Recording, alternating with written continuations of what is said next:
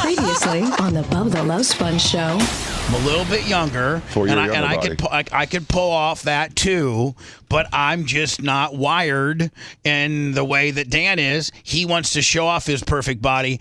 I like to keep mine, under my, shirt a little bit. I adopt that exact phrase. Oh, almost as good a body. Did you have the shirt ripped off when Trump was there, or did it come off? Yes, it was off when he was there. He was waving it around like a terrible towel. How funny! He was doing a terrible How towel. funny would it have been to have a picture of shirtless Dan with Trump? How bad would that be? Wow! You're listening to the Bubba the Love Sponge show. Broadcast rights for the Bubba the Love Sponge show have been granted to this station by the Bubba Radio Network and is intended solely for the enjoyment of our listening audience. Any rebroadcast, retransmission, or other use of this production without the express written consent of the Bubba Radio Network is prohibited.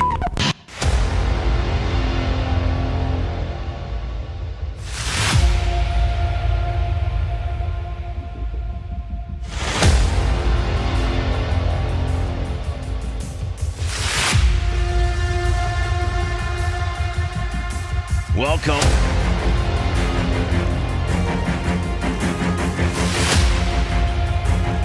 Sounds like a big old production going on This here. is how you start a show, man. Yeah, Lock this in.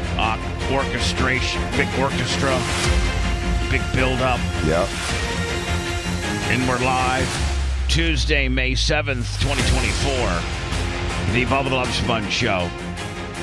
Dr. Diaco, our special guest for today. He's here Monday, Tuesdays, and Fridays, and he has and Dr. Diaco has the strap, validating Lummy that he at one time was the most funniest person on one particular high spot.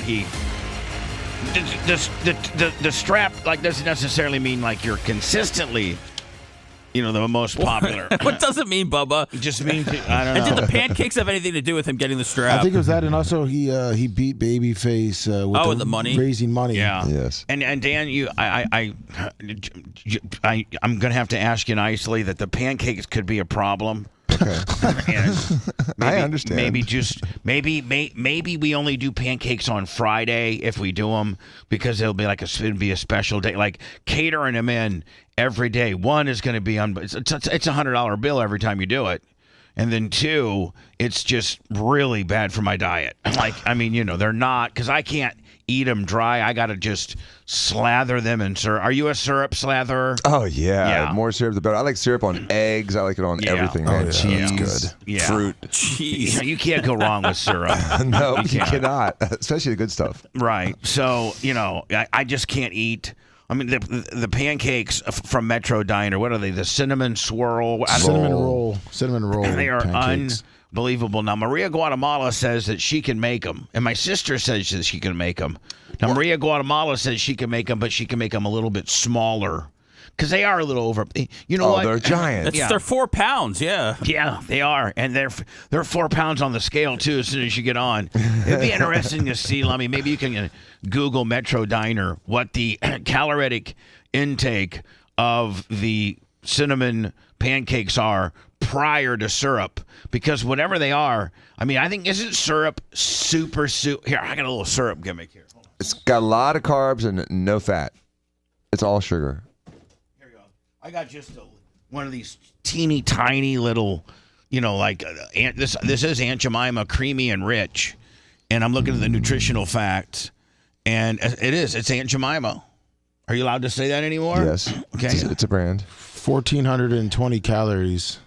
Okay, that's just for the pancake. Yes. All right. Well, this is serving size a quarter cup. That's a lot. Is no way is it? It's a quarter cup. That's 4 ounces. That's 2 ounces. 60 milliliters. Is that 60 milliliters is 2 ounces. Yeah. Okay. Well, is that a quarter cup? Uh-huh. Okay. It says that there's only 100 calories. See? Nothing about syrup. 0 fat. Right. Carbs, 26. Right. Times 4 is 104. So every carb calorie count. Every carb counts as 4 calories. When you do calorie counts, carbs and proteins officially count as 4 calories, and a gram of fat. Is that why you've been able to stay so thin all your life, nearly 60 years old, body like a goddamn bodybuilder? Is that why you're able? Because you're able to this calories equal this times divided by 4 plus 4 times 4 minus 4. Like, do you? I do those in my head sometimes. Yeah, when I'm calculating whether or not to eat a meal or a certain item. I mean, I'm not a complete glutton 24/7 every day, but I have my moments, and when I do have a weak moment, because What's a a weak moment for you? A weak moment for me is like 2 in the morning when I eat about 1,500 calories. Really? And so I do that on a semi-regular basis. And then go back to bed? And go right back to bed, tossing and turning and, burping. 1,400. Gurg. You got Gurge. Oh, yeah. Are you crushing the Toblerones? Or, I love Toblerones. Yeah. What's a Toblerone? Those triangle chocolates with a little nugget. So like slightly fancier than what would you get at the local 7-Eleven, I think. Right. So at 2 a.m. when you're having a moment and you're smashing, what are you smashing? I start with is it sweets or is it like chips, dip? What is it? I start with baked goods, so it's usually cookies or like a brownie or something like that. So sometimes I even just bust into a package or two of those peanut butter crackers. Those like circular crackers. Right. And then I like to chase the carbs with chocolate, and I'll usually eat, a chocolate bar or a protein bar and a chocolate bar, and sometimes I'll slap about 15 tablespoons of peanut butter on it. Now, are you even coherent at this point? Or are you just in a zombie type mood? I will literally sometimes sit on the floor and chew with my eyes closed. Now, that's how bad I am. I'm being honest. Now, do you clean up after yourself, or do you just go back to bed? Oh, no, I don't leave that. I don't leave like a battle scene. I mean, I'm just saying. No, I do. But then again, sometimes you'll hear, I saw the trash can and there were 45 cookie wrappers in the trash can. I'm like, what are you talking about? Right. Now, is there anybody? So now I had the evidence. Is there anybody else in your family that has this? Are you the only one? My mom had a little bit of an eating disorder growing up, and Steven has an eating disorder. Jay has a weird eating habit. He's super picky, which is the only reason he's not fat. He won't eat. So hold on. So between your mother, yourself, Steven, and Jay, you all have some type of eating hang-up. Yes. How about Papa Joe? Did he ate when he had to. He would eat like in 4 minutes because he was so busy so much of his life. But he had probably the most normal diet than all. Yes, and he would eat normal amounts of food, and his weight was never really a problem. Yeah, he was never too heavy or too thin. Really, in the 25 years that I knew Joe, he may have fluctuated. Now, as he got older, he kind of started getting a little bit thinner, as you do as you get older. Right. But when he was a young, strapping football doctor, when he was the doc, when he was the man, let's say in his 50s, I first met your father in 1999. Right. So how old would your dad have been in 99? 50. All right. So from 50 to 82, from 60. He was 60. Okay. So your dad, I never could notice any difference in I would only see sometimes your dad maybe twice a year, but it wouldn't be like I'd see him one time and then the next time I'd see him 6 months, I'd be like, man, he must have gained 15 pounds. Your dad was probably always a plus or minus 5, never fluctuated much more than that. No, and honestly, maybe 10, but maybe it would be up and down, maybe 10 pounds. He never had a huge weight problem, going one way or the other, and he was pretty consistent. My mom was heavy when we were at one point. She was Miss Denver and first runner-up to Miss Colorado the year that Miss Colorado won Miss America. My mom was smoking as a kid. She was hot. That's why Joe pretted on her when he met her in the New Jersey Shore. Well, the fur shop. I told you that story, right? That's right. The fur shop in Philadelphia. She went in to buy a fur, and my dad was working in the back, and my grandma was like, "You got to meet my son." Your dad's out there pressing and doing. What is your dad? Sewing fur. He's sewing fur. Yep. And so your mom, hot as hell, runner-up Miss Denver, 22 years old, rolls in here in Philadelphia. Oh boy, Philly, yeah, in Philly, and your dad's back there, slinging fur. Mom was an immigrant. He's busting his ass trying to go to, you got work to through meet medical my school. son. So does Joe ever tell you that he went? I was like, oh my God. Look at this fox. That's what we called him back then. Remember foxes? Right, yeah. Look at this freak. So now, what type of swag goes from cleaning fur in the back to getting a date with Miss Denver runner-up? It's easy. It's one thing. It's called I'm a doctor. And back then, that trumped everything. No, so was he in residency? He was finishing up his residency. Yes, he was.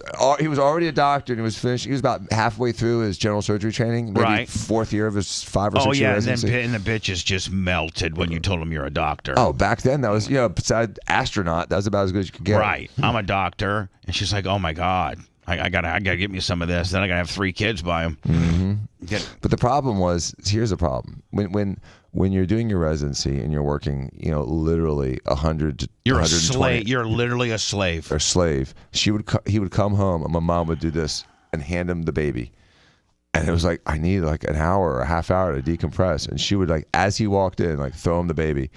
Which was me. And he never had those moments to decompress. And, I need those. When Arlene had to go out and get cat and had to go out there and just get to, because you were driving her insane. I don't know what it was, but yeah, You've been on the teat, and you've been on the teat all day, and Daddy Joe's been out it was Philadelphia residency, correct? He was at University of Pennsylvania. Right. So, he probably saw some pretty, like New Orleans. You did your residency in New Orleans. Yes. I mean, that's different than doing it in Beverly Hills. Oh, definitely. Beverly Hills, you're not going to see gunshot in the sides and eyes poked out. You're going to see drug overdoses and Hollywood stuff. But in New Orleans, you're going to see thug-ass stuff. I mean, every night of your residency, didn't you have at least 4 or 5 shootings? Oh, there was 411 murders the last year I was there, and usually it was a 5-to-1 ratio, 5 shootings for a death. So there was probably 4 dudes that made it? Oh, yeah. Really? 1 out of 5. Only 1 out of 5 died. So if you get shot, you got about 80% chance of living. If you get shot, there's probably only, the head, the brain, you probably can't survive. You live those. No. The shots to the head are actually more survivable than you think. Really? Because it's really hard to completely destroy the brain unless it's like a rifle shot. But like a jacketed 38 to the head, a lot of people survive those. Okay. So is a heart shot the only really, really, really deadly shot? Or yeah, the center mass and the liver. And the liver. Because the big giant vein, the vena cava, runs behind the liver, and you can't get to it, and it doesn't stop bleeding. Seth, the vena cava. Of course, right? Yes. Yeah, the vena cava. I love that one. Yeah.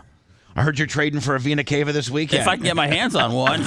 I heard the rookie vena cava's coming out just under the big. What big groups? What big groups having a release this weekend? Vita Vea? No. Bowman. Bowman. Oh, Bowman. Yeah, it's coming out tonight. If I could go to the local card store and they have a release party at midnight. Oh wow! So really? The Bowman Vena Cava card. What a scene of humanity that is! No, I can't wait to see that scene. So tonight, I mean, they busted out like at retail or busted out like online. No, at retail. So tonight, there's going to be all these hobby stores open up at midnight and sell the new Bowman. Yeah. Now, will there be 200 Seth Kushners out there trying to buy these new Bowmans?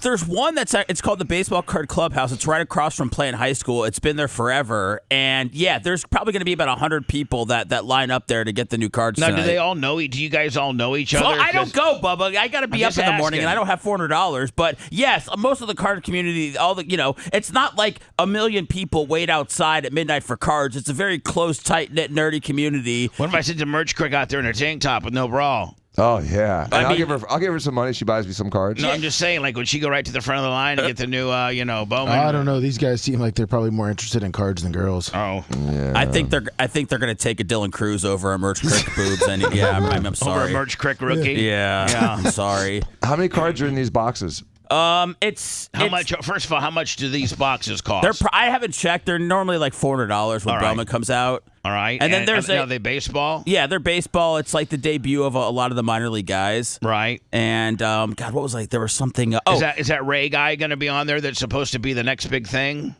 Oh, Junior Caminero? Yeah. I think he'll have a rookie card in the set. Yeah. Now, is he going to be Babyface was saying that he might be better than Franco. Dude, Babyface bought about 15 of his cards this weekend. Really? Yeah, I'll send you a picture. Maybe I'll post it on Twitter. I don't want to call him out or anything like that. What is one of his cards going for right now? I mean, Babyface has bought cards anywhere from $35 to probably $250. of this particular guy, Junior McGillicuddy? Junior Caminero, yeah. Is he a shortstop? No, I believe he's a first baseman, maybe outfielder. Oh, okay. So if you get Junior Marinara, does it like you hold on to the card and hopefully that 250 is worth 700? Yeah, because when he goes on to be the next, Aaron Judge or something like that, then yes, you got him when he was like a virtual minor leaguer. Yeah, baseball's tough because you kind of have to hold on to the cards for a long time because once a guy gets drafted, goes through the minor league system, gets called up, develops himself. I mean, when you're buying baseball cards, I mean, you might be holding them for 5 or 6 years. What about some guys that there's been a handful of people? I don't know if Robin Yount was the last one. I'm a big an old school Milwaukee Brewer fan. Oh yeah. But there's been, Seth, some guys that never played a day in the minors and went right up to the majors. What does that do for their card? Like if you had a rookie Robin Yount. Is that worth? I mean, I know sometimes you take a shiz on my suggestions, but I got to think that a rookie Robin Yount who never spent a day in the minors in his first card, is his rookie card. I got to think that maybe that might be worth something. Anybody who turns out to be a Hall of Famer's, card is definitely worth something. So I can't remember anybody who skipped the minors recently. I know Bryce Harper got to the majors pretty quickly. I know they shot Evan Longoria through the minors pretty quickly. But they did nonetheless spend, I think what Yount spent like half the year in the minors. Didn't Yount? I don't even know. Yeah, he was kind of short. He didn't go directly like Dave Winfield, but the last guy that did it was Garrett Crochet, and he's on the. Garrett Crochet. Yeah, Crochet for the White Sox. So how many? But these guys were in college. Do they?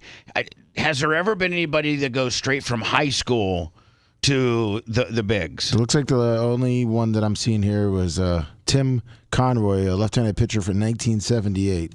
To the Oakland Athletics. He went from what? Oakland High School to, Yeah, Gateway. Oh, it looks like there was another guy that year, Mike Morgan, also high school, to the Athletics. I wonder what a Mike Morgan rookie's worth because, he's coming right from high school. Well, I don't think he really had much of a career, though. Yeah. I've never heard of him. Look, if you're interested in things that can bring you back money or just bring you back small potential losses, I will handle it for you. 79 cents. If you're for the looking Mike for Morgan something card. to bring you, you sound like the ultimate financial advisor. If you're looking for something that could bring you some good financial returns, look at me. But if you're also looking to piss away your money, call me too. Right. Well, he said it differently, Bubba. He said it's like a return, or a small loss. Small loss, yeah. So you're not going to get devastated, is what he's saying. Right. They don't go down to zero. We can make some money back. Might have to do some filthy, nasty things and meet some people at some weird Walmarts, to get the deals done. But we can do it, Bubba. So if I gave you $400, Seth, would you be there at midnight, get content? Yes.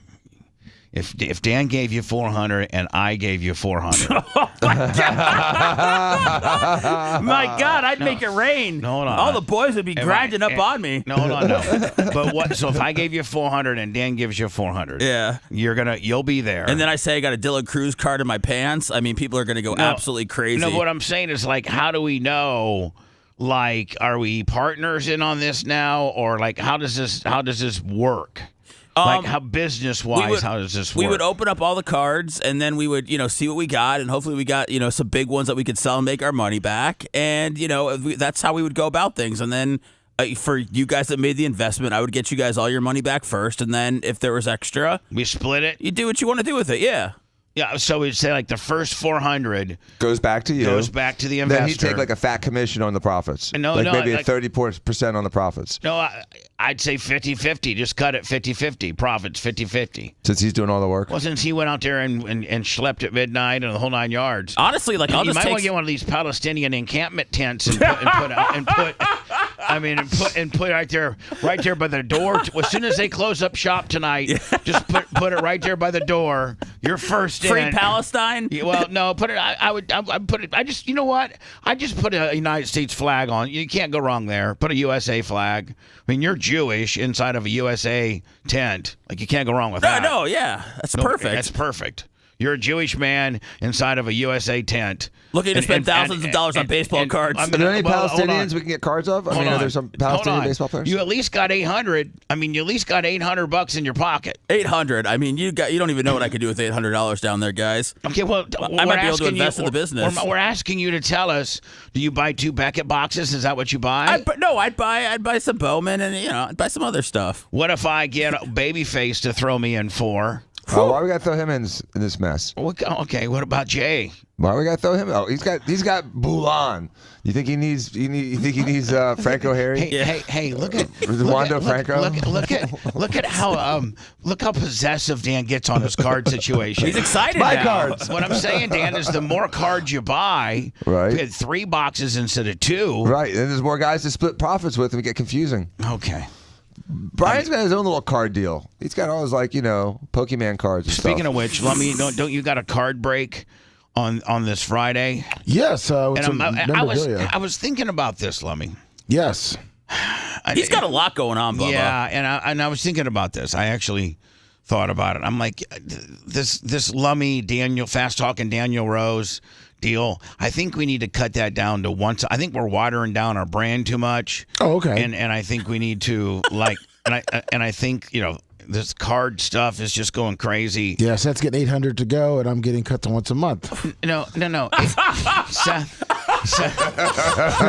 He's making money for the business. Seth. I'm just getting my jollies out. Seth is. I don't think Seth. I think Seth's template is a little bit different. I don't think they do it once a week. Maybe they do. I don't. We don't do it once a week, but no, once a month's fine. But now you're doing it twice a month. Well, I wanted to do it once a month, and so it was just to see. Let's just. I don't even really know how it works. I mean, you got to go to BubbaArmyStore.com. You buy a spot. I think it's $99.99. Yeah. And then it's like you get them. It's pretty much mystery memorabilia. So I mean, there's all kinds of signed helmets. There's all kinds of signed cards. There's rookie cards. Like there's a bunch of stuff I know because Daniel Rose left it back on the stage from the last time he was here. So it's basically like it's not so much a card break, but you're gonna get. I think there was a Magic Johnson basketball last time. And then a Brett Favre autograph football. This time it's Ken Griffey Jr. statue, Lawrence Taylor football helmet, Troy Aikman, Eli Manning, things like that. All right, well, some cool memorabilia. Can we do it once a month? Yeah, once a month, no problem. Yeah. I'm just saying, I'm not trying to get you mad at me or nothing. Oh no, I agree. I know you're wrestling and you're slinging cards. I agree with the once a month. You're doing Tampa Tarpon deals. And are we taking food out of Walker's mouth by cutting it down to once a month? No, I think once a month's perfect. All right, can you do that for me? Yes, sir. So when's the next one? Well, it's this Friday, but then it'll be once a month from that point forward. We'll do the next one in June. Hello, who's this? Hey, it's Dave Westbaum. Hi, Dave. How you doing? I'm doing great. Wouldn't it just be easier to just go to the 7-Eleven and get like a book of lottery tickets? I mean, if you're looking to make some money, it seems like okay, you throw in 400, you throw in. Just get Here's the thing. a whole rack of $20 tickets. Here's the thing, buddy. I'm not going to be a spokesperson for Seth, and I hope that he can backfill me in. I'm just going to give you my opinion, but he can give you a true card enthusiast opinion. I think it's not just like playing the lotto. I think there's like a thrill to it, and the players that you get, and what? Listen, a lotto ticket that doesn't win, you just throw away because it's never going to be a winner. That card, that scratch off, is never going to be a winner, right? Yeah, once it's scratched, it's toilet paper. Whereas if you get a card and a guy, and that ends up blowing up, and you got his minor league rookie card. That can be worth something. So, as a card enthusiast, I'm thinking, Seth, that's one of the kind of the draws or attractions to it. Yeah, listen, and it's not all about flipping. Like, I love collecting cards. Like, I love keeping stuff. But I mean, if you get something massive and you want to get rid of it, I mean, with baseball, like I said, you have to wait a little while for the guys to come around. So if you want to unload something, these guys, they pay just crazy money for some of these prospects, hoping that they'll be the next big thing. You can't unload a used non-winner scratch-off. Right. I got this collection of 4 years of old scratch-offs. But whereas, a Green Bay Packer enthusiast, if Seth gets an Aaron Rodgers, from the Jets, or he even gets a Jordan Love, maybe they're not really worth that much. Maybe they're worth $1 or $2. But if you're a Packer fan, you're like, man, I'd like to have that Jordan Love card. And they come in all different types of, prisms and rooks and all that kind of deal. So, it's really kind of collecting for your favorite home team. We don't need to justify our addictions to anybody, Bubba. In conjunction with, potentially, I mean, you get, let's say, Seth, you get a rookie Wembanyama. You've made a lot of money, have you not? I'm pretty much, yeah. I mean, any Wembanyama right now. What if you get a rookie Caleb Williams? I have a Caleb Williams card I ended up getting. Really? Yeah. Is that worth anything? It's autographed. Yeah, I got it from got it in a trade. It's worth like $250 right now. Yeah, there you go. So there, buddy, we're not going to sit here and justify our card addiction. The only thing I'm going to do is I'm taking Lummies down to once a month because there's just so much going on. I got Lummy holding a laptop. I got some chick in a tight pink dress. I got Fast Talking Daniel Rose off mic. I got Rhett off mic. I mean, there's just so much going on that I think it's almost information overkill. And I think we'll have a better turnout on the people that participate if it's only once a month. Yeah. Was it like a home? All right, buddy. Thank you. Appreciate you. Did it have too much of a home shopping network feel? No, I think I had too much public access feel. I think I had too much of a USF TV. I think I had too much of a. We're freshmen at the University of South Florida, and we've never been on air before. Well, Lummy was like, I think last week or 2 weeks ago, I think there was an issue, and Lummy got in here late, and like he was backwards before it even started. Yeah, so. like I said, I wasn't happy. We're changing it up for this one.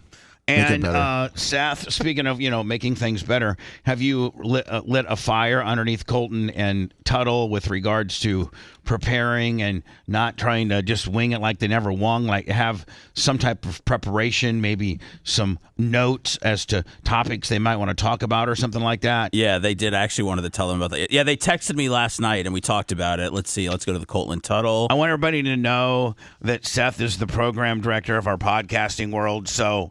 Please, whether it's Tigs and Bits, whether it's the Gary Cantrell Wrestling Show, whether it's the Pigmentation Show, whether it's Tuttle and Colton, whether it's Clem and Kush, Seth. So please, Colton and Tuttle, listen to Seth because I've given the title of program director of the podcasting world to him. He is in charge of the podcasting world. So if he says less of this, more of that, don't think that you can call me up and get me involved because I don't. Is someone trying to get you involved? No, not at all. I wanted to throw that shot out by saying, don't ever have that. Nobody's done it. Nobody's got a hold of me and said, hey, Seth said we sucked and we need to be more prepared. No, but I'm putting it in their head since do not do that. Listen to Seth and leave me alone. We had Tuttle on the after show, the weekly wrap-up show. Friday. He said he's going to make, on Friday, and he said this is going to be the best podcast but here's the thing. they've ever done. But here's the thing. Tuttle is an established podcaster. Oh, he'll tell you that too. Yeah, he'll tell you that the rest of the podcasts are not up to his par. He was on a podcast over the weekend, and I'll have to find the clip. Maybe we can play it on the after show or something. But he straight up left and abandoned the show because, quote, this is effing terrible, guys. Yeah. Well, we got to hear that. He's like, this is awful. Yeah, see if you can find that for me. I'll see if you could. I'll say, so yesterday they did text me. Colton goes, how did the podcast end up doing regarding the amount of downloads? I said 3.7 thousand. He goes, awesome. We'll get our content dialed in, and we're hoping to continue to do this weekly for the BRN. And then Tuttle said, thanks for the feedback. We spent an hour yesterday dialing in our mics, and boards are on point. Perfect. That means they're taking us. Now that I heard the Tigs and the Bits were, is it Tigs and Bigs? Tigs and Bigs. Tigs Bits. Tigs Bits. Bits that belong to Tigs. Tigs Bits. I'm still not sure. We might need to rename their show for them. Yeah, I mean, I can't nail this. I like this. Rossi, the one-man posse. I like that better than Tigs Bits. Well, listen, Tigs, we can't just totally cut him out here. I think it was his idea. But listen, Bubba, people like them. Nonetheless, I didn't really hear anything bad about them. No, because they keep things moving along. Yeah. And it sounds like a real show. They're really good. I'm telling you, man, these two dudes could be in There's three. I'm sorry, these three. there used to be two. There used to be two. They added the country tour manager, just fairly, JR, yeah. He was not originally part of the Tigs Bits. But here's the deal. I'm telling you right now, man, they're good enough to be a smaller market, men skewing, FM talk. They could do regular radio. Most podcasters can't. Most podcasters can't keep the pace of regular radio moving along. Most podcasters are, but it's a slower forum. Yes, is it supposed to be a little slower though? I mean, isn't it supposed to be a little less like jumpy than morning radio, where you're trying to hold people's attentions for yes and no 13 minutes? Yes and no. I mean, yes and no. But they happen to be one that could, I think, do both. I think they could do a man-skewing FM talk show, and I think their numbers were pretty good. And I listened to a little bit of it, and I liked it. I liked it far better than the Colton and Tuttle one. I was mad at the Colton and Tuttle one because I'm like, these two dudes know me. They know that I don't like people being unprepared. They know, and they should be able to tell that if their best case scenario is that I didn't listen and I couldn't hear how unprepared they were. But I was on the grader on Saturday, and I got a chance to listen to about 15 minutes of it, and I was like, man, these guys are fun. I know that they have the ability to sound better, and that's what made me mad. Because to me, it sounded like they phoned it in. I just like I said, there was I give those guys a pass for last week. I'm not mad at them. Yeah, I just think there was not. I just want to light a fire underneath. Yeah, them. they'll be fine. They'll be fine. Yeah, and if not, then we'll address it right here, right now. Yeah, I mean, if not, we'll just throw in another show. Yeah. We got a bunch of people trying to get a hold of us on a console. I got a murder mystery guy. And by the way, the murder mystery things they do. Historically, those are some of the top. Most download podcasts in all of the podcasting world. You want me to add the guy? You want me to add it? I'd like to maybe hear one of his shows. Okay. Can he send us a show? I listened to a couple of his shows. And okay, what was your opinion? Compelling? I don't know murder mystery. Were you engaged? I mean, were you excited? Were you wanted to hear what was going to happen next? I'll be honest, Dan, I was none of those things, but also I was probably in a salty mood, having to listen to podcasts on the weekends. So, I'll give it to you, Bubba, and we can go over it. I just didn't know how murder mystery would kind of fit into the Bubba Army podcast. You're saying that weekends are a vast wasteland of it's where podcasting really drops off the hill. It does. So yeah. why not throw in a murder mystery gimmick? All right, I'll set up a call with the guy today. Perfect. If you want 24/7 on-demand Bubba and the crew, go to BubbaArmyHQ.com right now. The Bubba the Love Sponge show will be back after this.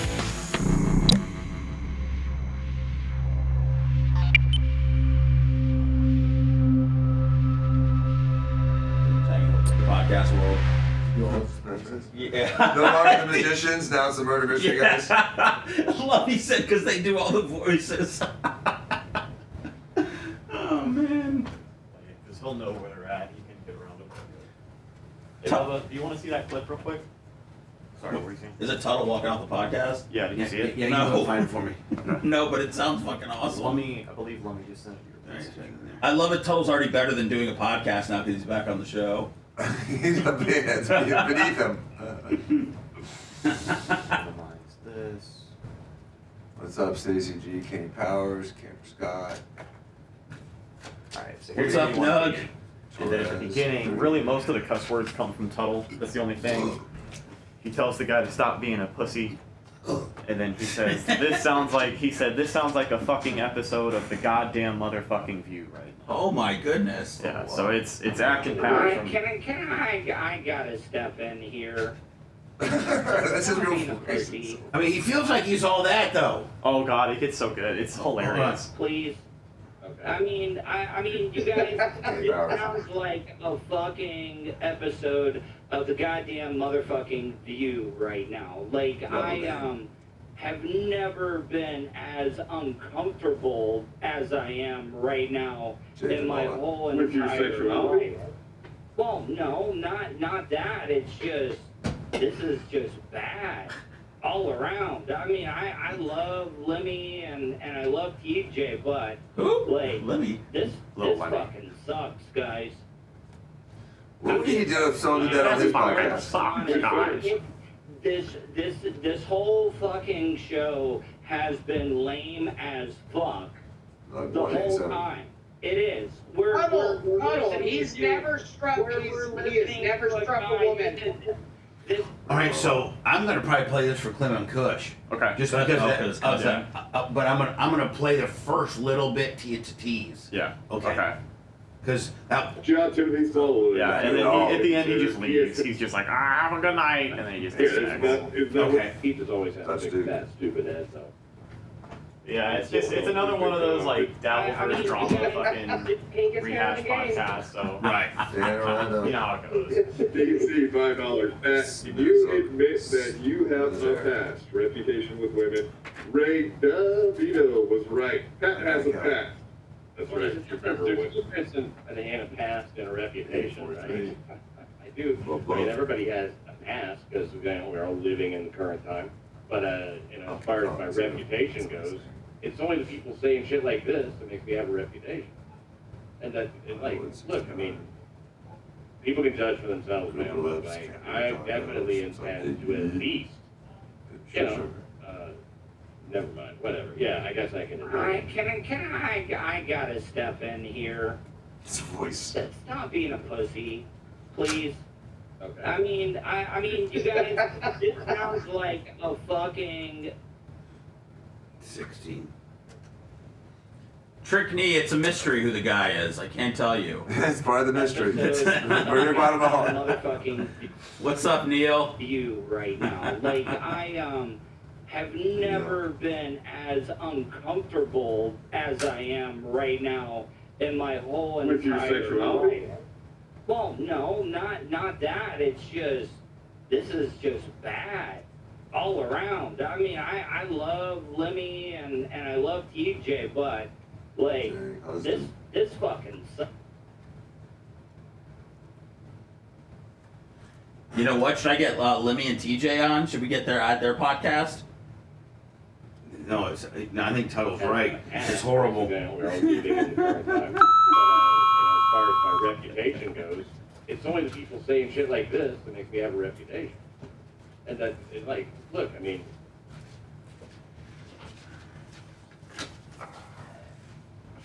What's up, Grouper? Man, if I just Colton's terrible, Tigs and Bits is terrible. Man, Tigs and Bits ain't terrible. This is the feedback. What's up, KDD? Did I say hi to Grouper Lips already? What's up, Nick? FRGB. What up, Nick? You. What's up, Neil? Air control. Morning, Gary. What up, Timothy?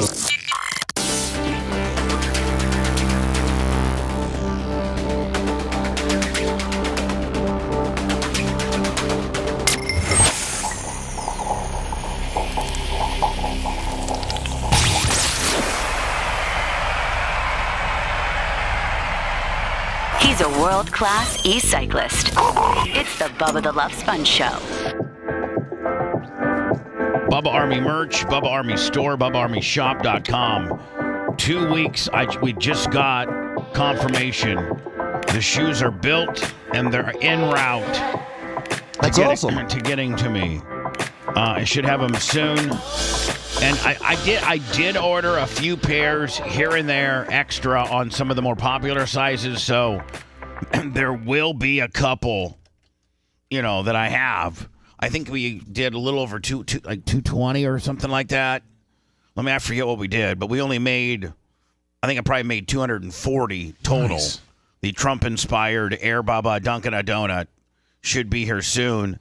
The glasses should be here soon. Now, those are going to be a little trinket deal, like little $4.99s, but they're when we do the Bubba Cash, the Diaco Law $10,000 cash cube, we're going to have the sunglasses. I think we have koozies, sunglasses, ducks, the black ducks, stickers, and then the price wheel will probably have like a duck, a sticker, a koozie, a pair of sunglasses, probably a sliver that says "spin again," maybe, right? Yeah. And then maybe the cash cube. Now, Dan, I did have lunch with your brother Steven last week, and he was like, "Listen, tell Dan to get a hold of me if I got to start running interference or figuring out how we do the 12 boobs of Christmas. and maybe this year we only do 6 boobs. I mean, it's really 12 because you get 2. But back in the day, we did 12 sets. We could have called it 13. Yeah, we actually put the Baker's dozen. But, maybe our first year back, we only do 6 boob jobs, which really is the 12 boobs of Christmas because there's 12 total T's. But I was telling him that you and I really wanted to do that. I mean, Dan, your brand was never hotter than when we were giving away a set, 12, 13 sets of Diacos. And then for everybody that entered into the contest, you got 20% off a procedure if you wanted a breast aug. We were giving him $1,000 off. We were giving him literally $1,000. So if you just entered, you'd get $1,000 coupon on a set of tees. Diacos. And so if you just entered, and so there'd be a certain amount of girls who'd be like, well, I didn't win, but I got $1,000 off, and that puts me in the ballpark I need to be at. And then if you were in the finals and didn't quite make it, you still got $1,500 off. I think you're right. We had a second tier. Yeah. The top 20. Yeah, we had literally, I'm not kidding you, when we used to do the 12 boobs of Christmas, we'd have over 1,000 entrants. I know, it's crazy. And everybody would get, if you just entered anything, you get 10% off any procedure you want at Diaco Plastic Surgery. Then for the top 100 girls, they would get $1,000 off. And then the top 20 girls, the 8 that didn't win, they'd get $1,500 off. And then the 13 that won got full-blown free boob jobs. I mean, literally the only thing you had to pay for was your pain pills if you went to the pharmacy. And that was $10? Back then, $5? $12, $8, $9. This is a joke. I mean, I'd buy 1,000 of them right now if I could at that price. Just saying.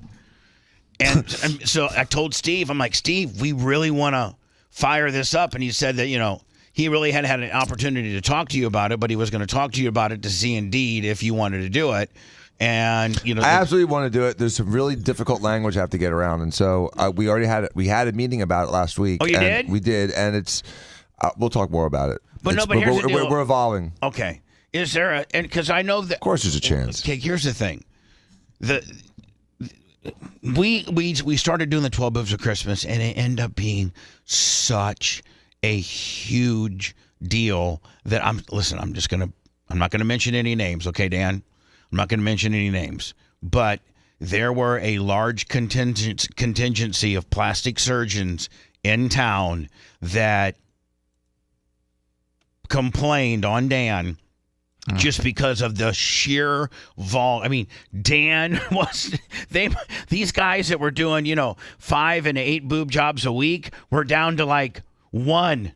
Because, we had the entire town of Tampa locked up on boob jobs, did we not? We sure did. And it was really just 2 or 3 guys that really made my life difficult. And they're all now dead or retired. Yeah, one of them is dead, thank God. Yeah. And he was never board certified. And then he went on, after we stopped doing it and got thrown off of our sexy radio station, this guy who's now dead, he started doing it with Orlando.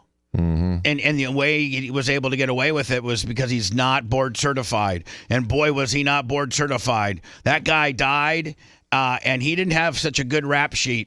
Mm-mm. Did he kill himself?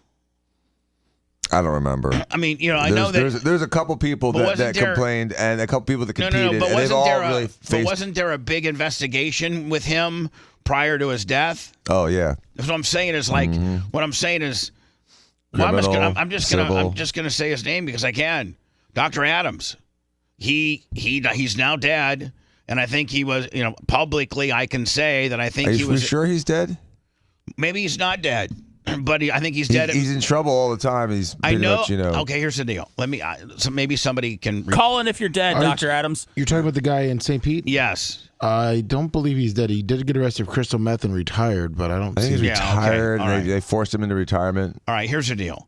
I do know that Dr. Adams, prior to retirement, he's not dead. I'm reporting the fact that I was wrong on that he was dead, but he probably wishes he was dead because he's in so much trouble.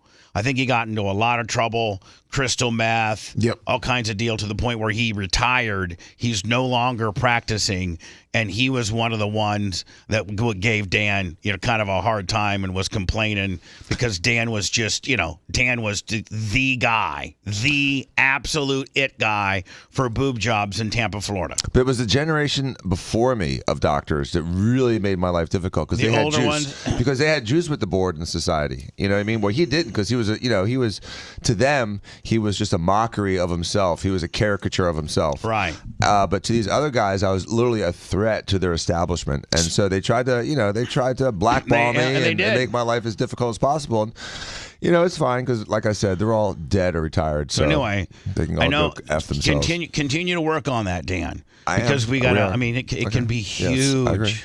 It could be huge. Massive. So anyway, Lummy, we got Bubba Army Alpha. It's coming. Good pickup. That's coming. I got my shoes coming. We might be doing a 12 Boobs of Christmas contest. Nice. We got the Cash Cube that will roll out at Do you have a potential date for that? For the what? Cash Cube. Do you have? You must not listen to the show No, much. I do listen to the show. It's a concert. I think you were talking about a country concert whose name I didn't recognize and would never go to. But Morgan Wallen. Is that who it is?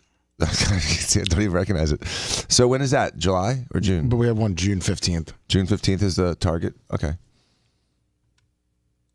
Yeah, we had talked about it. I was trying to find that's for you. That's for your knowledge of the show. Well, he's a big time. He's a sponsor of it. Yeah, well, I don't know.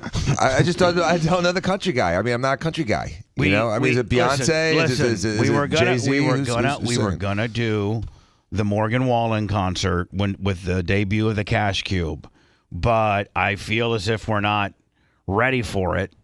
I still got to get the Cream Machine fixed. I got to take it over to Terry's and get it fixed. Macho Man we have to configure up some way to hang a TV where the current TV is, either get a stand or some type of strap, like hanging system so that, we have a TV cut into the side of the Cream Machine now. When Hootie bought it, that's what he did. Well, that TV's junk. Well, let me up. Could we... I think Macho Man's like, you really can't mount a TV in there because the way the body twists and the chassis twists and listen, all car or truck body, like your car doesn't stay rigid, like it has a suspension, so it'll twist and stuff like that. Well, you really can't put a TV in there because it'll crack it. And that's what it did. And so really, that's what happened. Yeah, it messed up the video part of it. So unless you could mount it, with like a, flexible type deal, or better yet, just have it so that you can take it on and off. See, you could put the broke TV in there as the dummy TV, so when you're driving down the road, you don't have a big hole in the side. Yes. It literally is cut out through and through the size of a TV? Yes. But I sent you what Macho was thinking for the outdoor TV. He, son of a bitch, charged. He wanted to buy Hootie, of course. Yeah. So he wants to buy the Cream Machine for $10,000. So I'm like, okay, good. Come down and get it. I'll sign the title over to you. So he comes over with his dad. And he's like, hey, listen, man, I'm good for it and everything, but I don't got $10,000 cash, but I got $1,500 I'll give you. And I'm like, okay, listen, pay me $1,000 a month, okay? Well, he makes like the first payment, which is 2 months late. And then finally, when it's time to make the third payment, he's like, man, I'm going through a divorce and everything's real tough. And so one of the reasons I think I'm getting a divorce is because I bought this Cream Machine and I've been trying to go pick up my kids at school in it and play music and by the way, Dan, it has a full-blown light siren system on it. Oh, I know. It's just, it's visible. And it has a full-blown lights and siren, like it is obnoxious, and it has music that you can play through the speakers. Well, Hootie was going and picking up his kids with lighted a naked mud flap girl on the side with her nipples being lit. Charles TV, Super Chat, and also he was going to like soccer games, the kids' soccer games. Right, and he was revving it up. I think he heard it. I do think he may have hurt the motor. That's why I have to take it to Terry. But he was just being very irresponsible. So then Danny goes and cuts out the complete side of the passenger side in the very back quarter, he puts what, a 60-inch TV back there.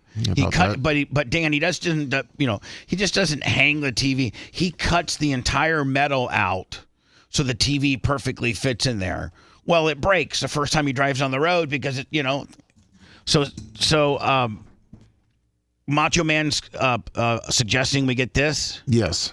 Okay, a stand for a 23 to 75 inch flat screen. Yeah, we just put that right in front. Perfect. Yeah, and we already have the TV, he says. And we already got the TV? Yep. Oh, please. That's just great. It fixes that problem. And so all we got to do is just maybe keep the box that the good TV's in. Yeah. With the styrofoam, they always give you those little styrofoam inserts. And we always just store it in that box because that box is perfectly made for that TV. Most of the time when you get a TV, you throw the box away, right? Exactly. Well, we need to keep the box. So that remedies that, right? Perfect. And up to 75 inches. I'm going to have to, I'm going to have to go out and measure up all it says, but Macho Man says we already have the TV that's bigger. Yes. Because all you need is just one that's a little bit bigger than his. And you have holes, right? Right. Gaps. Hello. Because when we're hold on a second. Because Dan, when we're live at our Cash Cube moments, we're going to be live on YouTube when we do the Cash Cube, so people will be able to watch themselves on the monitor right there. That'd be cool. You know what I'm saying? Mm-hmm. So that when we do get robbed, we have it on tape at least. Right. Hello. How you doing, Bubba? It's Zach out of the great state of Oregon. Great state of Oregon. Isn't it? We sit here in Tampa, Florida, in our little studios, and isn't it amazing to know that there's actually somebody in Oregon listening to us right now? I don't know. To me, it makes me feel pretty important. It's about as far away as you can get. Well, I guarantee you there's some Calgary and some Alberta. In America. If you look at our YouTube stats, we're like our fourth. We're pretty big in the UK. Like we'll have a couple thousand people a week watch the show from the UK, Australia.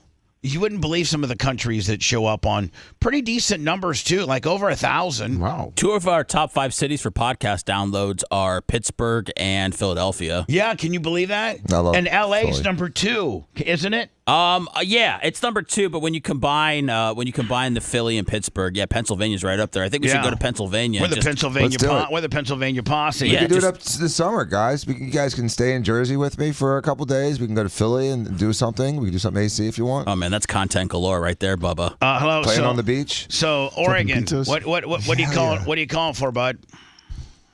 First of all, I love the show's lineup ever since Honest Gone, just better energy. And second of all, I love the food reviews. I think that's great content, and you'll get a lot of traction online with that, obviously, as it grows. But I just wanted to give you a bird dog for this month. Right now, Taco Bell has out the secret Aardvark nachos, which is their nachos fries with this collaboration they're doing with the hot sauce company out of Portland. And it's like slow-roasted chicken, nacho fries, and a bunch of other stuff on there. Let me hold on one second, sir. Getting hold of yourself. Can you figure out real fast what item he's talking about so that you can look it up so I can get a visual from this fine gentleman in Oregon? I'm surprised they allow Taco Bells in Oregon. Yeah, Oregon seems a little granola for Taco Bell. You know what I'm saying? No, it's different. Eugene and Portland is, but outside of that, it's pretty. Now, in your particular town, like, are there any strip clubs, or is there any like hot chicks? Like, is there what goes on in your town? Any hot chicks? Well, I live in I stay between Eugene, which is University of Oregon, and that's just jam packed. And I go between there and Lakewood Ranch half the year. So it's pretty nice here in Eugene, University of Oregon. And Portland's strip club capital of America per capita. Really? Portland's a strip club capital of America? Really? Yeah. I thought Tampa might have been. Tampa has famous ones, but we're not like littered with them. Yeah, that's true. Are we? I don't know. At least they have tans here. All right. So as far as the nacho fries that he was talking about, they are the secret Aardvark nacho fries for a limited time at Taco Bell. They come with slow roasted chicken, 3-cheese blend, Sarah Bonero, probably didn't pronounce that correctly, ranch sauce, nacho cheese sauce, reduced fat sour cream, and pico de gallo. All right. Well, can you send me a picture of that, lover? Yes. My man on my IM, can I get a red IM? Because I'm I will. Yeah, I will. Or yeah. you know what? Send it to Lummy to send to me. Okay. Because I got Lummy's window open right now, and my mouth is wide open, ready for a picture here, and Lummy's taking his sweet old time. No, I was letting Red talk about it. Okay. Is an aardvark an animal? Yeah. Yes. Yeah. Sounds gross. Now, sir, are these available in Portland, Oregon too? These nachos that you speak of? Yeah, they were great, and one that's going to be coming out this month that you will really be interested in nationwide is a collaboration with Cheez-It. They're doing a Cheez-It Crunch Wrap. Oh yeah. Cheez-It Tostada. Yeah. It's, And then I think 15 times the size of a regular Cheez-It, and they pile it up pretty good. So when I go and order, do I just say I want the aardvark nacho fries. Nacho fries. Yeah. But I don't like sour cream, and I don't like sour cream. You don't like everything on it? Tell them to hold off on the sour cream. Well, It's yeah, the no only sour thing that's cream. like Do low you like fat pico? anyway. What's pico? Pico de gallo. It's like a salsa. Yeah, I like diced that. up tomatoes I'll take and that. onions. I'll take that. Okay. What about that cilantro green stuff? It's like a spicy taco ranch, I think. No, that like it's cilantro. The green stuff. Avocado. It's like an avocado ranch, no, I think. cancel on that one, Dude, just get super high and just shove it down, I had man. a feeling you weren't gonna like it. Listen. I'm just not gonna get the sour cream. Yeah, and the but people are gonna cilantro. give you a hard time for taking all the stuff off. They're gonna be like, "How are you gonna review these aardvark fries when you take off half the Well, ingredients?" just don't eat that side. You know what I mean? Tell I me don't keep all the like- sour cream on the left. Why are you anti-aardvark? I don't like sour cream and I don't like cilantro. So why can't I? Why can't I just eat it with like it's everything else but that? Yeah.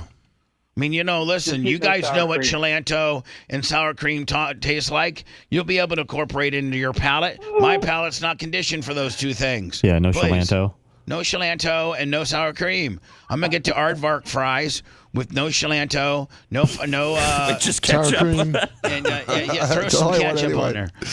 I'm actually gonna do I might go do my food review today. Perfect. Maybe. Awesome. You Oh, might be in better luck too, because I- I think this fall Taco Bell's launching chicken nuggets. Did you see what I did yesterday? My community Yeah, your blood. gave my double red blood cells.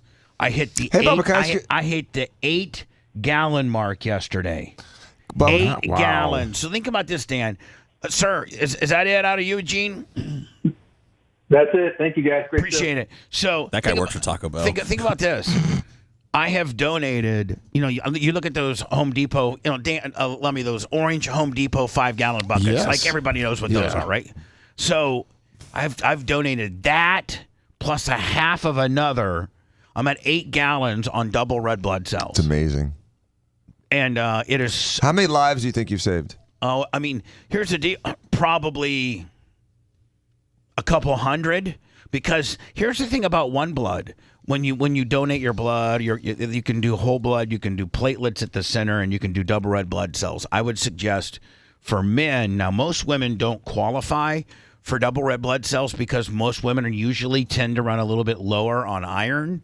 The reason why is they have a monthly period to get rid of, That's their bloodletting. That's right. Where That men gives them fresh blood. men tend to be high on iron, and so women for the most part cannot donate double red blood cells. And red blood cells are the blood cells that carry oxygen. Am I right, Dan? Correct.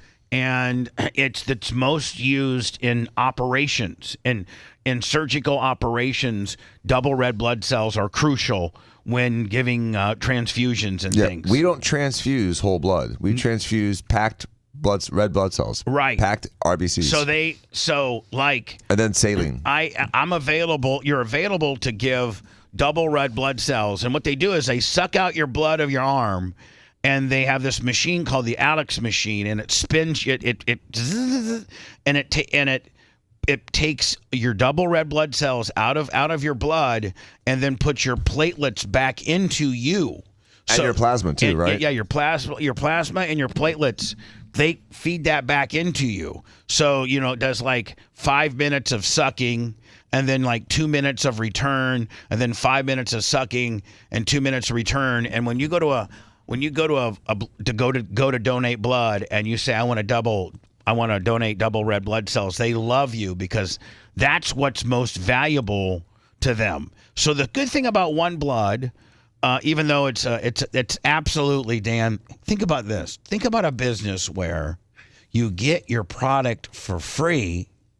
And in order to get your people to come out and give you product because it's blood and they get all sketched out, you get a hold of these Fortune 500 companies to give you free giveaways that's tax deductible for them, right? Mm-hmm. So like when you can get like free AMC movie passes or a $20, like yesterday they were handing out $20 Walmart gift cards. Oh, nice. Wow. So, but you know what Walmart does? Walmart, gives them X amount of gift cards, one blood, and then writes it off on as a charitable contribution because it is. Right. So, and then it becomes a lost leader for them. Right. So think about this. One blood gets all of their what they need to sell for free. You buy your supply. That's their blood would be their supply, right? Like Dan, you have various supplies. Well, your biggest cost is the operating room rental. Like that's a needed cost for your business to be able to survive, correct? Yes. Can you imagine if all of your operating room rentals were free? Awesome. And your implants, they send them to you for free. Right, it'd be so much nicer. So if you're slinging blood for a living and you're getting that blood for free, with incentives. And do you know some of the pricing? Blood fluctuates based on availability. Mm-hmm. And I mean, they'll sell. I've heard hospitals they need the blood, so they're paying whatever. And so, and hospitals for the most part, Dan, I don't think can collect their own blood because it has to go to a lab and checked and I don't think that hospitals can harvest their own blood. You know what I'm saying? I think they probably could, Bubba. It's just that there's such a racket, and there's 4 or 5 companies, the Red Cross being one of them, that really have tried to monopolize the market and have pushed everybody out. And they make so they sell pints much. of blood. What they got for free on that pint of blood because they paid. Well, they had some cost in it. They had to pay the worker to draw it, and they had they maintain the bus. So they have a whole fleet of buses. So yes, they have some hard expenses, but for the most part, I've heard that they can sometimes charge the hospitals, like $500 and $600 and $700 a pint. So this is they sell each unit of blood for about $300. Yeah, until they need it, and then all of a sudden it's $600. Right. So each metal detective's $10. Super chat. It's $300 when they got a bunch of O negative laying around. Yeah. But when it's they got a shortage for whatever reason, because the public's not donating or whatever, then blood goes up because they don't have very much of it. I mean, it's like a commodities market almost. Yes, isn't it is. Dan? Absolutely. I mean, the blood center knows. Listen, we got an abundance of this particular deal. That's only $1.50 a pint this month, but since we only have, and again, Lummy, if you have a very common blood like me, O positive. The only better blood is O negative. O negative can go with everything. Yeah. By the way, because universal donor. Because I've been here, because I've been doing this so long, I've learned. You're a phlebotomist, man. I could almost be a spokesperson for One Blood. You absolutely could, Bubba. Let me tell you, last time I'm sitting in there in the bus, and this guy walks in who kind of looks like Macho Man, not in face, but in body jacked upness, right? And he's like, somebody at the gym told him that he needs to go give blood every once in a while because he's probably doing some stuff, right? He's probably doing some Torterol or some, Winstrol or some Deca or some, he's doing something. And somebody at the gym, one of the lunkheads at the gym said, hey, man, every however many days you should go donate blood because it helps, keep your blood a little thinner because the steroids and things like that tend to make your blood thicker. Deca, all that, Dan, will make your blood thicker. Right. So I'm in there. Well, you can give whole blood, but whole blood, it's only 1 pint. And it's not really nearly as valuable as the double red blood cells. The double red blood cells are the biggest commodity that they can get from you. Like if you're a donor, other than plasma, but that's a 2-hour ordeal, and that's just insane. But for 27 minutes, if you wait there 27 minutes, they can suck out your double red blood cells. And they absolutely love that. And it's the healthiest for men. Like for a man that might be lifting weights and maybe on a little juice or something like that, that's going to make your iron and your double red blood cells kind of get to some dangerous levels. Like, you get over 18, 19, you're dealing with some You're talking about hemoglobins. Right, you're talking about some milkshake blood. So a lot of bodybuilders and stuff like that will come in and do what I do. So I'm sitting in there, and this guy, he's all jacked up, and I'm getting ready to get on the Alex machine, and they only have one Alex machine in the bus. And he's like, I said, you giving whole blood today, buddy? And he goes, yep. I was at the gym, and my friends told me that I should start giving blood every once in a while. And I said, so you're going whole blood? He goes, yeah. I go, yeah, it's gonna pretty much have zero effect on what you're trying to accomplish. I know what you're trying to accomplish, and you need to get on this machine because this thins out your blood, and I know that's what you're trying to do. He's like, yeah, that's actually what I'm trying to do. I said, like, well, sign up.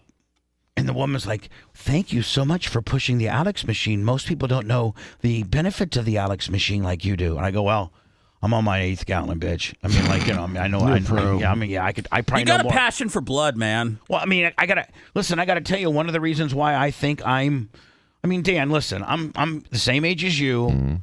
And physically, I probably don't look as healthy as you. But I guarantee you, probably stat-wise, I'm probably almost as healthy as you are. I bet if we drew blood, mixed it up, and sent it in, and they didn't know whose was, most of the numbers would come back very similar, except for maybe, like for instance, you people would think my cholesterol level's 168. Mine's about 150-ish, 160. It's similar. And fat guys usually, have 300. Higher, right. My blood pressure, they take it. Every time I go to get my blood taken, they do my blood pressure 2 times because they don't believe it. They see a fat guy and they're thinking they're going to get a 160 over 105. And it's what, 120 over 80? I'm 118 over 78. Yeah. I got my blood pressure taken when I got my shoulder shot the other day, and it was 115 over 75 again. Right. And they look at me like, you drink 6 cans of Monster a day, and so that's doesn't all make any sense to them. That's all genetics, isn't it? A lot of it is, yeah. Yeah. So I have the genetics of a more youthful, in shape guy. Yeah, we have the same kind of genes when it comes to like blood tests and blood numbers. It's exactly the same. But I really, really do attribute a lot of my healthiness on being on this very regimented, I donate double red blood cells listen, you're eligible every 112 days. You'd be pushing weeds, bro, if you didn't do it. You'd be dead. I would. You'd be a dead Bubba. Yeah, because when Dr. Mark, see, Seth, like the normal level right now is like the normal range of my hemoglobin / double red blood cell, iron count, whatever number Dan would be able to tell you what this number is. But they like you to be like 13.9 to 15. Again, that's the hemoglobin. Okay, so which translates. It doesn't make sense to the listeners. It's like talking metrics to people who are used to inches. So I like to use hematocrit instead of hemoglobin. Hematocrit is the percent of the blood that's red blood cells. Normal is around 40. When you start cracking 50, that means that over half of your blood is just the red cells. Well, then what's the number? So when you're 18, Bubba, you're almost 60. That means your blood is almost 2/3 red cells, and that's like all mud with no water. So anyway, they like you to be like at 13, 14. So... And like high is like 18.5 to 19. That's when you start. That's a little bit high. So when I go get my blood work done, this was I can tell you exactly when it was. It was in 2006.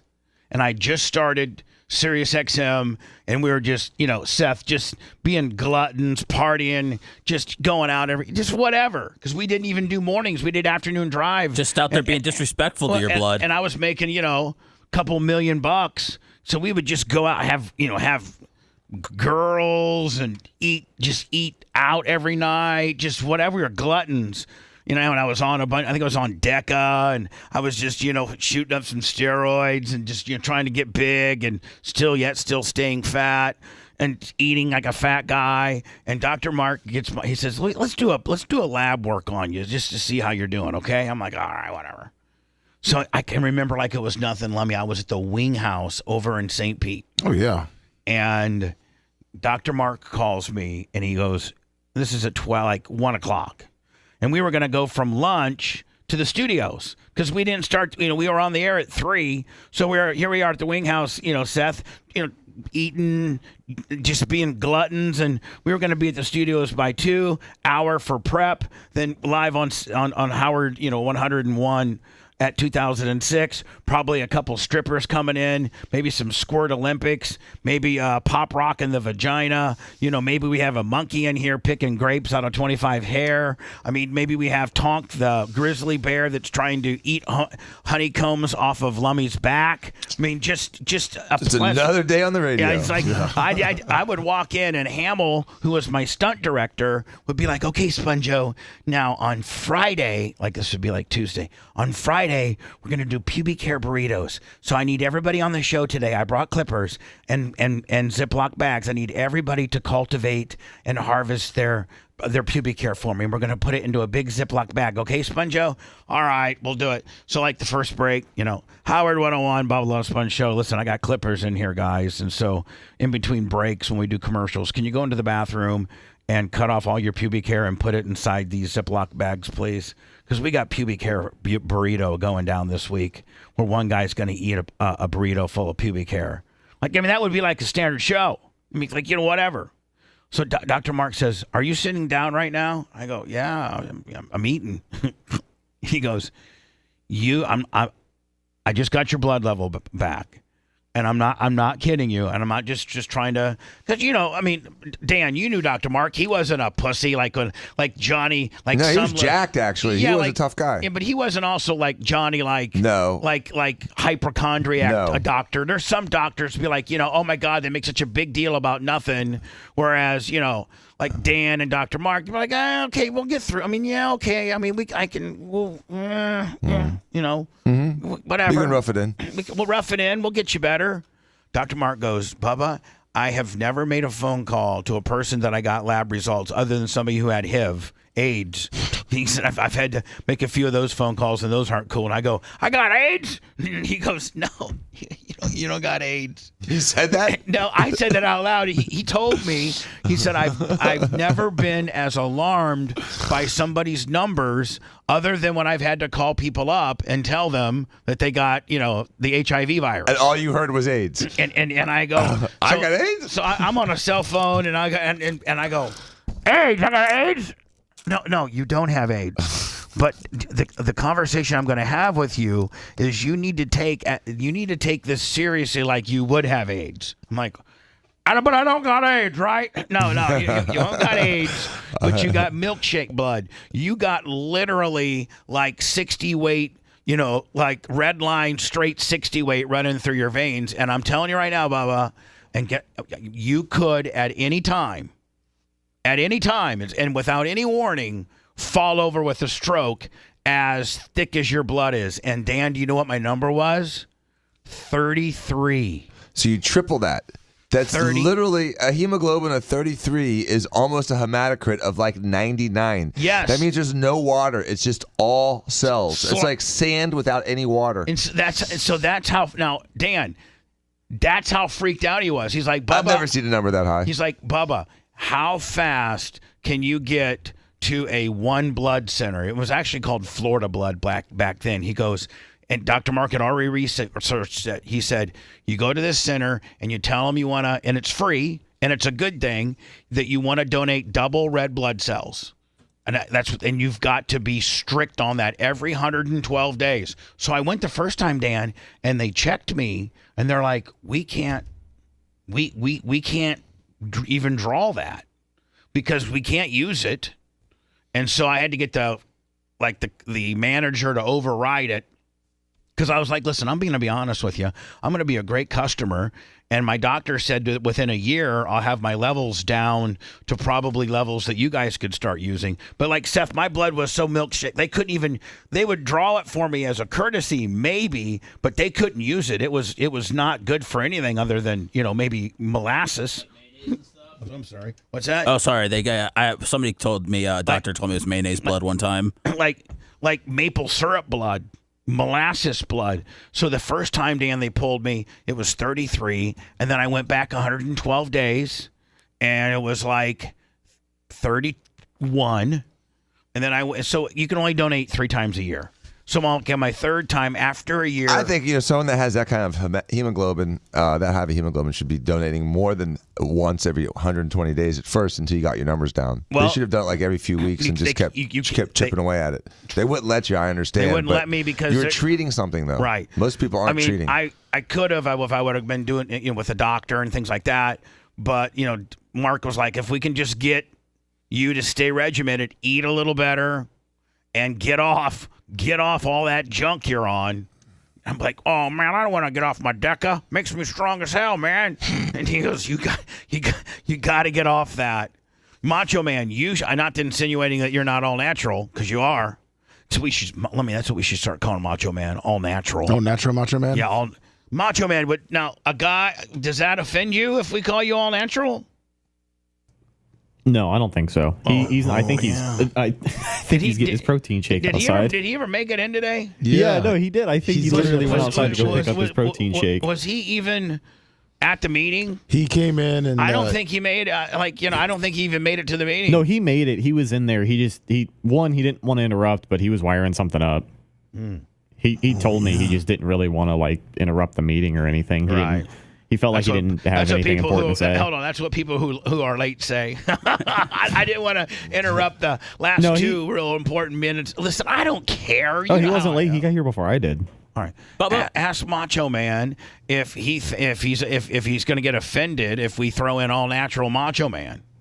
Because nothing's. I think guys that might be on a little something. If you deem them all natural, yeah. I think that's good. That'd be like Dan if somebody said, "Hey Dan, what if I call you richer than people think Dan?" He said, "I'm all good with that." I mean, right? It's not like it's not it's a good thing. What are you, Macho Man spokesperson? Yeah, the official statement is he unpacks his smoothie over here. Let's not touch that topic, is what he said. Okay, but can I call him that? Can I call him all natural, Macho Man?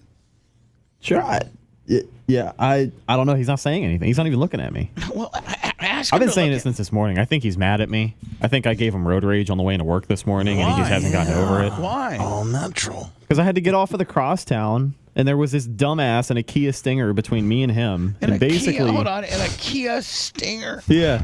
My guys are having Kia Stinger issues on the road. Oh, okay, now what now? What happened? So I'm coming off of the crosstown and I'm getting on the I-4 right before 275. And when you get off of that ramp, you have to speed up to get onto I-4 to match up with the rest of the cars. Well, Macho Man's in the left lane. Macho Man, by the way, Macho Man's got a 1,000 horsepower Shelby GT500 Super Roush Cobra Edition, yippee-yo, and Rhett's got, a truck that he can barely keep tires on. Oh, and so go ahead. I'm sorry. No, don't let it fool you. Macho Man, I'll tell you, I smoked him. What? No, you smoked him in the race. Yeah. No, I had to maybe cut him off because the guy in front of me, instead of speeding up to get on the interstate, he was slowing down. So here comes Macho in the left lane, and I could have let him go past, but the guy in front of me didn't have any more road, so I didn't have a choice. And he hasn't spoken to me really since. Tucked into the left lane, cut off Macho, and then passed the other guy. Yeah, I basically got over to the right. I wasn't in Macho's lane long. That's why cars should have torpedoes or missiles on the front for guys like that. Yeah. Blow them up. And I'm talking you. All right, so Brett, I would have if I'd had that button, I'd have hit it. And so you cut off Macho Man, and he's still mad at you. That's my theory. All right. Well, he hasn't talked to me. We usually talk a lot back here. You said it before. We got a little click thing going. And he's very quiet today. Something's going on. Can you not talk? Will he not talk to you on the air, Bubba? I don't know. I'm just sitting here sipping his smoothie. Here's the deal. I'm not Rhett. Okay, thank you, Lummy, for that. But Macho Man wanted to make sure we hit the bell. But Macho Man, I'm not Rhett. So if I ask you a question, one would think that you should be able to answer me because I've not caused no issues with you. I wasn't mad because you were late today at work. Like nothing, buddy. I wasn't late. Oh, okay, no problem. Just for the record. Okay, no problem. Right. You weren't all late. Natural Macho. But so can I call you All Natural Macho? It's your show. Oh, that's a F off. Macho always answers like such a bitch. He always answers like such a bitch. Like I'm fine. I'm okay. Did Rhett cut you off? Did Rhett really cut you off? I'm sure. No, I mean, he was a little aggressive, but that's not what upset me. It was the other car. Because then he just sat there going 40. And it was like, Jesus Christ, people. So why are you mad at Rhett? I'm not. It was just a bit. I can tell you. I mean, you are really something's wrong. I don't have to. No, ask. something's definitely But going I do on. agree with Dan. I wish I had missiles on the car. So. Want to listen to the show on demand and on the go? Enlist today at BubbaArmyHQ.com. Sign up and start listening. The Bubba the Love Sponge Show will be back after this.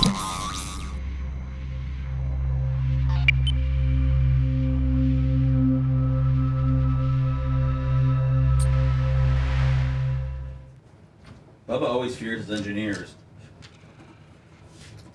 I don't know why. I want to fucking put the guy over. That'd be like me saying, Dan. Don't tell anyone about my big dick, Bubba. Yeah, It Dan- makes me upset. Dan, look, ladies and gentlemen, welcome. Talking to 14.5-inch Dan, 14.5-inch multi-millionaire Dan. You can't fucking put a guy over more than that. And Dan would be like, listen, you know what? I don't want you telling people that I have a big cock and a lot of money. Okay, that offends me.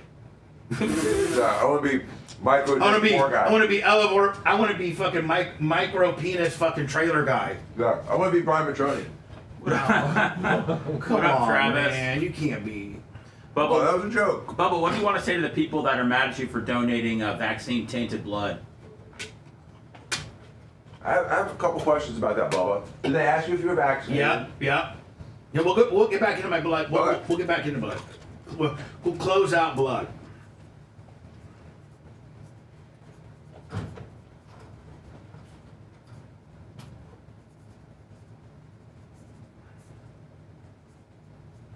What up, Permagrum? We're gonna cover that vaccine-tainted blood. Woo!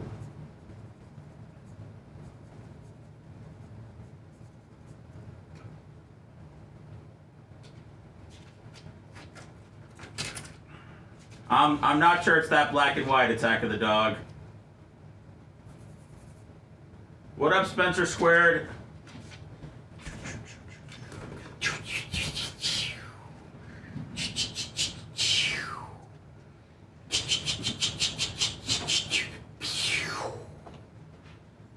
I'm so glad I learned how to block people on chat. And I laugh about it. Most bosses be like, "Don't be blocking our listeners. Don't be fucking." No, man, I'm keeping a good mindset here. No, man. I'm like, I laugh about it. I can't be dealing with this fucking. I don't care. People wake up fucking mad, take it out on me. You ever hear me bitching about it? No. I talk to people. I don't give a got fuck. a handful. I don't give a fuck. I mean, I don't give a fuck. I think Lemmy's not even in here.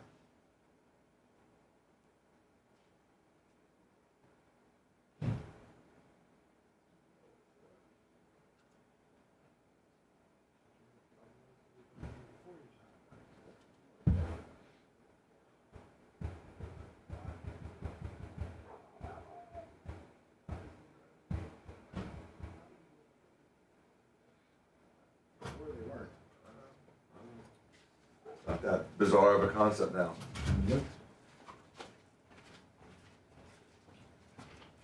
There was a funny commercial about something that was like a flavored for water. And the guy's like in the desert, starving. They throw him water. He's like, "What the fuck am I doing with this?" And they throw him the other stuff, and like he was finally happy. Give some cherry stuff. Yeah, exactly. You know the commercial.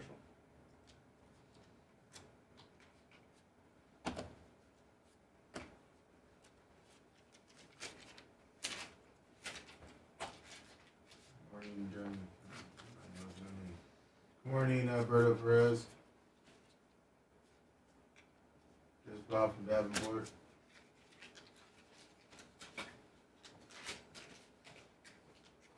Oh, where's Seppi? He's not here. Need to urinate. Water the plant.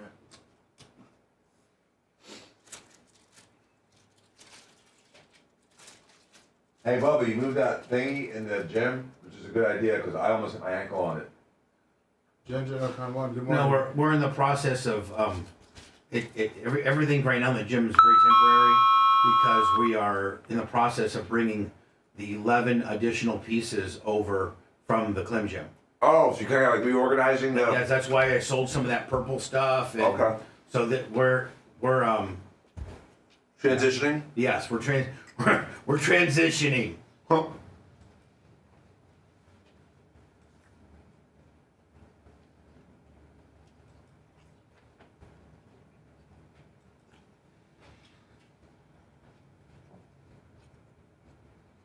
Good morning, all. Close.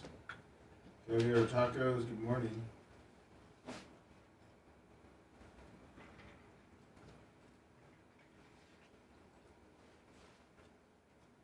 Did we ever get the generator? Yes. We've had it for a while.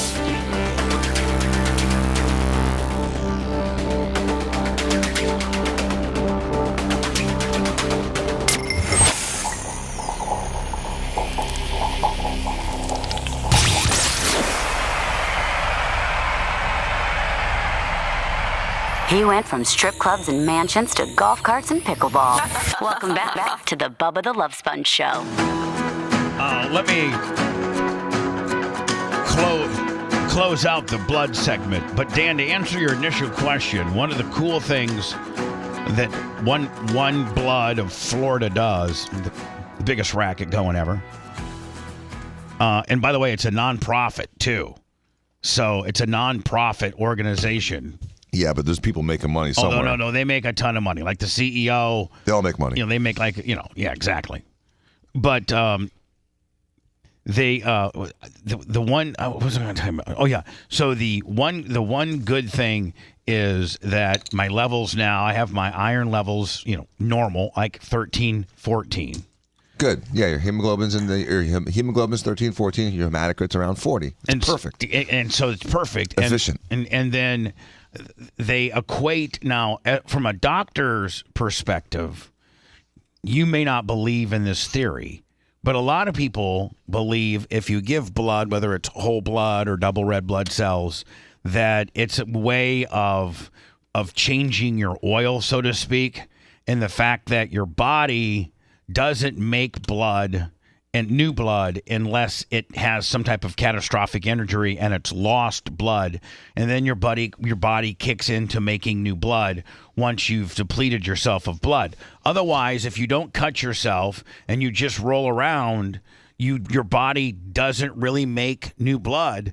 And that's not really true. And so what happens to the old blood? Your spleen eats it, and so you're constantly recycling your blood. You're constantly getting rid of old blood cells and making new blood cells. But sometimes that is imbalanced, like it was with you, and you make more than you digest, essentially. Right. And so the spleen is designed.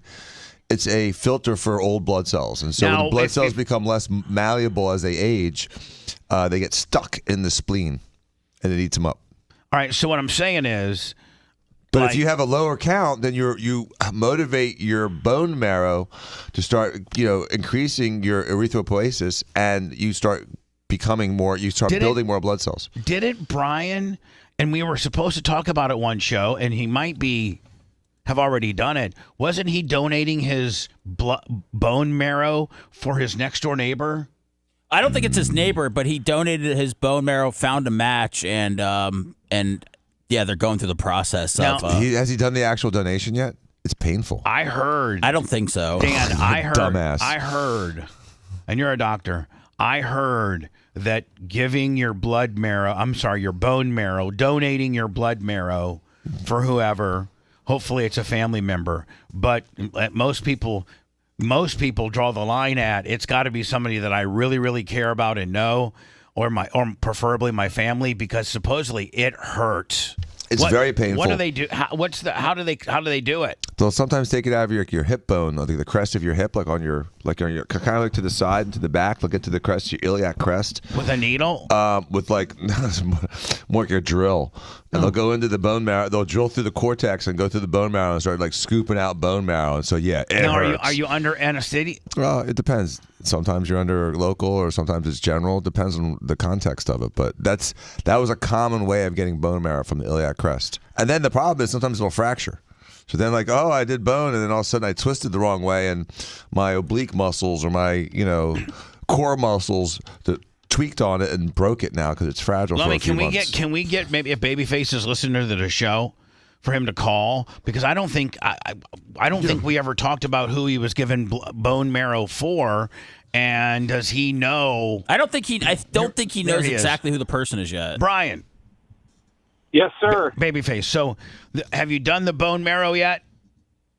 So here's the deal with that. So a couple things. Number one is they found a better match. So I'm on standby now rather than the main donor. But who is the person that's getting it? I don't know. I joined the Be the Match bone marrow registry about a decade ago. Why? And never was because this saves people's lives. Yeah, well, so does my double red blood cells, and it's way less evasive.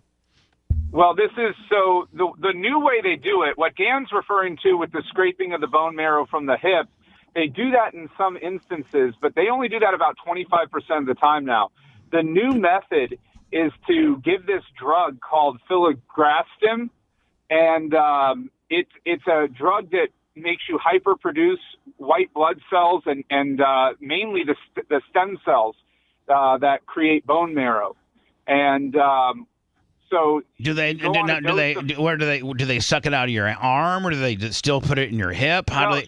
So you get injections of this filgrastim for 5 days before the procedure. And then they. By the way, this was a guy who was deathly scared of COVID, and he's getting injections with all this stuff to make his body produce more of this stuff. Sponsored by Pfizer. This seems way more, way more evasive than. Who's this person that you're matching with? Is it someone you know, or is it some stranger, in Zimbabwe? It's a stranger in Atwood, Indiana. Nigerian prince. The information I got is that they're in the United States. That's about the extent of it. Now, do you get paid for it? No. Yeah, hesitation kind of made me suspect of that answer. No. Sorry, I'm driving and a car had its turn signal on. I thought it was going to cut into me. Right. No, I don't. There's no compensation. It's just you save. How did you find out you were a match? How did you find out you were a match? They call you. This registry exists because even if you're blood related, there's only about a 30% chance that you can find a family member that matches well with the proteins that they need to match up. That's why I did core blood. All right, so bottom line is, how do they harvest it? Do they harvest it from your hip? Now it's just less evasive, and they shoot you up with this stuff Is prior? it a needle instead, or is it like just blood? So I was trying to explain. So they what's it called? Apheresis. They hook you up to a machine, and they separate out the blood cells for it takes anywhere from 6 to 8 hours. And so the apheresis machine is the same machine, kind of like the same thing that my machine, they call it the Alex machine, but it's really the apheresis machine, and it separates your blood and then pumps back in your plasma and your platelets and takes the double red blood cells. That's what this, but the apheresis machine that you have can probably be programmed to take out, it takes out the marrow and takes everything out, separates it, takes the marrow, and then puts the other stuff back in you. But they have to take so long to get the marrow. You do it for 6 hours. Ugh. It's not the marrow. They're harvesting stem cells essentially. The white cells. They're spitting it out, and then they're taking the stems. So, Bubba, if you take blood that has a high content of stem cells, or any kind of blood, even if you take fat from someone and you spin it, there's different levels within what settles, and certain sections of that are high in stem cells, and that's what he's talking about. So to take your blood, spin it out, and different parts of that spin. I think you can go to places that pay you a lot of money for this. Well, it's not for this specific. So the way it works for the patient is as I begin now they found somebody that's a better match.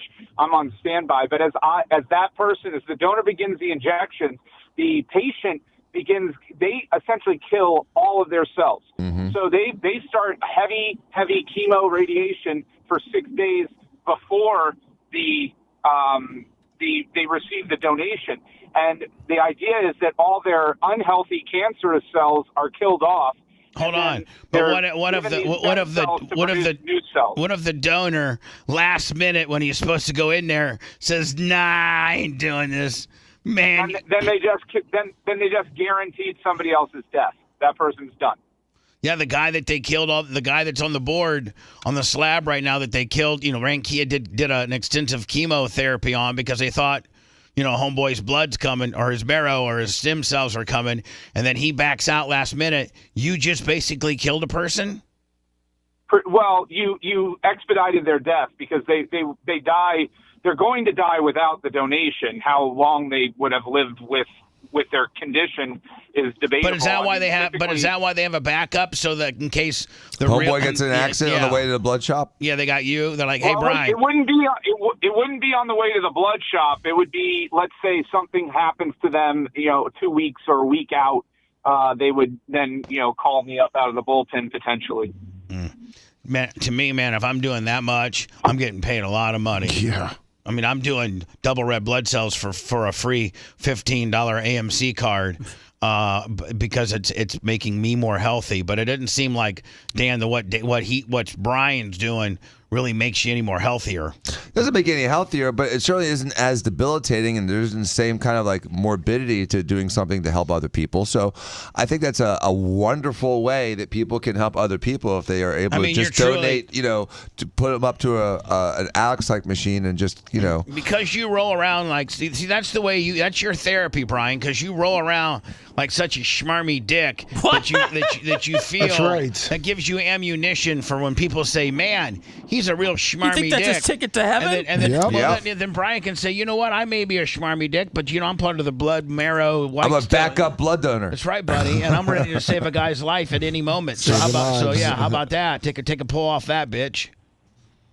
Well, it's the thought of if I was in that situation, blood cancers are very prominent. And if I was in that situation and it was life or death for me, I would want a donor, a match to, especially somebody like me who's adopted.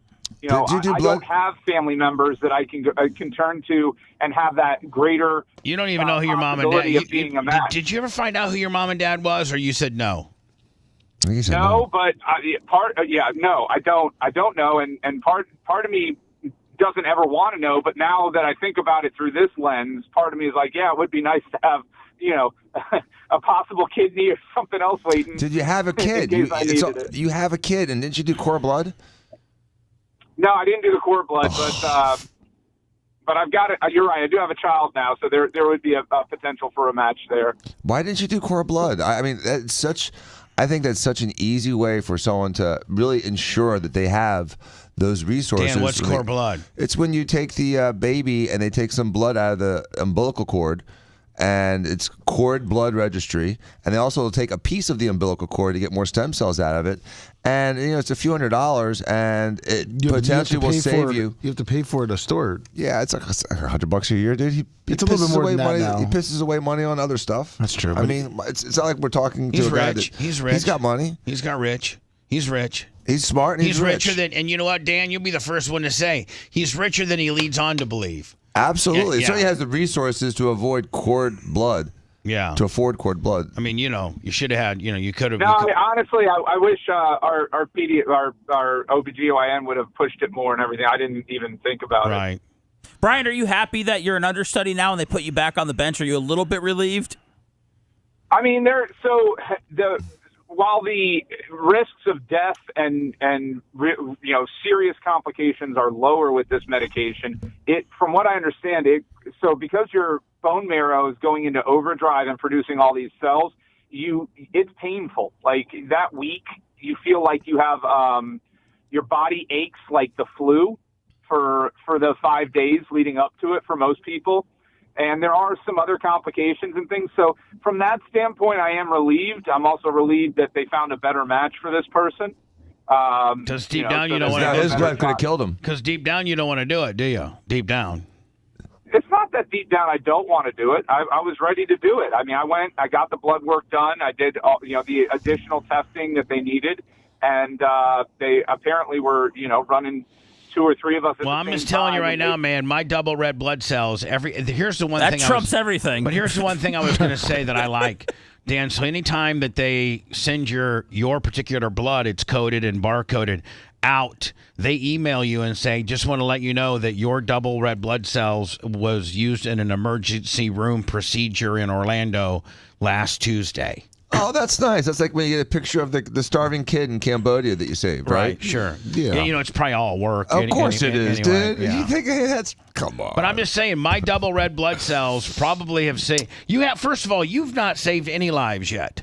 I have saved... Bitch, I've saved lives with my hands. Yeah, I'm not talking about Come you. on. I'm talking Oh, okay. I thought you were talking to me. You're like, bitch, you... I donate blood, Bubba. I donate blood regularly, man. Oh, okay. Are you in the what gallon club are you in? The pint. I'm not into the multiple gallons of club, but I donate 2 or 3 times, probably twice a year. Okay. He likes the free movie tickets. Okay. For the last 5 or 6 years. Right. Okay. You might want to consider double red blood cells. I mean, see where your iron levels are. That might it's a more healthier donation for you as a person than whole blood. You might want to look into that. Okay. Okay, buddy.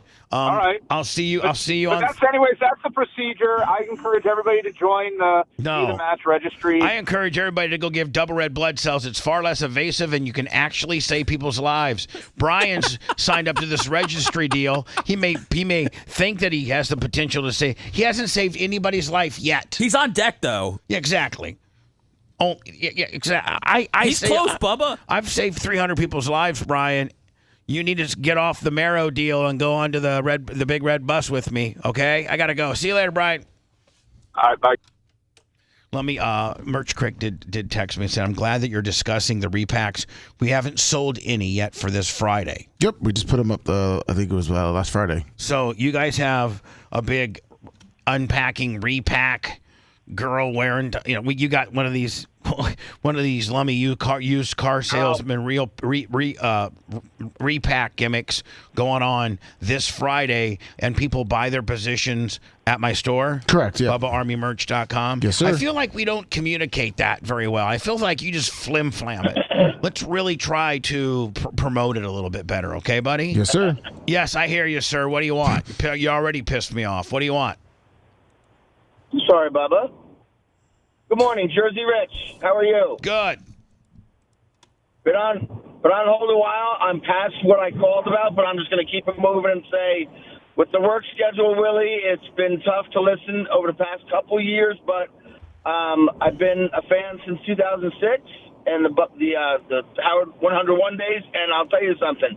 With Seth back on, with Macho, with Mommy's still there. Well, don't say Macho because he doesn't ever speak any words. So, I mean, I appreciate you throwing the Macho in there as far as keeping things wired up and us visually looking good, but he doesn't talk unless he's in the mood. So let's just be honest. Don't forget about Dr. Dan. I mean, come on, Jersey Rich. Yeah, don't forget about Dr. Dan, please. Oh, no, I love Dan. And you actually mentioned Hamill before, and I was wondering if you ever get a chance to play the song that Hamill did for Dr. Dan. I think I heard it once, and I loved it. I never heard it again. We've played it so much that, it would be... Played it thousands of times. Yeah, we sing it at every event. It's just... Sorry. Yeah. No, don't be sorry. You're making him feel badly, Bubba. Well, I mean, he's working a lot. I guess let me... Well, like I said, listen, I appracappreciate you coming back. How'd you find us? Once on Facebook, I reached out on Facebook to someone, and they had said I listened last week. They said you got to listen to what happened with the whole situation. Let me find me the Dr. Dan Bianco song, if you could, please. Okay, and if you ever want to really listen to it, you can go on BubbaArmyHQ.com and download it and listen to it all you want. I'm on YouTube now. Okay. You're watching this on YouTube. Obviously, you can get us on Facebook. You can get us on Rumble. You can get us on Twitch. You can get us on Twitter. And then our big mega site, which is Bubba Army HQ, has all of those songs and stuff like that. It has a really extensive search engine. You would just type in Dr. Dan Diaco, and then a whole big list of songs would come down. And you could listen at your leisure, my friend. I'll try to get that song that you haven't heard for zillions of years on here momentarily, okay? Bubba, I love you. Listen, I'm going to try the aardvark burger, too, Bubba style, because I'm the same way. I don't like sour cream or the pico de gallo or any other stuff. But sometimes they do get aggravated when you order something plain like that. But that's the way I always am. I always forfeit how something might supposed to taste because I don't like all that other garbage on it. But I'm going to give it a try and call in. I'll try and videotape the order. Okay, that'd be great, man. And now ripping off my Bubba's food review gimmick. No, I appreciate it. Listen, you're driving me crazy, buddy. I got you this. I sent it to your messenger. I got it on our YouTube part. Oh, you did? Yeah. All right, well, maybe there's a bad word in it though. There is? It's toward the end. It's the N word? No. Toward the end, it's a bad word. No. Toward the end, it's a bad word. Toward the end, it's a bad word.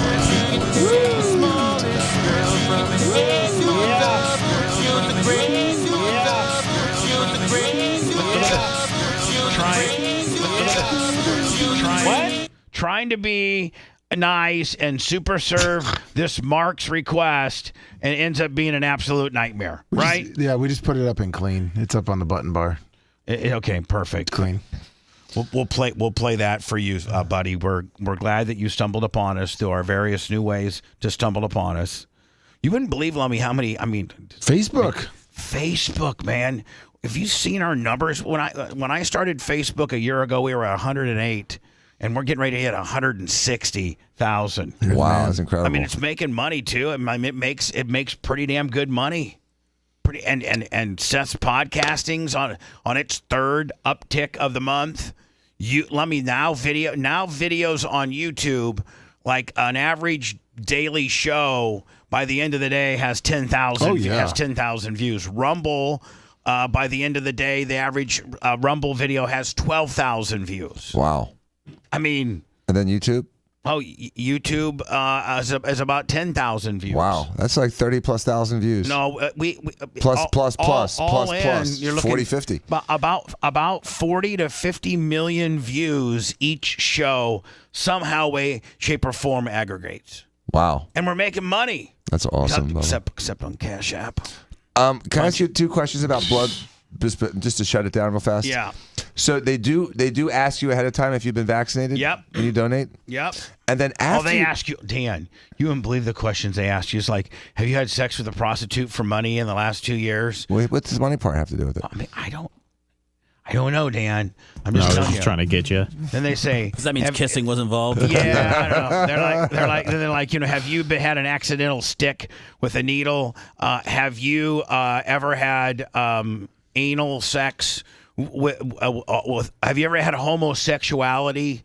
Like you wouldn't believe the questions they ask. I guess they're trying to screen for hepatitis and HIV and things like that. They ask about that. Have you ever had But they still take blood from everybody. You know what? There's a lot of homosexual people that donate blood on a regular basis. Because their blood's not. I don't think their blood's homosexual. I mean, they still they test it for HIV.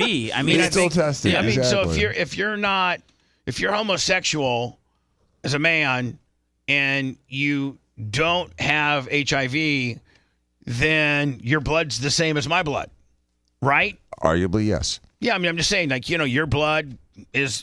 I mean, as long as if my blood's healthy, your blood's healthy. Because you either have it or you don't have it, right? Mm-hmm. They do There's test no in between. They do test for it. Yeah. The other question is after you're done with with giving the blood, what was the protocol? Did they do your blood pressure again? Did they make you sit for 15 minutes? Did they make you sign a release? No. After they done, they pull out the needle. They put a cotton swab on your hole and put pressure on it, and you hold your arm above your head for a minute. I guess that's so that the blood doesn't collect. I don't know. But it lowers the blood pressure in the area so that it stops bleeding faster. Right, and if you do that, you'll never get a little bruise on your arm. You never do. But if you keep your arm down, I think maybe it collects there, and you get a little bit of a bruise. So you hold your hand up. They tape it. They bandage it and put that little elastic tape on it. Then you hold it up for 30 seconds, and then they're saying, "Okay, Mr. Clem, do you want some apple juice, like high sugar stuff? You want apple juice, Gatorade, water, chips, pretzels, Famous Amos cookies. Like they have a really nice snack selection. Do you clear it out, or you just say no thanks, I'm good? I say I don't usually take anything. Yesterday I took an apple juice. It's like a 6-ounce apple. Little square. Yeah. Like a lunchbox. Yeah, I took an apple juice yesterday. And then, but I mean, do they make Seth you sit for 15 minutes or 10 minutes or 5 minutes or 1 minute? I mean, is there there's no protocol. No. Just like Seth, you go there and really clean up on the snacks, would you not? No. The times I've donated blood have been strictly because I thought that I had AIDS. So normally after I give blood, I'm just running out of there, just hoping they don't call me and tell me the bad news. Normally I'm not really in the mood to eat it at all. But I will take a free T-shirt or movie tickets. So Dan, you're saying when they say that it's an oil change, it's really not, because your spleen does produce new blood. But it cycles it out faster, and it makes it produce it faster. So you have fresher blood. Does your spleen have to make more new blood when they suck it out of you? Yes. Okay. So it is kind of like it does refresh it. It is somewhat of an oil change. Yes. Hello. Hey, gay man here calling about the One Blood. Yeah, I cannot donate. I've been in a committed relationship for 6.5 years, and because the questionnaire asks the questions that they do, they won't take it from me if you're homosexual. But here's the deal. I mean, obviously you're homosexual, but you do not have, AIDS or the HIV virus or hepatitis or anything that could potentially be associated with having homosexual love. You don't have any of that. And so, but just the fact that you might be at a higher risk of getting that, they won't even if you're clean, and they test, because they test for all of that. Like, you could very well have lied on it, right? I mean, they very well lied. So that's why those they take, before they start filling the bags up, Dan, they take 4 tubes of your blood, and that's what they use, I'm assuming, to test your blood. Correct. To see if they even want to move forward on spinning it down and what have you. But sir, so in all there's like 40 questions, and about a third of them are homosexual related. So if you answer honestly, again, you're in a committed relationship.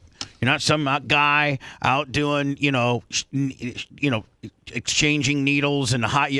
I'm sure just out there sucking. Yeah, but I'm sure that you're being responsible in what you're doing. And you've been with the same dude for 6 years. Your blood's clean, but just even answering the questions honestly, they say no. They say no because I guess I don't know if it's liability or if it's just a historical type of. I don't want to say, the historical mindset that the community has with gay men and blood issues. They just don't even want to deal with it. Yep, but hey, Bubba, gay man here, wanted to call. Love you, love the show, love. Hey, we're you know what? We're really popular with gays because gays know that we're fair. We make fun of everybody, and we don't have a problem with you being in a relationship with whoever you love, as long as it's legal and above 18. Who you love is none of my business. Exactly. I know, Bubba. That's why I love you. Appreciate it, buddy. Thank you, sir. Thank you. The phone lines are blown up. 4 Walton Beach, 103.1. How about some Orlando calls? 103.1 in Orlando. We're just starting to. The new program director, of course, the great Shannon Burklamy, is starting to. I think they get the van. That should have been done way earlier, but the van's getting wrapped. Nice. The billboards are up. The digital billboards are up. Florida Man Radio, 103.1. Love to get some phone calls from Orlando. 813-90-BUBBA. Hello, who's this? Hey, it's Bob Tuscan. How are you? Hi, Bob Tuscan. Sounds like you're not too happy to be talking to me right now. I'm ecstatic to be speaking with you and Dr. Kushner and Dan and everyone else. Sound like if you answer yes to those questions, so I'm gay, shoot up with a needle, been to Africa, and furthermore, if you're a minority and you live in San Francisco, and you get your results back, just use a number, 100. Your results are 100. They'll interpret it as you being HIV positive. I'm sorry, you're HIV positive. You did the gay willy with the injection, and your score was 100. You're HIV positive. But if you're a white straight guy, never been to Africa, never shot up, and you go and get tested and your score is also 100, you're good to go. You're not HIV positive. That's nonsensical. That's the dumbest thing I've ever heard. I think you're wrong. That's absolutely nonsensical. Whatever, dude. Just keep fighting with yourself. Just because you're a doctor doesn't mean you know about everything. Okay? So shut up. Hold on. Let me ask a few. Dr. Seth, ask him. Let me ask a few questions. We're having a I didn't cut you off, so let me ask a few questions, and we'll go back and forth politely. Okay? We're not going to scream over each other. We're not going to call each other names. We'll get through this conversation. It's my time to ask a few questions, okay?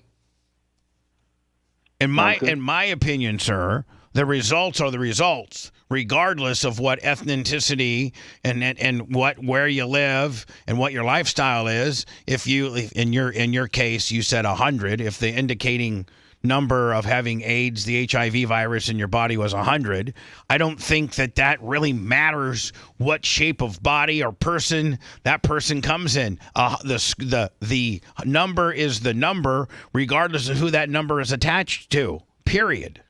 So saying yes. So what he's trying to say, Bubba, I just want to try to interpret this because I'm trying to sit back and try to understand the position you're saying.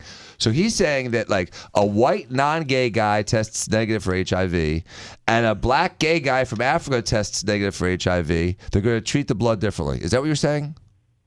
No, I'm saying they interpret the results differently. And furthermore, if we're talking about an antibody test versus a PCR test, there's an even different distinction in how and why they interpret results in the way they do. And this is an absolute fact that goes all the way back to Dr. Robert Gallo during a Margaret Heckler press conference in the early 1980s, where he let the world know that they had found the culprit of what at that time was a unique immune deficiency amongst the gay community. Okay, so this dogma, this virology dogma, has been challenged by some of the greatest virologists in the world, like Dr. Peter Duesberg, PCR inventor, arguably Nobel Prize winner, Dr. Kerry Mullis was very open in saying that the results derived from his own PCR technology could be interpreted in any way to fit the narrative that they were looking out to get. The whole HIV fraud has been one that we have not questioned. And what you guys just exposed in discussing those questions exposes a major component of this issue, which is the house of numbers, okay?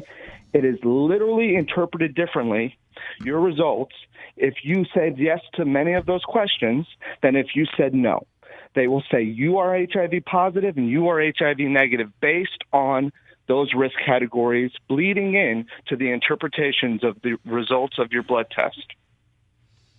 Okay, the only thing I have to say about that is back when I was in medical school, there was something called hepatitis non-A and non-B. Turns out it was hepatitis C. They knew it was there. They didn't have a good test for it. They just knew someone had hepatitis. It wasn't hep A, it wasn't hep B, but it was something.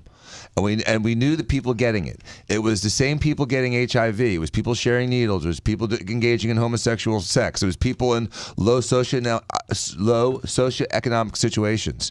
And so, but we knew that there were specific risk factors for this non-A, non-B that we didn't have a test for. So what we did was we screened. And people that had those answers were like, sorry, your blood's probably not good. I have a friend that got hepatitis C because he got gamma globulin shots because he needed immunoglobulins because he had gamma globulinemia. And they didn't have a test and they didn't have a way to screen blood for hep C, and he ended up getting hep C from bad blood products. Hey, Seth, and so the way to stop this, don't you like have a doctor be able to drop the mic on the hemoglobin? I'm into this. I'm into the passion behind the disease. I'm like, man, what other radio show has a doc that's going to give you a hemoglobin? So there are situations where some risk factors don't have a specific test to demonstrate that this blood or this product or this person has a risk if those fluids are exposed to other people, but we don't have a specific test. So we'll just take those risk factors and say, you know what? Have a nice day. We don't need your blood. We're not denying you your right to give blood. There's no right to give blood. There's no right to be a blood donor. It's one of those things that you do as a. It's a business. It's a business, and it's also a safety issue, and it's run by the FDA and the NIH. They both control how blood is taken and processed and given. So I literally looked this up yesterday. It's the best way to protect society is to test and to screen. And the combination has proven to be pretty good at helping prevent the accidental spread of viral diseases to people. Remember the kid, his name products. was Ryan White from Kokomo, Indiana. That's I should just blow your guys' mind, me knowing this knowledge, because it was a big thing when I was in Indiana. Ryan White from Kokomo, Indiana, and he got AIDS from a blood transfusion, and he was dying, and Michael Jackson flew all the way into Kokomo, Indiana to see this guy. He was a hemophiliac, right? This little kid, yes. He was a hemophiliac because they used to get blood. Right, and they really screened blood like they do now, or had the ability to. Ryan White got AIDS. But, I mean, hey, listen, Michael Jackson came to Kokomo, Indiana. I mean, when's that going to happen? Probably never. So anyway, I'd be willing to inject blood with supposed HIV right on the air in front of everyone to see, because HIV has never been isolated or proven to exist, and I'd be willing to show you guys that it doesn't exist. Okay, that's great. And that's a good idea. I mean, can we not? I mean, where do we get the blood? Some people are slapping. I mean, sir, I don't know. If it doesn't exist, then that blood doesn't exist. This could be the latest TikTok trend. Is injecting yourself with this. With HIV blood? Yeah. This is a new I mean, we got Dr. Peter Duesberg, who's very well spoken. I mean, have you watched anything on the matter? I watched Suits last night. It's my new favorite show. I gotta go, my friend. When I have to draw the line when listeners want to inject, HIV blood. Don't blood. recommend that. Official show position. Do not inject yourself with random or potentially contaminated blood. Not a good idea. Not only that, especially if it doesn't match your blood, then you're gonna die. You put B into an O, you got a problem. Not only that, not only we encourage you not to inject yourself with anybody else's blood, even if you think you know what you're doing, but don't share needles with people either. No, it may not be HIV, it may be hepatitis, it may be an infection, it may just be staph. It's gross. Don't share needles. And don't, shoot other people's blood. I mean, it's not really a tough rule to live by. I mean, I think I can live the rest of my life and under those terms, right? It's not really much to ask. Don't share needles and don't shoot other people's blood. I don't think a lot of my rights have been taken away if I have to abide by those. No. If you liked that segment, then you'll definitely like the new redesigned BubbaArmyHQ.com. We'll be back to the Bubba the Love Sponge show after this.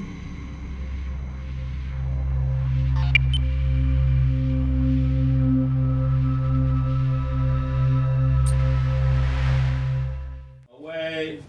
And Bevan UPL, I believe I remember seeing the electron microscope picture of the HIV virus.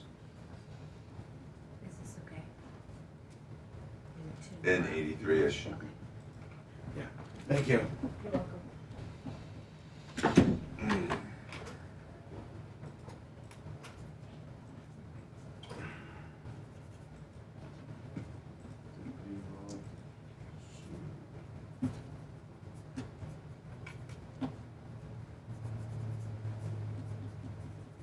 Yeah, Tuscan back in chat. Yeah, HIV doesn't exist. What's up, Tuscan?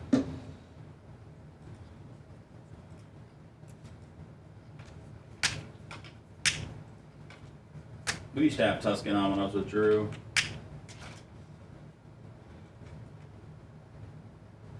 What up, Berto? Because it could be you guys, D-Rock. It could be when you have a problem, you're going to need the blood. Not just when your son has a problem. That blood's going to be helpful for you when you're old. So keep the blood, D-Rock. Thanks for ordering that shirt, Berto. Hey, bro. I think it's like 3 or 4. My official stance is inject, inject, inject. Is that what it is now? It's like 175 The store of the year. Because when I did it was like 1,200. Don't stop until you can't find your fucking, until all your veins are dry. Jennifer gets the bill. I don't know. We thought it did, we don't. It was a little bit more. But then again, when Steven did prepaid college, Congrats, it was Nug. 3,000. When I tried to do it, it was like 30,000. No, we didn't get another. We Like, didn't fuck, we didn't get another dog yet. So did you pull the trigger, do the prepaid? No, I didn't. Steven did it. He lost both on both of them. I'm not really ready to. Phoebe wants one.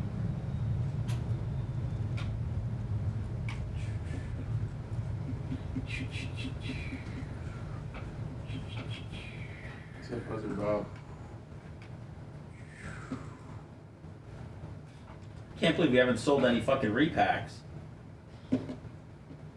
They got put up on Friday afternoon.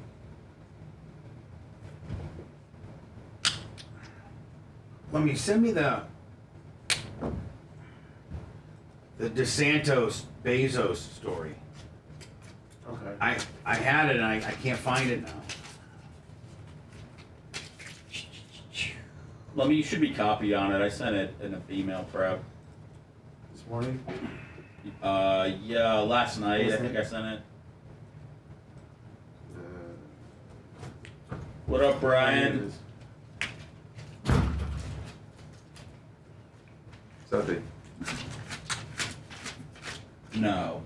Good. Oh man. What the fuck? What? Dan just gave me $400.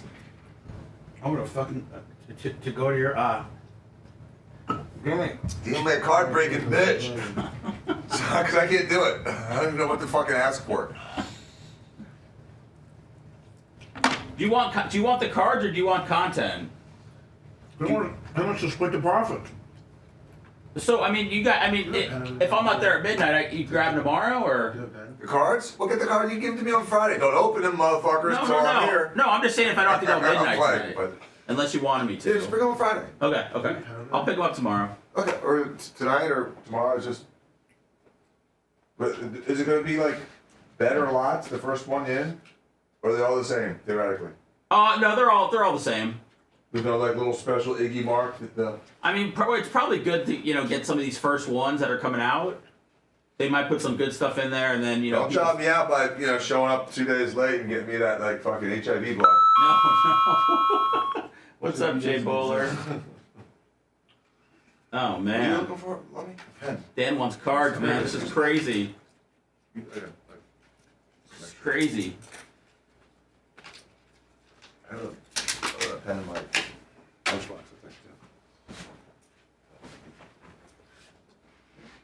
Where the fuck's my So Dr. has been Nugget Maker.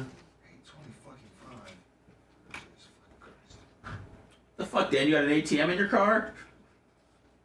Yeah, my car's the ATM. These are crispy. I don't like old bills. Dan goes to the bank and turns his own bills in. He says no small faces. No, I don't like. I don't even know who's on the small bills. Strong big goal. I'm a Ben Franklin kind of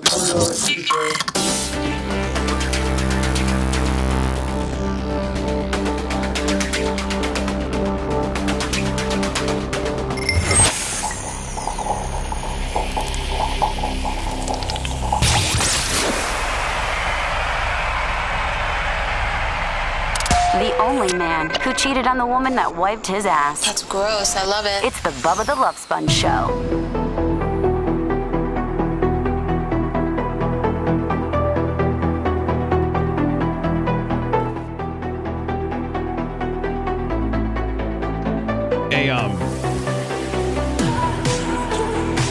A slow day, Lummy. God, I mean, like. Scout Big O 20 on the super chat. I still haven't cracked my PayPal cherry. Nothing. Stay away from Cash App. Those mother effers stealing me blind. So Venmo and PayPal electronically, and then of course Lummy, Rumble rants and YouTube supers, and if you're watching us on Twitter, I guess watch the ads or something like that. Facebook. Appreciate y'all. And then just listening and being a daily downloader of our podcast, puts obviously as a way to help us monetarily as well. And Lummy, They're working on our new app. Awesome. The new Bubba Army HQ app. I think we all agreed Macho Man might actually participate in this call in this conversation. But I went over to Tom Beans last week. I'm like, listen, we're the ones on the front line, and Tom, you don't understand. Not everybody is as technical as you are. Most Bubba Army are like me and, well, Lummy, you're far more technical than me. Like me, stupid. Like, let me, if I have to go to Bubba Army HQ, open it up in my Safari, and then pipe it through my system, Bluetooth, and then with the Apple update, they made it where when Safari, times out, it used to, whatever you had running used to stay running. Now it turns it off. Like it's a complete pain in the ass. And so I'm telling Tom. Tom's like, well, I'm like, you're not on the front lines. We're in the you guys, and this is how I explained it to him. I said, you and Mike Rowe are at MacDill Air Force Base at SATCOM, and you're running the war from over there. But we're the ones that are in the foxholes in Afghanistan, taking on fire, knowing what's really happening. We're the one closest to the enemy. Well, the enemy being our friend, the Bubba Army. We take phone calls. We see chat. We see what these people are saying. Is difficult, what they like, what they don't like. And so please just listen to me. And they did. And we're going to have a full-blown app. And did you see the email from the guy that says, is the app it was really long. Yes, I saw that. Yeah, all the different things. Was is the app going to be all those things? It should be. I mean, I forwarded that email I felt like he was like really trying to bust our balls and like make like an app that like a super app or something. Well, our app's not going to be good enough to the standards that he's looking for. Yeah, the majority of them. I mean, the fast forward through the ads probably won't be there, but I mean, can you rewind and fast forward on the new app? You think? Yeah, I mean that's the goal. I mean that's what Mike Rose said it's going to be. And that's the player that we have now, right? The player that we have now on Bubba Army HQ, does it allow you to fast forward, skip ahead, do things like that? Without getting too deep, it just depends, once again, on the browser you use, which is another problem we have with it. So if you use Safari compared to Firefox, compared to Microsoft Exchange, and the app will hopefully remedy that, right? Correct, it will, because it would just be one instead of having to use different browsers. $25, Mushroom Mitch on the PayPal, first one of the day. Thank you so much. So be looking for our Bubba Army HQ app. We'll have it up. I'm saying maybe within 30 days. Yes. And you'll be able just to go to it, listen to the show. It's not going to minimize. It's not going to go down. It's not going to take us more battery life. All the things that you worried about, it's going to be the end-all, be-all. I'm super excited. I had no idea how stoked people were going to be yesterday when I saw the reply to the tweet about it. I mean, like they're ready to pay you $10 a month for it. Well, it's only going to be $10 for the whole year. I know. I'm just letting you know how excited they were. Right. They're ready to throw the money at you. Plus, you're ready. You just love to gouge. I'm not gouging. I'm just letting you know how excited they were. No, but you do like to gouge. Like, I'm not gouging. If I would have gone to you and said, hey, listen, with this app, we can either charge $9.99 for the year, or we could do $4.99 a month. Which one would you have chosen? I would have picked $9.99 for the year. Okay, exactly. Yeah, no, I think I'm trying to give our listeners a break. We just, we hit them hard. No, Bubba, I'm just letting you know. People said they would pay that. I'm not telling people to pay that. I'm saying that they were that excited about getting an app now. That's why I'm letting you know. That's just that excitement around the app. Not that we're trying to bilk them for anything. Okay, but you are a pretty damn good bilker. I don't think I'm that great. You're naturally wired to bilk. I don't think I'm great, although Dan just threw $400 at me, so maybe I'm getting better at it. But I don't think I'm. Now, did you get to 400 on? Is that a bilk? Do you think you'll bilk Dan out of 400? No, I don't think I'm bilking. You think Dan will get it? What do you think the probabilities of Dan getting his 400 back? I don't know, but I would definitely be afraid if we didn't get close. I'm just afraid for my life and my legs. Well, I mean, Dan knows that this is Dan, you do know this is a calculated risk, this card game. And by giving him 400... It's more of a risk to him than it is a risk to me. See, Bubba. I understand. He's not going to hurt you. Yeah, I'm not going to hurt you. This is the. At least you won't know it was me. He was buying $55 Miller Lights at the F1 deal. He doesn't care. Okay. I just spent $100 on milkshakes this morning. He went broke. Now he's trying to recoup his money with baseball cards. Yeah. Exactly. It's my big plan. These billionaires. I'm going to be a billionaire too.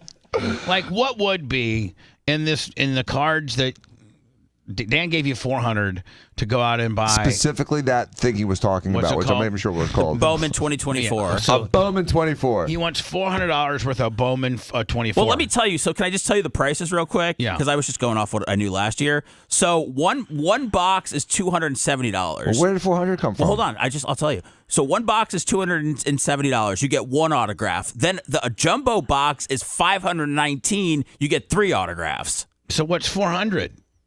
Nothing. I thought 400. Well, 400. I can get the $269 box, and then it's not 400. Well, or we go up and we get the jumbo. No. Well, why would you like 400 is more than the 269 box? Yeah, it's a 130 vig. And so like what are you doing with the 130? I'd give it right back to Dan. I'd give him 100 back right now. I think Dan would rather just give you the money. Like, not me making change and stuff. Like, just give you the amount of money you need to buy one box. Right. So either return whatever or have Dan bump you up another $119. I think Dan bumps you up another $119 and you go to the $519 deal. Try to get the 3 autographs? Yeah. Because that's where he has a better chance to make his money. That's true. Like, what if he would get a Caleb this is baseball. Yeah. What if he would what's the most valuable card? Dylan Cruz right now, there's somebody put a bounty on it. It's a 101 superfractor, and if you pull it, somebody's willing to pay you. Thank you, Dan. Someone's willing to pay you $200,000. What? Yeah. That's what we're going for, Bubba. Yeah. I just gave him another $120. So we're going for 3. He just peeled off at Lummy. This guy just peeled. We don't need Venmo and PayPal. We just need Dan to have his wallet fresh. Do you want me to put this to the bottom line, Bubba? No.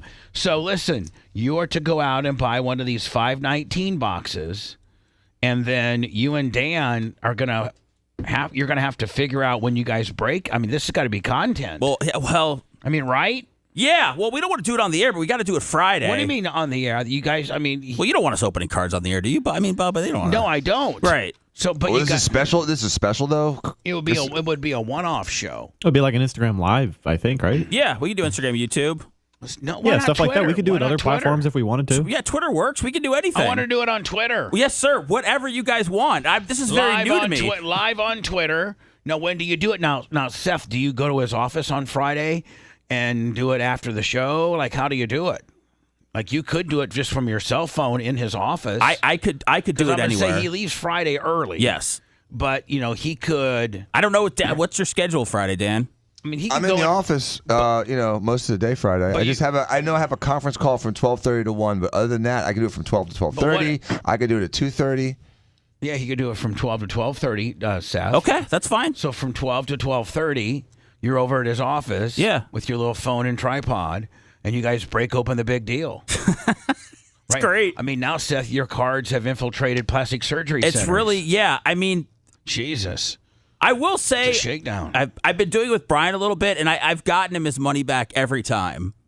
Okay. So I mean, just like you said, I'm not going to take a complete bath. I may not make $1, but I'm not going to lose all 520. Right. We're having fun, right? Right. We're having a good time. That's what it's all about. As long as I ejaculate, figuratively or literally, I'm good. I think Seth is in the business to do it either way. You keep rolling out the money.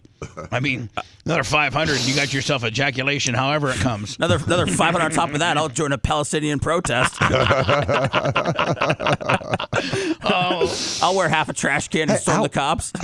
All kidding aside, how was your Seder? It was good? Yeah. It was. We got through it pretty quickly. So I heard you had a major point in the major part in the early, in the Seder ceremony. Yeah, they put a lot of the Hebrew on me for some reason, but are you good at Hebrew? I mean, I'm the only one of my. You just make it up. I'm the only one of my family that's had a bar mitzvah, so. Lemmy, can you send me I'm a little more familiar with it. Lemmy, can you send me some Hebrew? Why let him do it? Why do we got fake Hebrew? We got real Hebrew. No, but I want compare. I want him to. I want to get some real Hebrew up the screen and let Seth read it. How are you going to know if it's real or not? You can tell us, man. Let me type in Hebrew, whatever. Yeah, When you say like the Our Father, do you do the Famous- Hebrew version of it, or do you do the English version of it? There's both. There's multiple. There's straight Hebrew. There's Hebrew spelled out in English, and then there's straight English. Let me do is it Our Father? No, we don't do an Our Father. Well, what do you guys do? We just do to God. To Adonai our God, ruler of the universe. All right, let me find that in Hebrew, and we'll come back with that. Okay. Seth will. This is a bad time to be speaking Hebrew on the radio, Bubba, but I'll do what I got to do. Dude, be proud. We support F those Israel. people. F those people. What do you that mean? Have you seen the news? They're all over. They're coming for me. Can you say? pussies with masks Can you on. say death to Israel? I mean, I'm sorry. Can you say death to Palestine? Me? No. No. Can I say death to Palestine? No, you probably shouldn't. No. So you cannot say that. You can't say death to anything. You can't say death. You can say death to AIDS. How about Hamas, this? maybe. How about death to fat white guys? That's probably. We need the that's Bubba what I- Army that's though. what I There's no am. protection. We need the Bubba Army. If you want a deep dive into the Bubba the Love Sponge show from the past, go to BubbaArmyHQ.com. We'll be back after these words.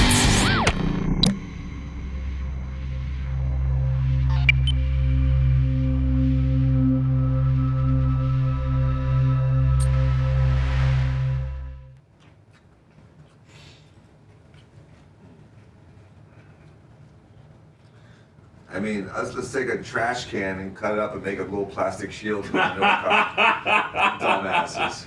Did you see they did on Saturday Night Live though? The black guy was like talking about the right to protest. Oh, yeah, He was Kenan like, Thompson. your daughter's in that protest. No, she better not be in there. I ain't paying for that. I thought he really had a daughter at Columbia, but I guess it was just a bit. I think it was just a bit. It was funny though. And I was wondering how old he was. He's been on that show forever. I know. He still probably only makes $50,000 a year. He just sleeps in his office, saves money. He's like a freshman congressman. Oh, those actors don't make much money. I know they don't. But what is it, Kenan Thompson? He's been there. I'm not saying he's making a ton, but He's been there like 9 years, maybe longer. yeah, he probably got. I mean, he did those movies and stuff. They got money. Oh, but does that Hebrew work for you? Mm-hmm. Okay. Can you read it? I know how to read Hebrew. You read Hebrew too?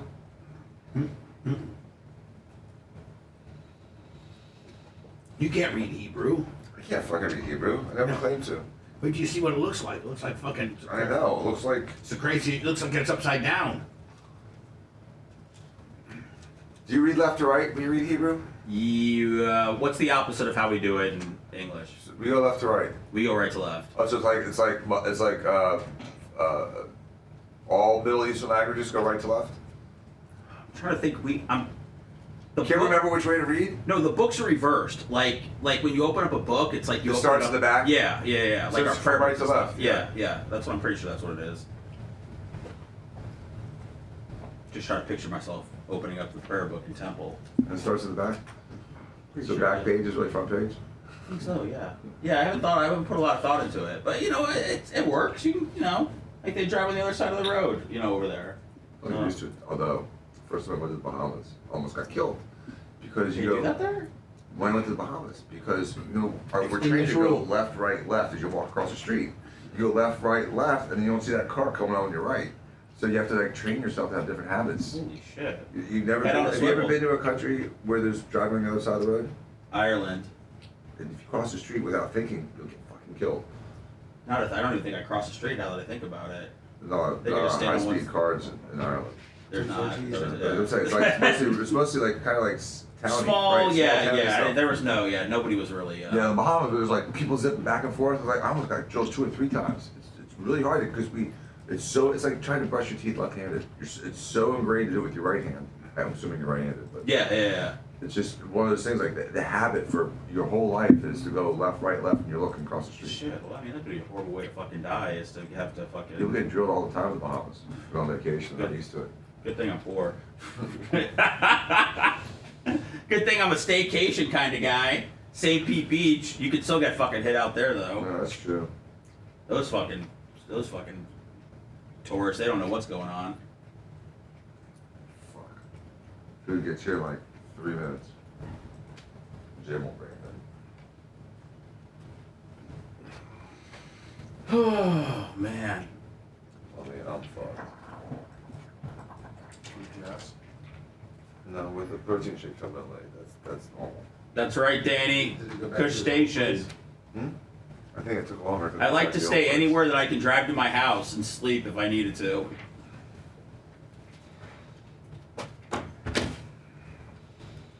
Jay-Z's delivering it. That's cool. Oh, sweet. Uh-oh. He's doubling as an Uber driver. He's giving back. Oh, shit. Gronk's back in town. Is he? Yeah, what is this Green Lane thing? The coffee shop on Del Mabry. Oh, okay. Oh, I've seen that. I thought it was a fucking weed store. Did he own it? It looks like it. It looks like he invested. I think he invested because there was some old guy that said he was the owner. You like coffee? It's a salad. Well, it's coffee, but they have salad too. It's a salad. I grind it with my own hands. He does look smarter with the tan, though. I don't know why. Salads and wraps too. That's their big lunch. I'm telling you, it looks just like a weed store. It does. And it's called Green Lane. Yellow. I didn't realize that Charlie's head's as big as Gronk's. Oh, man.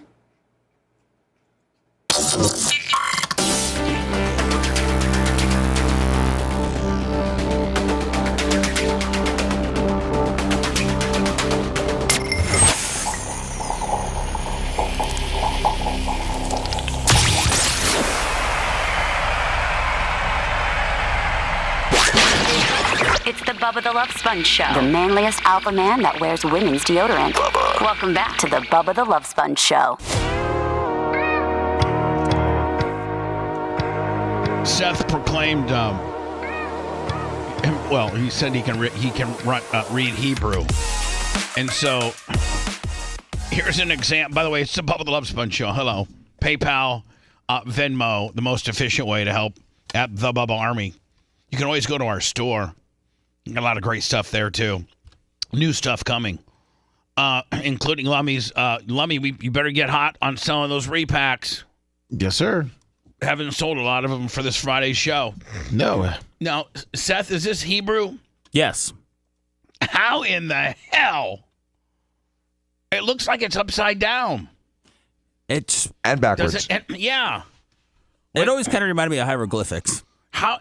Hold on. You have the skill set to be able to read this? You're that smart? No. Oh. No, I knew how to read it like a long time ago. It's been a while. I knew all the letters of the alphabet, Aleph, Bet, Vet, Gimel, Dalet, Hey. Like I knew all that stuff. I mean, that was when I was 15, Bubba. So, I mean, when you're not brushing up on your Hebrew, you know, you're going to lose it. But when did it, like when you start learning English, do you also start learning Hebrew?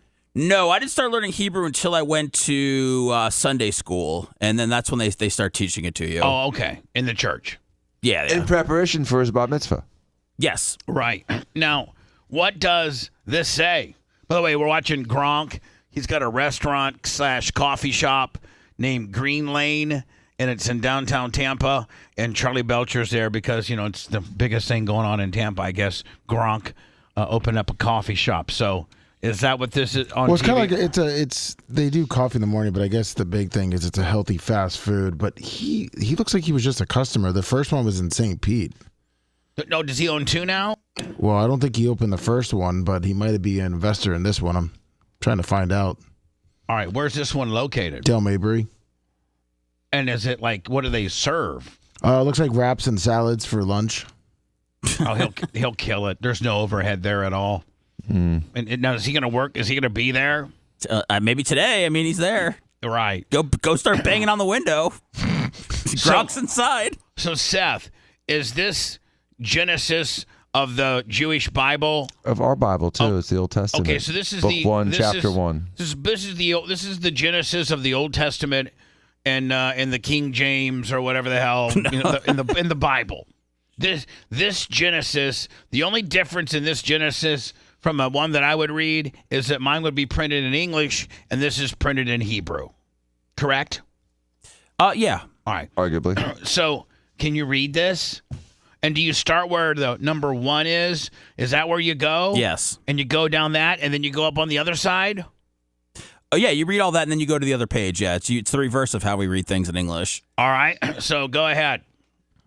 All right, Baruch atah Adonai Eloheinu melech alam v'ahavta et Adonai Elohecha b'chol levavcha uv'chol nafshecha b'chol miodecha. Hell yeah. I got to think. And in the beginning, God created the heavens and the earth. I'm just saying, like. He said, let there be light. That's pretty impressive, Seth. Like, so a guy could never really fake if he's Jewish or not. Like, if you were going in New York. Well, I mean, a guy could. I mean, yeah, I think they could. No, but if a real Jew. Bubba, I did it at my Seder. I was speaking gibberish, and my family didn't know. Oh, hold on, really? Yes. You were making stuff up? Yes. I sounded like it was an ISIS video where I was about to behead somebody. It finally took my brother to realize that I was jerking around. That you were bamboozling him? Yeah. They're like, this guy's making it up as he goes along. Did he say, Mom, Seth's just completely, going rogue on this deal? A couple people popped. I couldn't stop laughing, but I was also very stoned. I know, but let's say that, like for instance, at Sirius XM, Scott Greenstein, who's obviously a Jewish man, Howard Stern, Don Buchwald, all the Jewish guys took care of each other and stuck together. I couldn't have rolled up in there and said, "Oh yeah, I'm Jewish." I mean, because they'd say, "Well, then speak some Hebrew," and like you'd be able to spew off what you just did, and they would know that. Well, there's no faking that. Well, I mean, Bubba, I can't go hakmar. I mean, my whole family's Jewish, and they didn't have a bar bat mitzvah, and they can't read Hebrew. So, I mean, and they go to temple and watch. I know, but you can just tell if I'm even close, right? Yes. Or could you teach me? Could you teach, like the way some of those R's you were rolling and stuff? I don't think I can go. I don't think I could save some of that stuff. I don't think you. I think we can spend a lot of ways bonding, but I don't think teaching you Hebrew is one of those. Can Sponge. You say my name in Hebrew? Like Bubba the Love Sponge? Bubba. I don't know what it would be in Hebrew. There's probably no Bubbas in Hebrew. Oh, okay. I don't know. How would you There's say? not enough food there for them to get fat, Bubba. I mean, there's no Bubbas. There's Davids, there's Seths, there's Noahs, there's Benjamins. Bubba's not a biblical name. And so they. So they didn't have fat white Trizash at the Bible. They had Jacobs. They all name them biblical names. They're all Jews are named from the almost. Who in the Bible was kind of the fatter, big boned, cool guy? Was there anybody like This isn't The Hangover, Bubba. There wasn't like standout characters. It's teaching you lessons, not like hey, there was a big fat. Nobody was fat in the Bible. I know, like you had Moses and you had Peter and you had Paul and you had all these John. You have everybody's in the Bible. These names. Jay's here. But there's not a Bubba. But is there anybody in the Bible that resembles a Bubba that might have a different name? I would have to brush up. I only know a handful of names off the top of my head, and none of them remotely are close to Bubba. But I don't want you to hold your head in shame. But I don't want you to use the analogy that the name has to be close to Bubba. I'm using the Bub, B-U-B. No. You guys are getting down the wrong path. I don't care about what actual name. I don't care about the name. Like there's somebody in the Bible who has like a name. Emperor. I'm more like I'm not looking for what person in the Bible's name is closest to mine. What I'm looking for is what person in the Bible leads the life that I do. Eglon. Okay. Sodom and Gomorrah. Okay, okay. The leader of that city. Or I could tell you Egon. Egon was he was a king, and somebody attempted to kill him, but he was so obese that his fat prevented him from getting fully stabbed with a sword. All right, so why I got to be Egon? Because I'm not that fat. That's what you wanted, I thought. No, I wanted like maybe kind of a fat, How about rugged Jared? Who's the one that wanted to split the baby in half? Solomon? Oh, man. King Solomon? Why do I cut the baby in half? I remember it was that, smart. yeah. It was a smart. Split the He baby. could be King of Moab. He was rich and king and kind of getting all the ladies. Yeah, I want to be cute. He was fat. I mean, all kings were fat, but I mean, he was. What was his name? Moab. Yeah, I'm King Moab. I'm King Moab. That's who I am. It's perfect. Yeah. Okay. I'm King Moab. Let's get that shirt up on BubbaArmyStore.com. Solomon split the baby, Dan. Mm-hmm. Oh, that's right. Yeah. Lummy, what do you got going on wrestling wise? I've been told that he's wrestling this weekend. I'm not really wrestling. I'm managing it. It just getting out there, and you're doing a spot though, aren't you? No, hold on. I'm just going out there. Let me ask the questions. Okay, sorry, I'm excited. When it comes to pro wrestler, I'm the pro wrestler here. Yes, you are. Only human being to wrestle in all 3 federations in 1 year. Yes. Is that all territories also? AWF, WCW, and WWF all in 1 year, all 3 federations. I should be in the Hall of Fame. So let me keep going on that guy's podcast.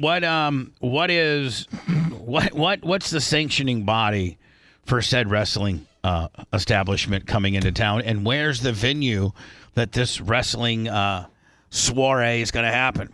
It's at CCW, which is Coastal Championship Wrestling. Right. And it's going to CCW. Yeah. Maybe you can send me the link to their beautiful website. Okay. It's this Coastal Championship Wrestling, right? Yes. Right. And is it based out of like this area? Based out of Orlando. It's actually they do pretty well in Orlando and South Florida, and they're trying to get into the Tampa market. Right. And it's going to be at Magnanimous. It's going to be where? Magnanimous. Magnanimous. Yeah, that means like being like very giving. Yeah, there's 2 breweries of it, and they have this huge warehouse that the ring's going to be in the back. They're just trying to. This one's going to be at the Tampa. Florida Avenue location. Thank you. No. I keep trying to click on the link that you send me, and it's just a W. It's just a W. It's not even a www dot. Yeah. I mean, I love her. Listen, sweetheart. I'm just trying to tell you. I'm clicking. There you go. Okay. All right. Perfect. So your first link was dead. This one's okay. No big deal. They look exactly the same, but my bad. Okay. Watch this. Here's the link you sent me before. Boom. I'm just telling you. I know. I'm just, So, Coastal Championship Wrestling. Yes. We are the last territory. Coastal Championship Wrestling, Alive Wrestling. Well, I hope they're alive. I mean, what's the other option? Dead wrestling. Yep. Are we gonna be able to set up a merch tent? Yeah, we can if we want to. Okay, so now hold on. Sorry, Bubba. Sorry. Why are you trying to take? No, hold on. See, this is how stupid you are. You come in with some nonsense, but realistically, if I was to go for that, that would be screwing over your boys from Operation Pigmentation. We're going to debut the cash tent at Latin Sun's Juneteenth deal, Saturday, June 15th. But if I was to agree, oh, yeah, it's a great idea. Let's do the cash cube here. You just screwed your boys. No, I was just trying to do the merch. Just do a merch tent, not not have a full-fledged cash cube. So Juneteenth is still that's your target? Yeah, Saturday, June 15th. In the 19th. Is it 19th? No. The 19th is a Wednesday. We're doing it on the 15th. Oh, okay. Dan, God, you're making me mad. Why? Because you are you're being honor right now, trying to catch me on an effing technicality. I know what I'm saying. I know when I scheduled it. I was confused. I well, wasn't then be arguing with you. confused in your own little head. Don't interrupt the program.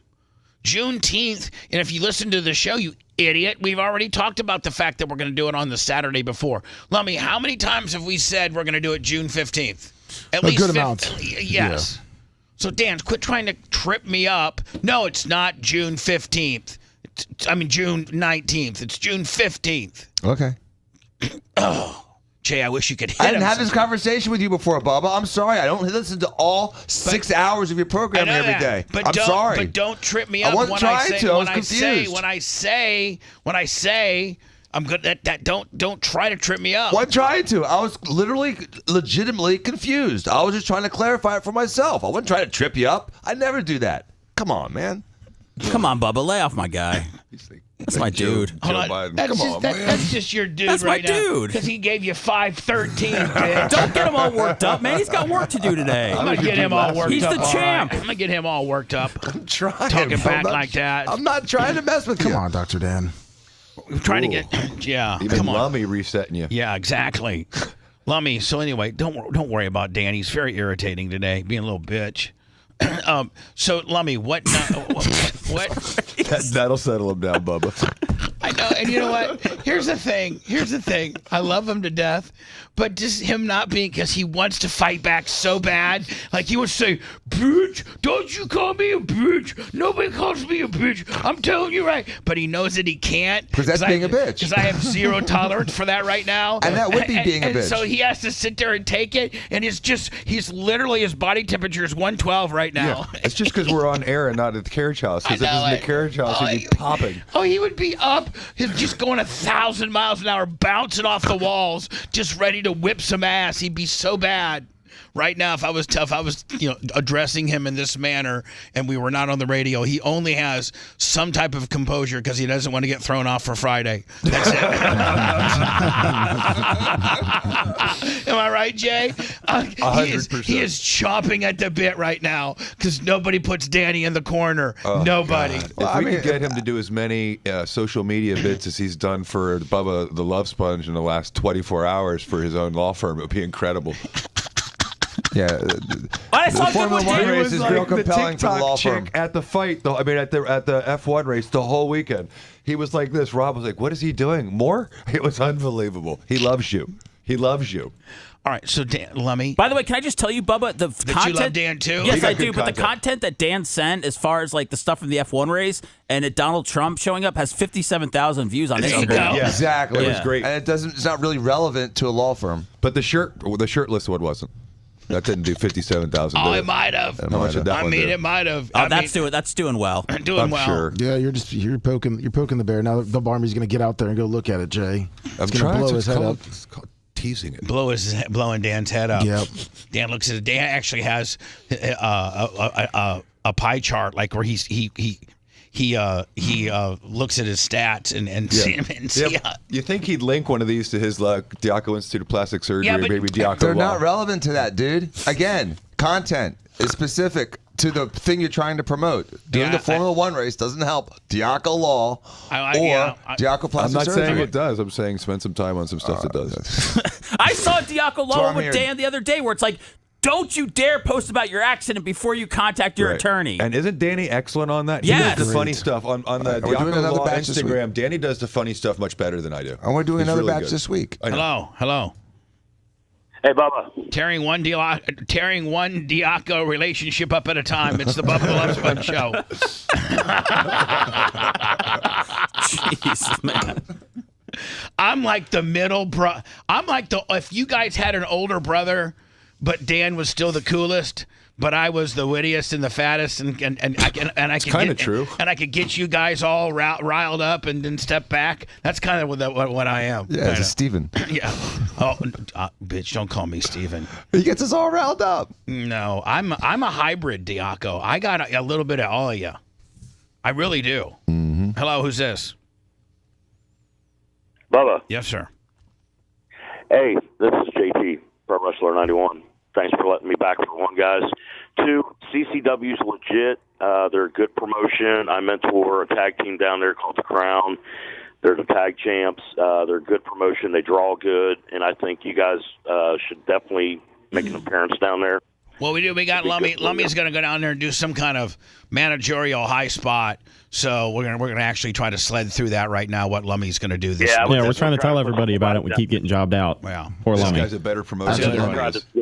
Jay, I haven't even had a chance to talk, Jay. All right, He just summarized it all in 15 seconds. Jay. Lummy, shut up with. Don't. Jay doesn't know what he's talking about. Jay's trying to job me out. You can't tell two Diacos to shut up in less than a 15-minute period. Okay. You got another 5 minutes before you can tell Jay to shut up. Jay, shut up. So anyway, Lummy, what can? How about we just all take a step back?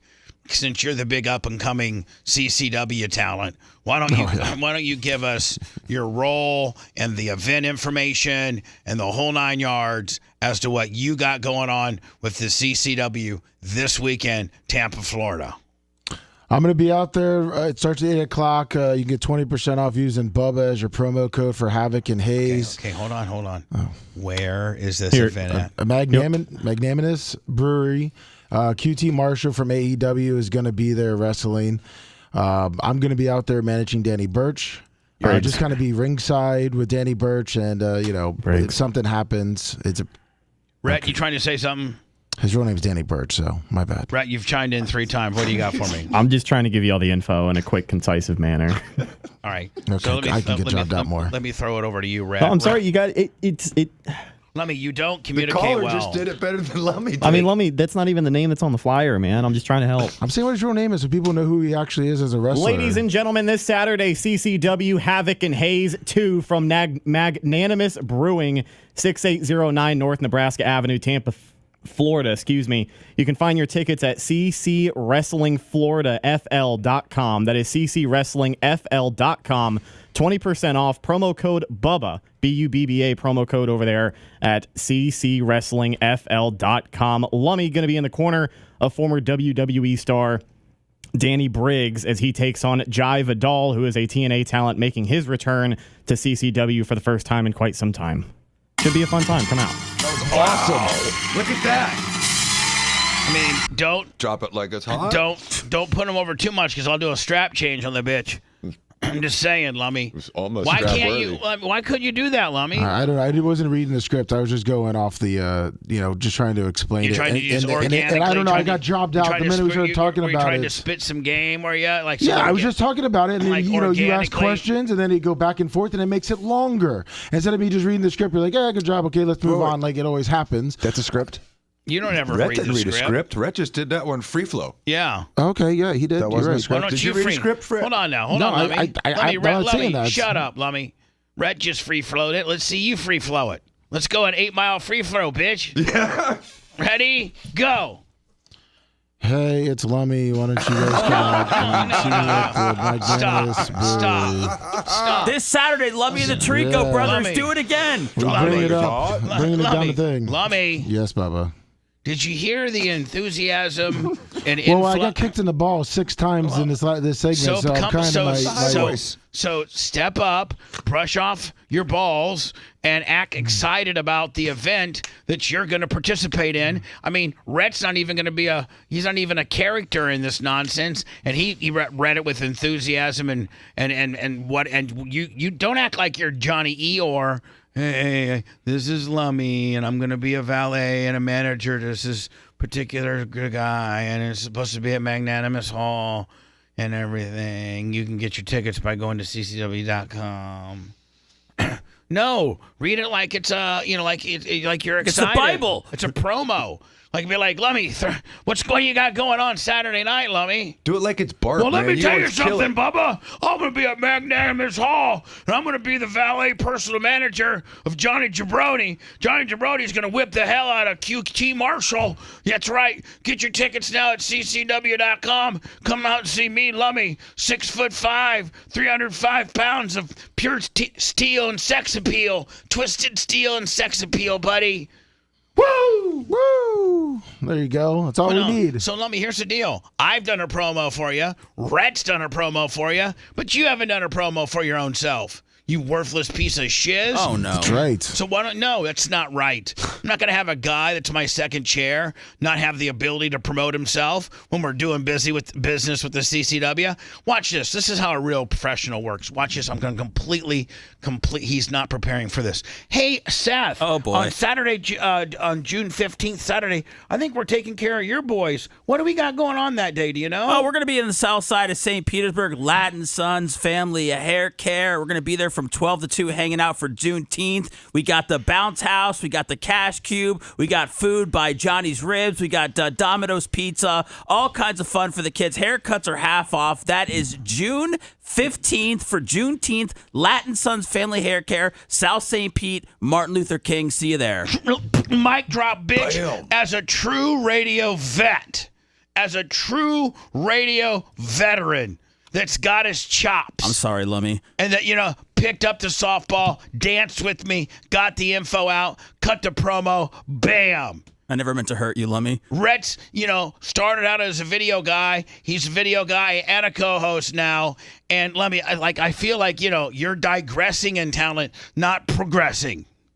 It's Lummy, and I was excited when we started this segment of you talking about it. And then I had Jay job me out because the website didn't work for whatever reason. You said the whole hold on. you said it was dead alive, dead wrestling. And it's like, oh, no, let me. I get excited. Then the guy calls and Jay's No. Oh, man, Jay you explained that really well in 15 seconds. We went on a rant about shit. He's upset about me. His mic's off.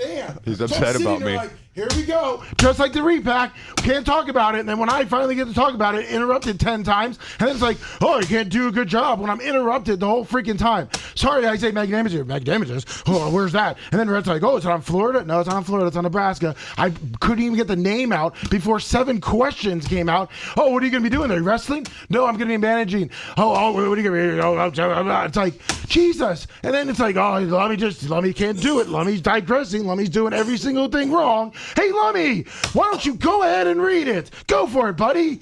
After you kicked me down about 27 times, and it's like, hey, now you can talk about your wrestling thing after we all made you feel like a real jobber. Lummy needs a protein shake.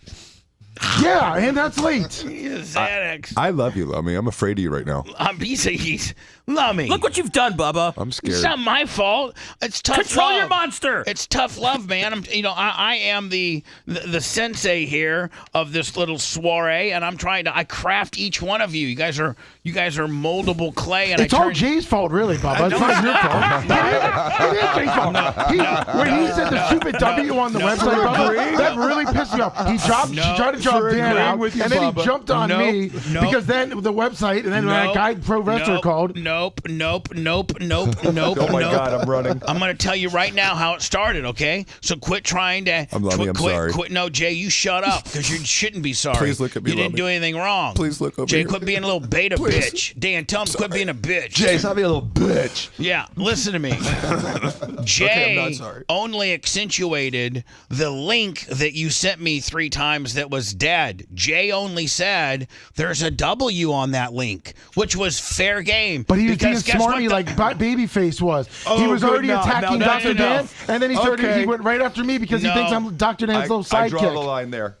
I draw the line at having give you any blame at all because he was sending me dead links and you were just reading the links and the links were labeled as only W. So Jay kept saying, you're sending him W links. He wasn't trying to make you feel bad. He was just accentuating how wrong you were. And finally you found the right link. And then at that time we'd all piled on. And then Rhett came in, cut a perfect promo.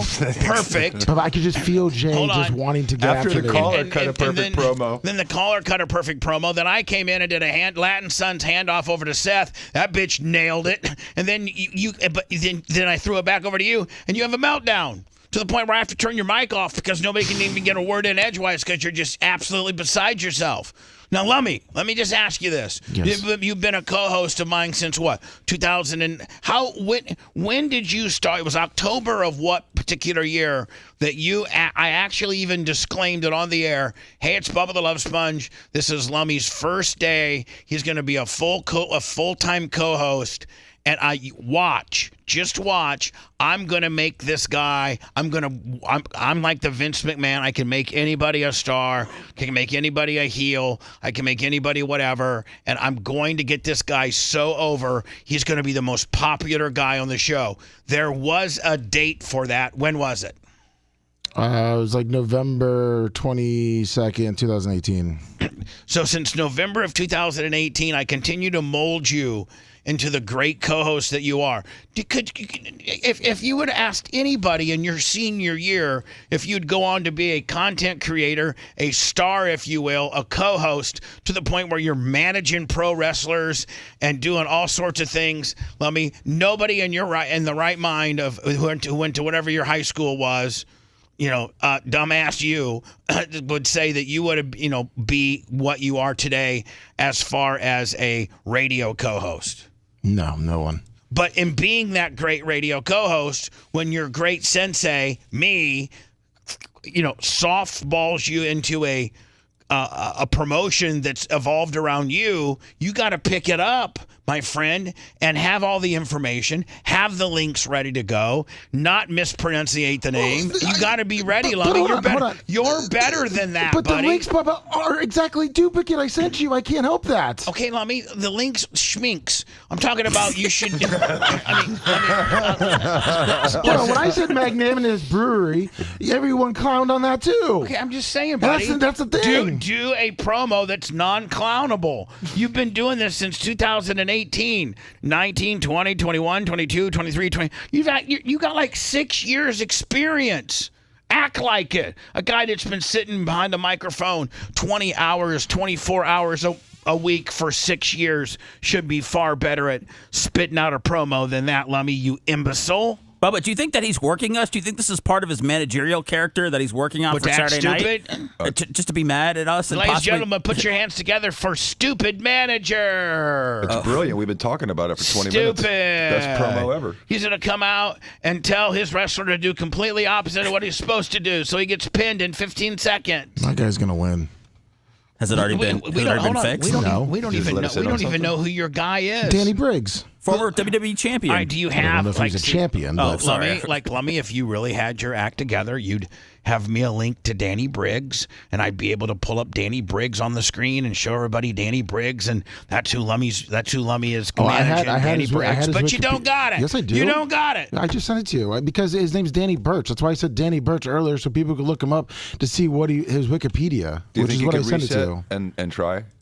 If we all are quiet and no, it's fine, Jay. We're getting better build your promo ego here. back up. He was known as Danny Birch, Martin, multiple things. He's AEW, WWE.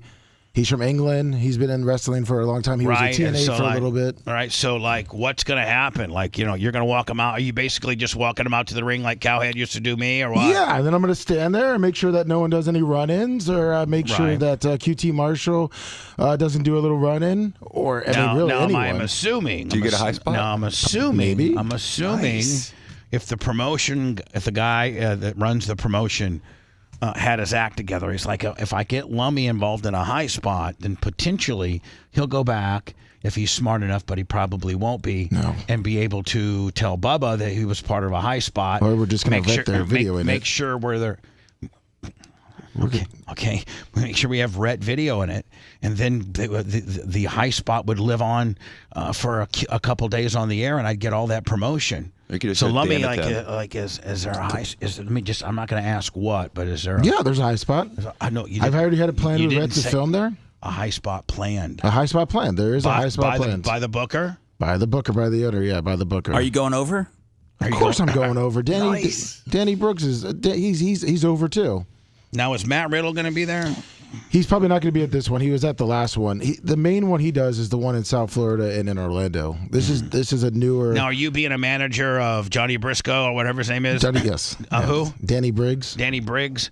You being the manager of Danny Briggs, does that mean when Danny Briggs wrestles over in Orlando, you're going to be his manager over there too? Possibly. It just depends on how. Or are you only his out. Tampa Orlando? His Tampa. Right manager? now, just Tampa, because they really want to get into the Tampa market. And are you going to be like his? Are you going to be like his Jimmy Hart? Do you need my megaphone? Yeah. Do we put a little high voice on too? No, I don't know what type of voice you want to put on. I think maybe. No, I think. No. I think actually you need to go completely opposite of Jimmy and be like slow dumb guy, like Scott Hall. Yeah, I think hey, he'd be. Hey yo! Look at my wrestler, here. Man. Danny Briggs has got to beat your ass. That's right, and if he won't, I will. If I got enough energy to get up to that ring. It's a big ring. I don't know if I can figure out how to get up there. Oh, there's some steps. I think steps are made to go up the ring. I think. R.I.P. Oh yeah. Drink himself to death. Hello. You're on Bubba. Yeah, quickly, please, guy. I'm way late. I've got a 65-year-old baseball. I'm donating to you guys. How do I get it to you? Send it to our address, 5021 West Nassau, Tampa, Florida. Sounds great. I'll get it to you as soon as I can. You guys can keep it, donate it, raffle it off, authenticate it. Now, the 65-year-old All-Star from Philadelphia All-Star game.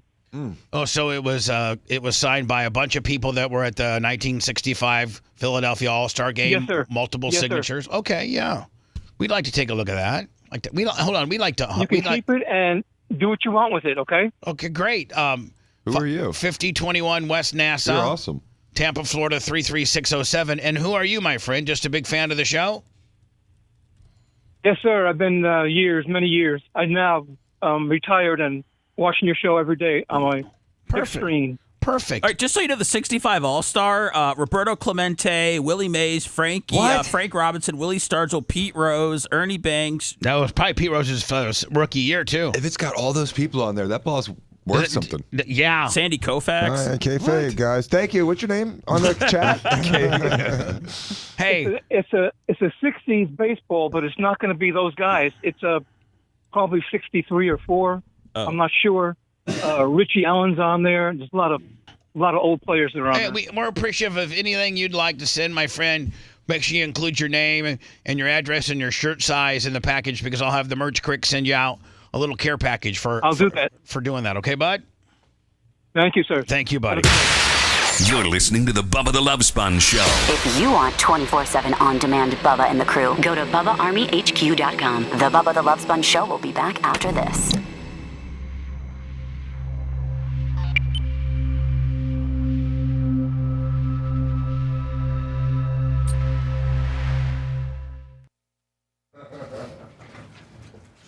That's because he has 4 different balls and he said the wrong year, probably. Yeah.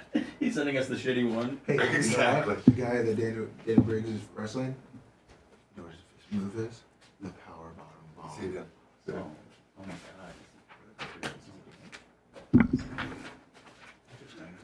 God. Wow. And that's your guy, or that's the opponent? It's the opponent. Do you guys need me out there? I need you out there. Needs me? I need you wrestling with him. I mean, I want to hit somebody with a chair. He can give me the power bottom bomb. I feel like you'd feel bad if you hit someone with a chair, though. Me? Yeah. I feel bad if I hit Lummy, yeah.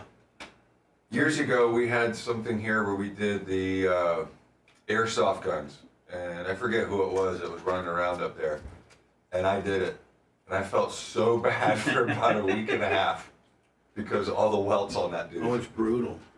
Who was that guy? I'm the tree man, I think. No, he's a bigger guy.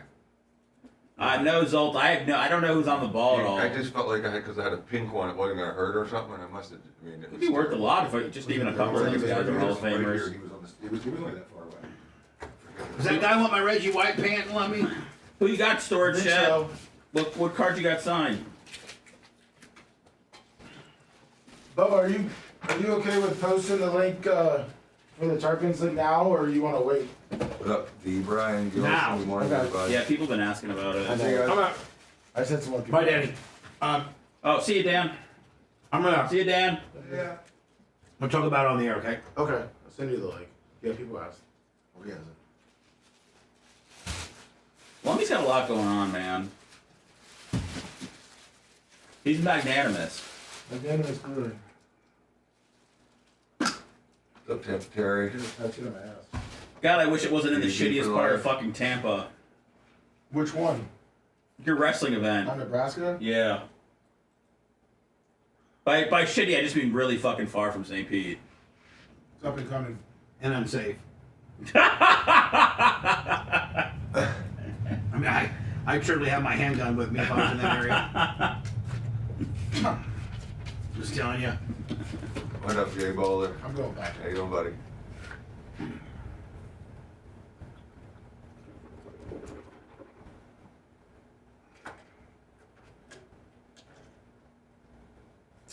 You got an autograph, Berto, of OBJ? You're always knowing these guys that know people.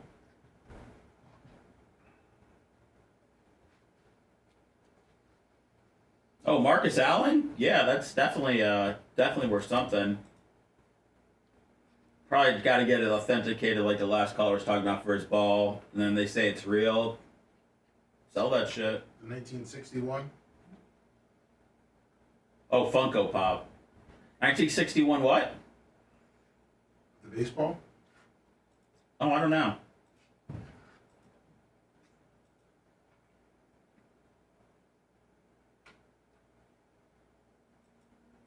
'63 is Mickey Mantle, Carl Yastrzemski, Al Kaline, Harmon Killebrew. That fucking card is worth something. The baseball? Well, I mean, if it's anywhere from 63, 64, 65, I mean, that had absolute legends on it. Baseball, I mean, yeah. I got a Hank Aaron signed baseball. You do? Yep. I got a Cal Ripken signed baseball. I got a David Wells, Don Mattingly, David Cohn, only 3 pitchers to pitch perfect games in Yankee Stadium signed ball. Wait, Don Mattingly? No, it wasn't Don Mattingly. No. It was David Wells, David Cohn, and Andy Pettit? No. David Wells, David Cohn. Don Larson? Don Larson. Oh, okay. Yeah. I have a ball signed by all 3 of those. That's pretty good. Yeah. I got a Pete Rose signed 3/129, whatever his hit. I got a Pete Rose signed bat with his hit. Oh, 4,000 something? Uh-huh.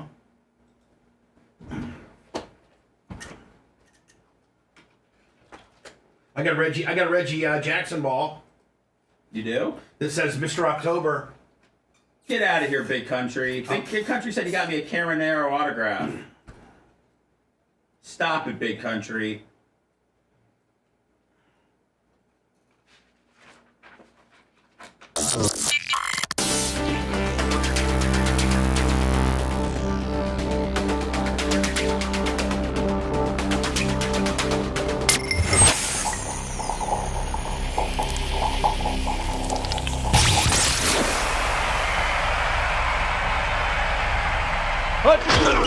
He's been more faithful to the Packers than to his own wife. Yes. Welcome back to the Bubba the Love Sponge Show.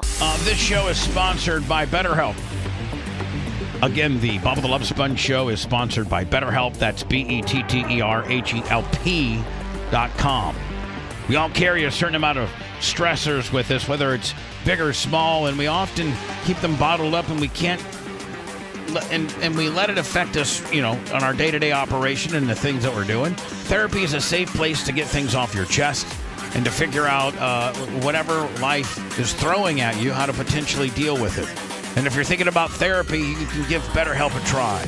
It's entirely online, designed to be convenient, flexible, and suited for your schedule.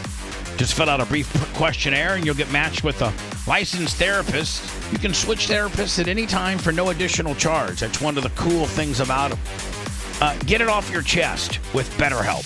Visit BetterHelp.com/BTLS. That /BTLS will get you $10 off your very first month. Again, that's BetterHelp, HELP.com /BTLS. Lummy, do you have a roster for Bubba 199? Yeah, I have a small one now. Brian from Philly, Bob Cook. Is it going to be small? Well, I don't have. I'm saying, listen, here's the deal. We don't. Me? I mean, I love Bob Cook to death, but if Bob Cook was here or not here, I don't think that would affect Scotty Lander's ability to be able to be attracted to the.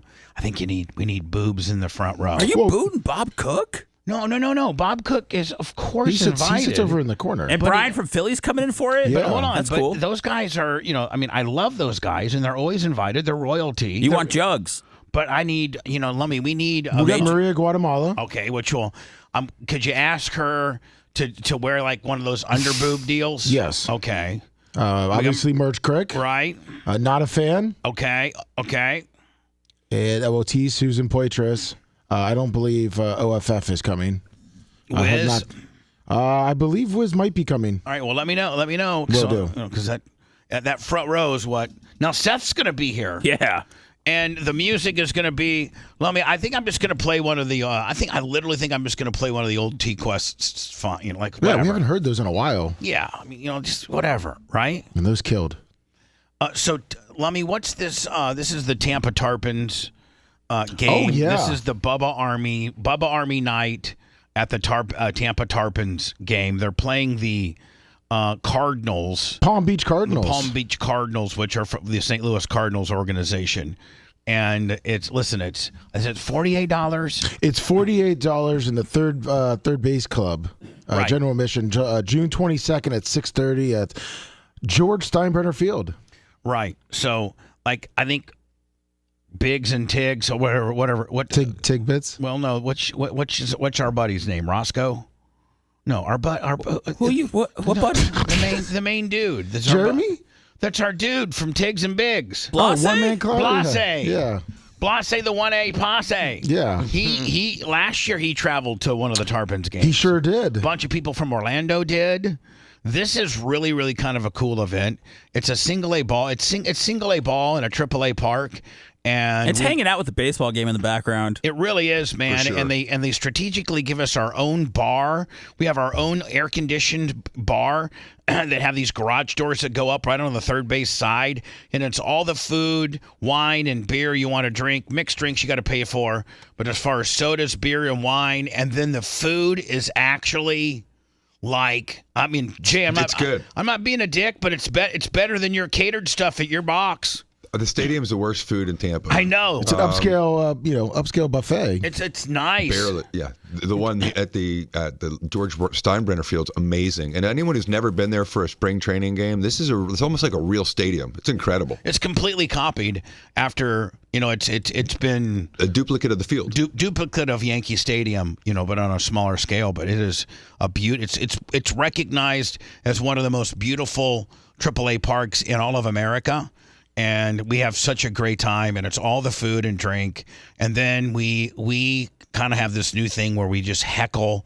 Lummy and Rhett give me the information, like they'll be on their phones, and we'll look at all the guys in the bullpen for the Cardinals, and we will, Lummy, we might start peeping the roster even before we go to the game. Oh yeah, and start, learning. I think we peeped the roster the last time that I even knew the address of where the guy grew up at. Yeah. And I yelled at that, and he's like, they've never been heckled. These guys will go through this entire year of spring ball and never be heckled to this level. And for the rest of their career, even if one of those guys would make it to the big time, they're going to be like, man, I'm here in Fenway, Boston, and these people are rude, but they're not like those people in Tampa when I was playing single A ball. Those guys were ruthless. They knew my mom's name. They knew everything. What do you think? That's going to stop, and they're not going to be able to heckle the guys when they get to the big leagues, and there's 40,000 there a night? Yeah, I know, but what I'm thinking is why are you trying to screw these guys' minds up for later in life? We're preparing them for the future. Well, yeah, we're like saying, hey, man, if you can put up with our heckling, you can put up with anything. I mean, you're going to laugh at the Boston fans and the Philly fans, two of the most, biggest asshole-based fan base that there is, Phillies, and the guy's going to make it to the big leagues pitching for the Cubs. He's in Philly bullpen, and people from Philly, they're real a-holes, and they're going to be greasing this guy. This guy's going to be like, man, these Philly people aren't nearly as brutal as those Tampa people I had 4 years ago. My Lord, they knew everything. That's what you want to do about is outdo Philly for bad fan reputation. You just don't understand how bad we talk to these guys. Well, Seth, what do you want us to do? Talk positive to him? Yeah. I was chilling, talking to everybody, hanging out, having a good time. We were like, hey, 23. Why you got an ERA of 7.5? You're never going anywhere, man. You might as well quit tonight. We'll say that. Be like, really? Man, yeah, for real. Oh, that's then funny. We'll be like, hey, 19, you were the 36th overall 5 years ago for the Brewers, and now you're playing single A ball for the Cardinals. You're done, buddy. Like your window of opportunity's over. Sponjo, that's how people heckle us during the show on chat every single day. So I would never want to take that out on anybody. I do. Listen, chat is our constant heckling. That's right. We're down here in the bullpen, and they're always like, Seth's stupid, Bubba's fat. Oh, another shakedown. Oh, the Hogan sex tape talk. Oh my God, move on. Boring. I miss Anna. Just you guys are always screwing with us. So we got it coming at all angles too. So this is some really, really, really cool stuff. I mean, let me, because we just. Really, It's a fun time. I'll have somebody go get me a plate of food. I'll have the merch crate get me a plate of food so I don't lose my little spot there. And I just grease the entire time. If people want to come up and say hi to me, come up and say hi. But I like to park my ass right there on the bullpen so I can make fun of these guys. So, you know what? Rather than me working the room and having to come to you, just come to me. Just come to me throughout the night. Get a couple pictures, whatever, because I like to.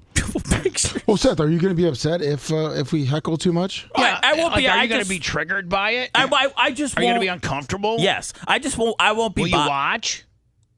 Well, I'm going to be at the game, but I'll probably be high up in the seats when you guys are doing that. Like high? Like the highest row of the seats. Yeah, almost like I'm not with you guys, but I kind of still am. All right, well, this is happening Saturday, June 22nd.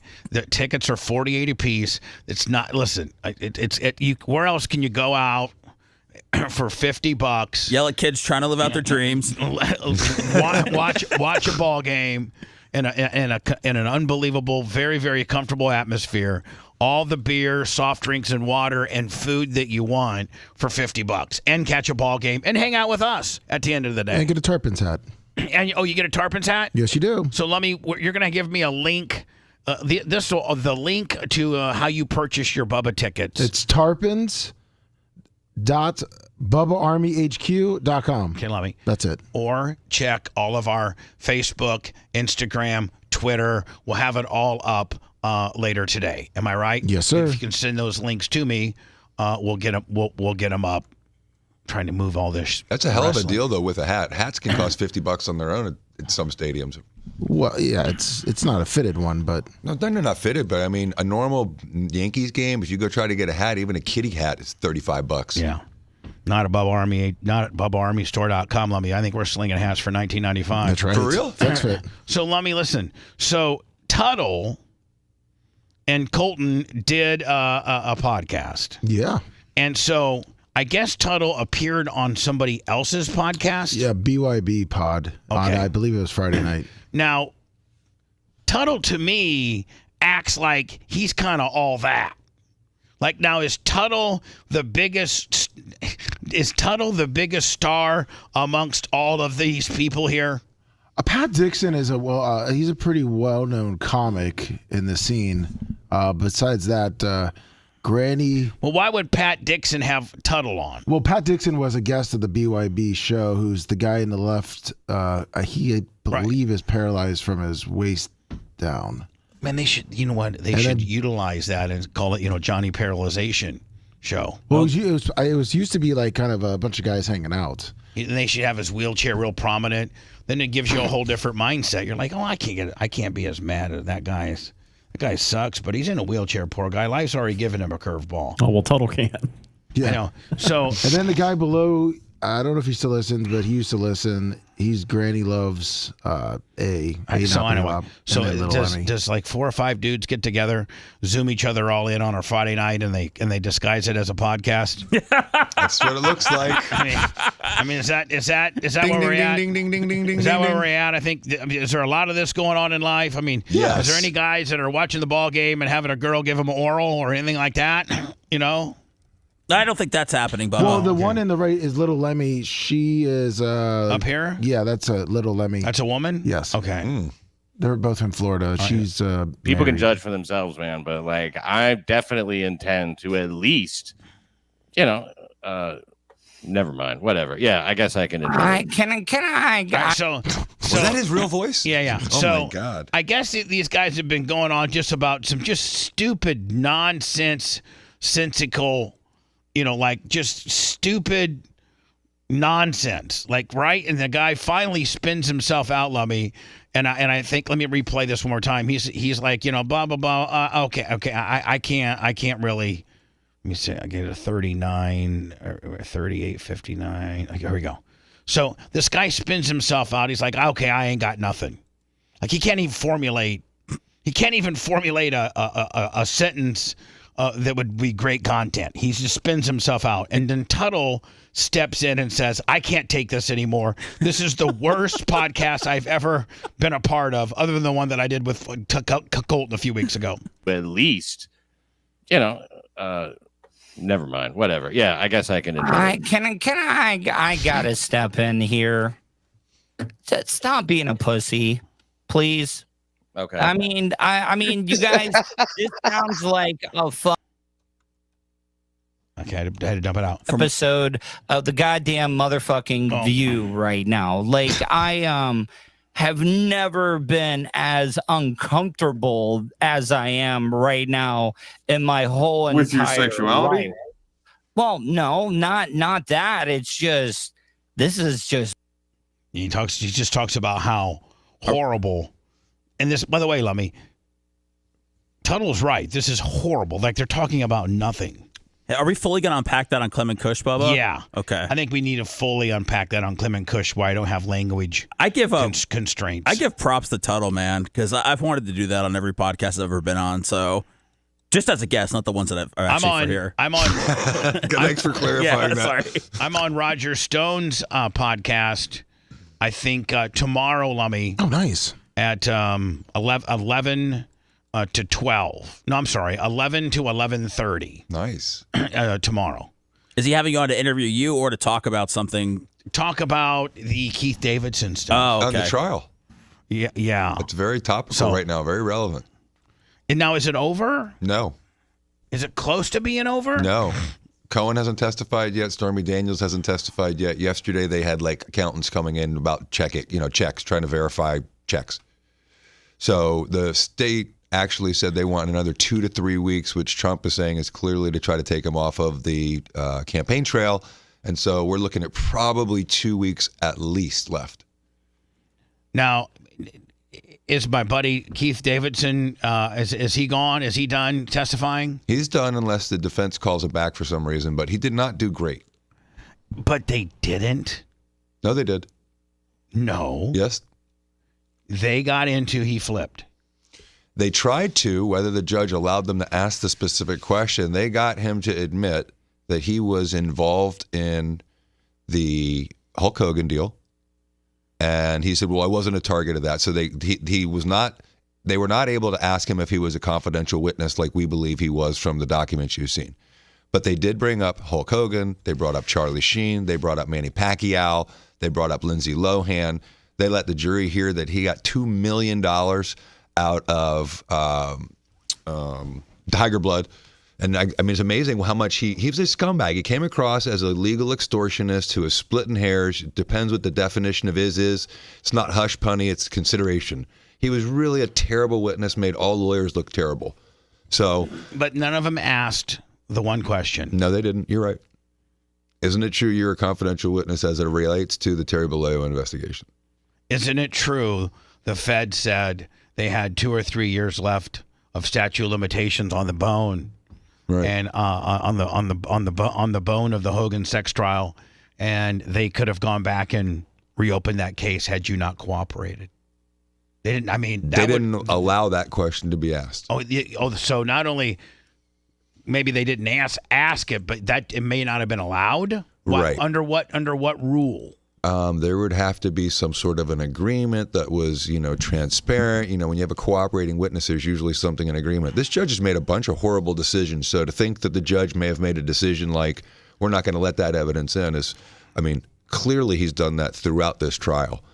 So as it relates to that particular incident, he let some of it in. I don't believe he let any of it in as it relates to whether or not he was cooperating with the FBI to assist them in getting the emails and the Cohen communications that really formulated the basis of the entire lawsuit. Right. The entire criminal conviction. So, allegations. That's so germane. I agree with you. They wouldn't be in that courtroom having that trial had Keith Davidson not been a cooperating witness with the FBI. And wouldn't it be in bounds that just simply this question? Simply this question. What defines you as a cooperating witness? Why are you defined? What event took place for you to be a cooperating witness? That is the right question because I think I even formed it legally where you couldn't get out of it. He denied that they didn't use the word cooperating witness. They tried to use. He said, "I'm not a target of that investigation." And so the next question should have been, if you were there, would have been, if you're not a target of the investigation, isn't it true you were at one point and you were arrested and then you became a cooperating witness? That's why you're not a target, correct? And then I don't believe they were allowed to get into any of that, but he was allowed to say, on the stand in front of the jury, I was not a target of that investigation. And that's where it left. And so, since he was not a target, we're talking about the Hogan thing, right? Yep. But he was a target. He was laying face down, handcuffed. Right. How are you not a target? How can the lawyer for Trump not ask, sir? You say that you're not a target of the Hogan. He may have tried, but What were you not part of an FBI sting that had you at one time? Your Miranda rights were read. See, that's exactly what I would have done. And at one time you were detained by the FBI. Right. You then lawyered up with Brian Albritton, and that ran its course. He came up with a 58 slide presentation saying that if the FBI chose to make Bubba the Love Sponge or Hulk Hogan victims, that it would be, quote unquote, disrespectful to law enforcement. So that's why you got a no file in Florida. But is it true that the feds came up to you and said, we still have 3 years to open that Hogan trial back up because we had you dead to rights? We had you dead to rights. We had you in a hotel room, cutting a deal, signing checks, walking out into the hall room while what was his name? That was I used to call him Fire Marshal David Houston. While David Houston was wired, he asked, "Where did this sex tape come from?" You said to him, "We know it's stolen. We all know that. That's on tape." You go and accept a $150,000 check the minute Hogan signs it. The feds come crashing through the door. You're face down, handcuffed, and at one time were read your Miranda rights by the FBI. Now, how is that true? Or first of all, am I true or false? As far as I've seen, yes, 100% true. And then secondly, did the feds come to you and threaten to reopen this if you didn't cooperate with the FBI? And by cooperating, meaning you gave them, when the FBI went to Cohen and said, "Hey, Cohen, we want all your correspondence between you and Davidson and you and Trump and you and the other." He said, "Pack sand, go get a subpoena." Well, they couldn't get a subpoena. They couldn't. All they needed to do was scare Keith Davidson and get into his computer. He gave them everything they needed. Every piece of major evidence used in this trial came through Keith Davidson's computer and his correspondence with Michael Cohen. But everybody thinks I'm insane. Everybody, they're skirting around this issue in court, Jay. Nobody will nail it down the way I do, but it's right there.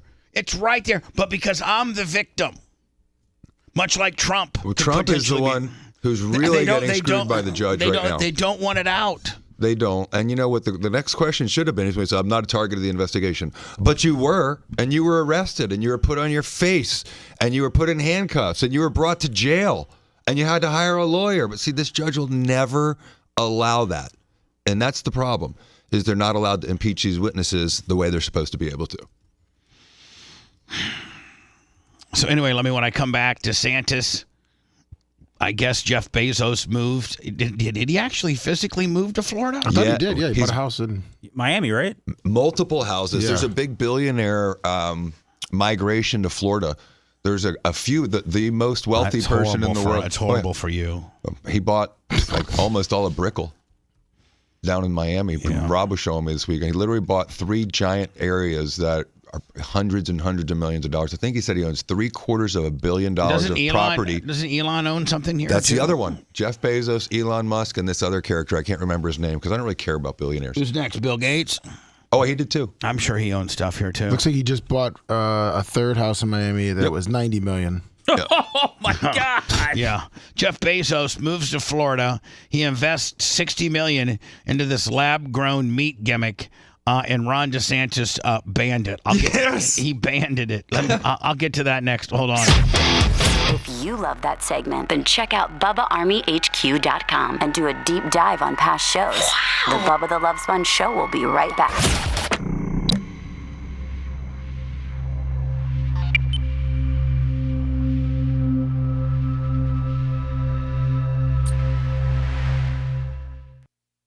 Be the face. Well, they had the owner on the first and drinking coffee. We were oversaturated already with coffee. Like the Manning brothers. We're waiting for Rob to come out.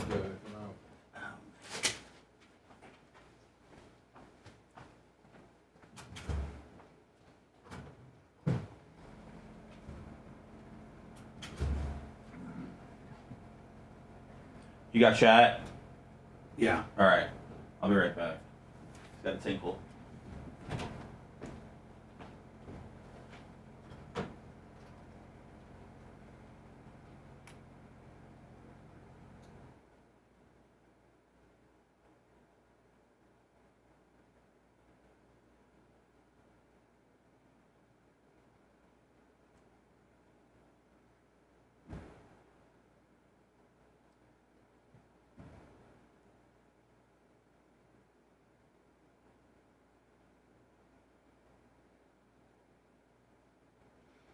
I was supposed to say hi, chat. I'm at YouTube right now. Clem and Kush today. Let me write that down.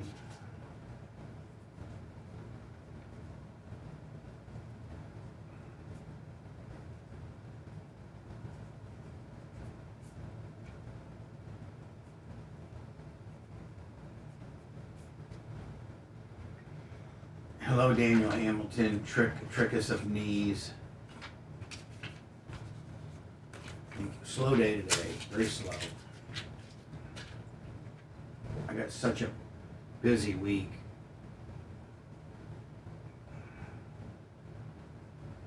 And I got Pepe's open graduation party on Saturday, and then I got Bubba 199 on Friday. And then Grouper Lips, hi buddy. Pro Wrestler 91, hello. Dudes, a superstar, it's understandable. Whoever we're talking about.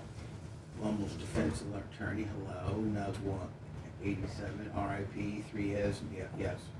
RIP to Jamie. Bring to Alan, Gamori.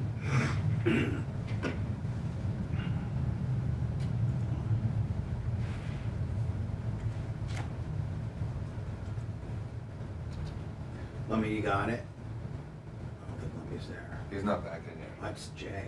I'm here. All right, let me just get through this right here real fast.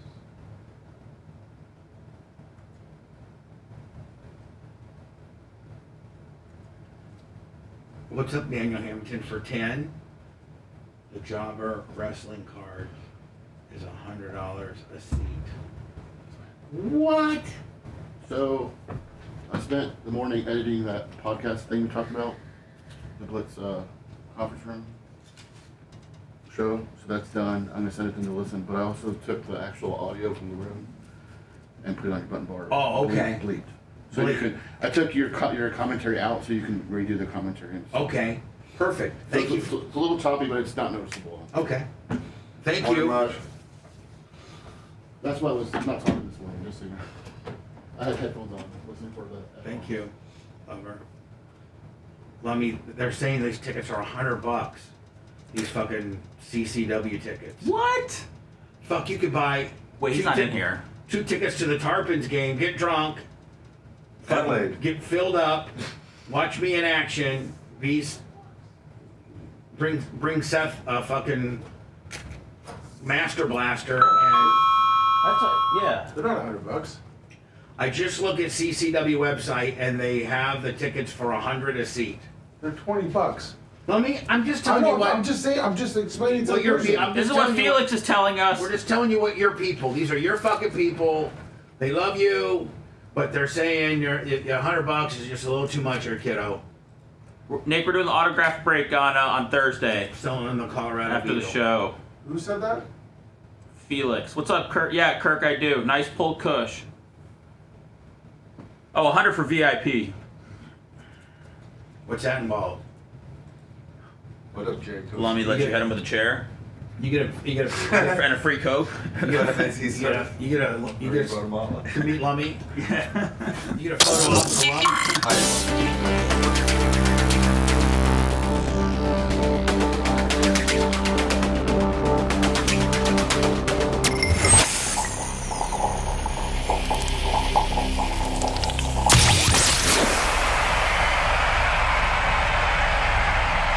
After the show, make sure to check out BubbaArmyHQ.com. It's all things Bubba 24/7. And now back to the BRN. We'll be doing a Clem Kush podcast today. Me and Kushner. That'll be available only wherever you get your podcasting stuff. You know, whether it's iHeart, Spotify, Apple, iTunes. It doesn't matter. Pandora. Huh? Is Pandora still? Is this still open for? I don't. Not that. I am unaware, Bubba. Pandora's owned by Sirius XM. Oh, so maybe they only aggregate their podcast stuff up there. You know what I'm saying? Yeah. Pandora doesn't have us. I just know Spotify and Apple cover a big portion of the listening for us. Yeah, the majority. As a matter of fact. So today's very exclusive Clem Kush. We're going to break down Tuttle's pod a little bit. And then, Seth, do you think that I should maybe do a little breakdown of Tiggs and Biggs?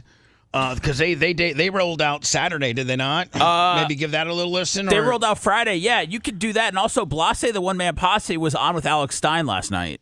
Oh, he was? Yeah. I guess they're cool with Stein, so we can play that also. Oh, man. Yeah, they've been on there a good amount. But they should love us in the fact that we're helping them, tentacle out into some good networking, don't you think? They love us. They're waiting for the go-ahead on when you feel good enough about them to start putting their videos up. I told him, I said, Bubba wants to make sure that, these get numbers and everything's all good, and, then we'll start looking at videos. Yeah, well, let's look at how the numbers looking initially. Good, really good. Okay, I'll have to go back and look. Okay. I don't want to put them out on the radio, but I thought pretty good for our first show. Sure, I'll go look. So anyway, Clem Kush podcast today, and then I think Operation Pigmentation tapes today for tomorrow drop. Yeah, I'm unsure if my crackhead guest is going to be showing up, but we'll still have some fun either way. Right. Make sure you get your shirt at BubbaArmyStore.com. The Operation Pigmentation shirt. Do they love the shirts? Dude, the people are coming down to the barbershop wearing the shirts. I mean, it's awesome. People, John Costica texted me, Berto Perez, let me know, people got their shirts already, and it's just very cool to see. Yeah. Because I've wanted to do the show for Hey, we need to invite Rio and Craig to BARP this year. Oh, of course. You know what I'm saying? Oh, absolutely. I mean, I think they truly are entrenched. I really do think that they're Bubba Army. Ring-worthy. They are. I mean, yeah. They're Bubba Army for sure. Yeah, for real. Yeah. No doubt about it. I bet they'd love a ring. Jay. They would love a ring. Jay You're keeps right. pushing that ring. Jay's right. That's not. I mean, people with money like to push things a lot. Jay would cover it. I would cover it for those guys. Come on, man. No pigmentation. Let's do this. We got it. Don't get ahead of yourself, Dan. Jay. Jay's gonna get an invoice in a few months. Not gonna know what it's for. 2 rings. Penny's gonna call down to Jay. Penny. Yeah, Penny. What's going on? I'm going through some invoices here, and you wrote a big check to Bubba for some rings. I'm not familiar with that. Can you? How am I supposed to earmark that? The accountant's wanting to know. Donation to charity. That's exactly charitable donation. New Florida residents Legal fees. Jeff Bezos and fiance Lauren Sanchez announced a $60 million initial investment into sustainable protein, including cultivated meats, before Ron DeSantis banned the sale of the lab-grown meat in the Sunshine State. I mean, what would be your reasoning to ban it? Protect the farmers, the cattle bears around here. Yeah, but I mean, either people are going to want it, either people want it. Listen, there's a big market for both, right? Yeah, well, here's the deal. I don't want any lab-grown hamburger. There's nothing that they could do for me to change my mind. I like beef. I like steaks. I like chicken. I like turkey. I like bacon. I like pork chops. I like meat. I like ribs. Aardvarks. Whatever. I'm just saying, I think I'm the standard. I like fish. I think I'm the standard meat eater. You know what I'm saying? And I think that guy is not swayed by lab grown might be better for you or whatever. I would scoff at lab grown, and so I don't think you have to make it illegal, because I think that making the people that would be into lab grown not have the availability to eat it. And making them eat beef, I don't think they want to eat beef. It's not making them, but there's still the plant-based, which is like the Impossible Burger and all those. I know, so why can't you... I'm just saying, why can't you have that? I mean, unless they would prove that lab-grown meat is bad for your health and they had bona fide statistics, I don't know what the big deal is. It seems like it'd be bringing more business to the state. I mean, he already threw in $60 million for his initial investment. Doesn't seem like Jeff Bezos half-asses anything, right? As far as like, Jay, the amount of capital needed to get this thing off the ground, if he's going to make that type of investment, he's going to see it through. Yeah, but the thing is he's trying to push back on this World Economic Forum's goal of alternatives to cows. Because it's, cows are not supposedly healthy for the environment because of the CO2 emissions from them farting and burping. And so what he's doing is he's signing legislation that says we don't have to abide by the World Economic Forum's goal. That's just some outside group that doesn't control Florida. So in Florida, we encourage that we eat meat that's grown by Floridians. And so it's just, he says Florida's increasing meat production and encouraging residents to continue to consume and enjoy 100% real Florida beef. That's all. I was going to say, do you think there's a chance that Bezos gets the next governor of Florida elected and then approves the lab-grown meat thing? I just hate that they're coming down because they're going to do that. They're going to, we have a clear red state now because the people have migrated here that are of a certain mindset. And now these billionaires are going to come in and they're going to pull the strings through lobbying and dark money, which is complete BS. I sent you. I can't stand it. And then Go somewhere else. The things Bezos. that they want get approved because they single-handedly control the election, or who gets put in. Oh yeah. And let me what's this? I sent you. I just sent you a link of Ron DeSantis talking about it. All right, is it right there? No, it's the link I just sent you.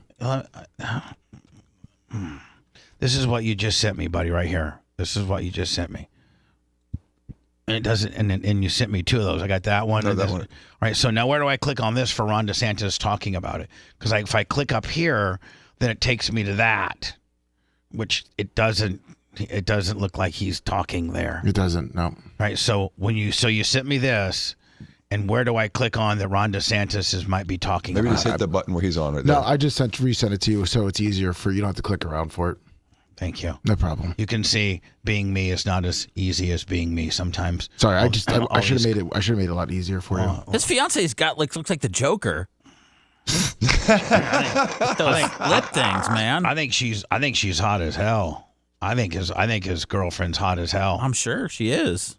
Is this him right here? Yeah. Is this Ron DeSantis talking about how we is contemplating importing. There was a report out that Joe Biden is contemplating importing a bunch of Palestinian Arabs from the Gaza Strip into the United States of America.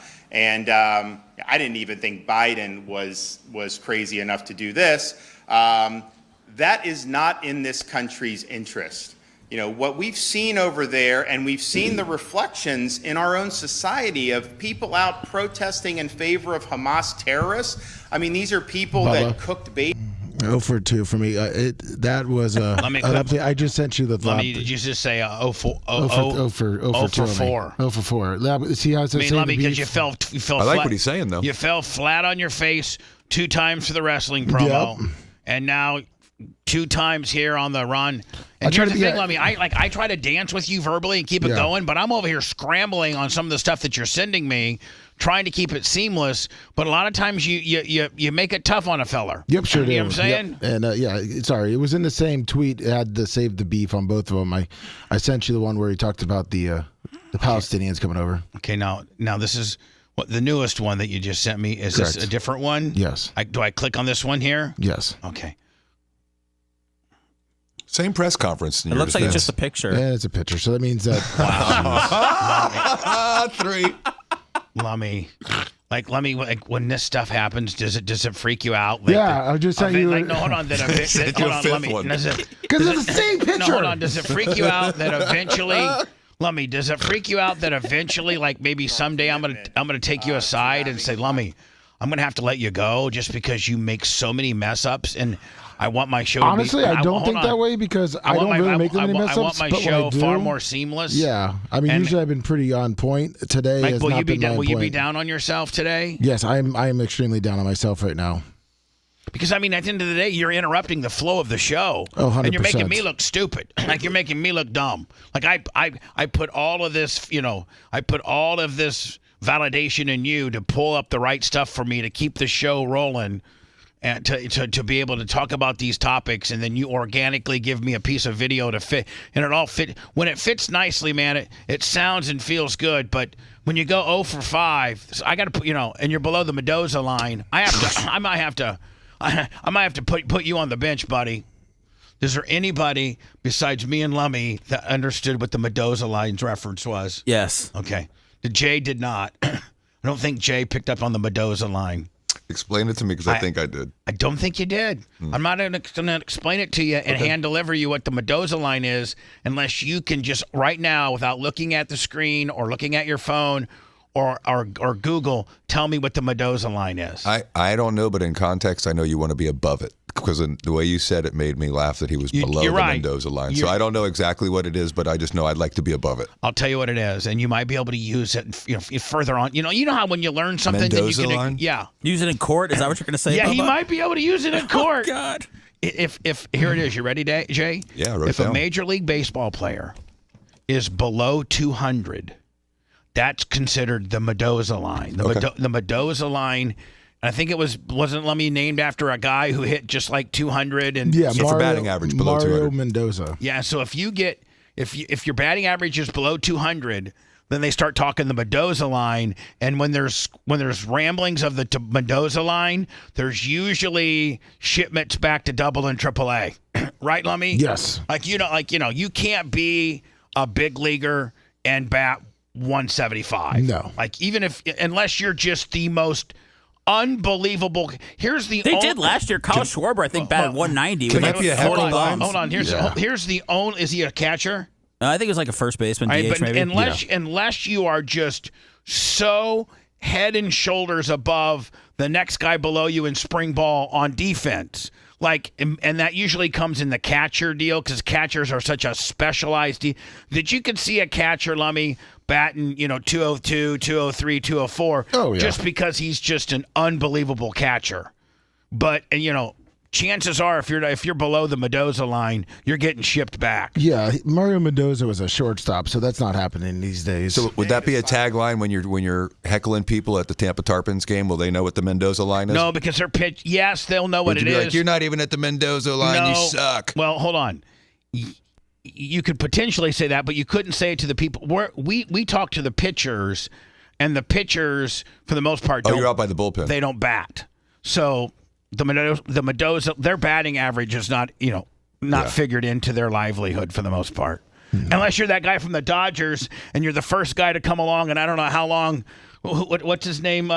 Seth, the guy guy that can hit 40 dingers and throw under 2 ERA. Yeah, Shohei. Yeah. Wow. And since him, hasn't it been since like the 60s that a guy was good on both sides of the ball? I mean, pitching, and I don't know that we've ever seen. I only know Babe Ruth and Shohei. I don't know anybody in between. Right. Shohei, really hard. Shohei literally will get you 30 dingers and probably have a maybe below 2.5 ERA. It's just interesting how specialized a baseball player is, and that someone who's so good at hand-eye coordination as a pitcher doesn't have that same kind of ability as a batter. It just seems like it would be more common, but it's so specialized. It's just unbelievable. It's so rare. I mean, it's only happened once in our lifetime. It may never happen again. A bill that continues our commitment to having a vibrant agriculture industry. This is a little bit different in terms of the threat that we're talking about here. I mean, we've dealt with things like citrus greening with our citrus. Of course, when you have some of the storms, that can wreak havoc on various types of crops. So there's all kinds of things that happen. And so what we're going to do is we're going to allow our cows to fart. We're going to allow them to burp. We're going to promote beef on you guys. And we're not going to let some guy like Jeff Bezos that's trying to worry about global climate changing and cow farts come in here and grow, plant-based or whatever. I like what he's saying. Those are, though, natural disasters. Those are acts of God. What we're protecting here is the industry against acts of man, against an ideological agenda that wants to finger agriculture as the problem, that views things like raising cattle as destroying our climate.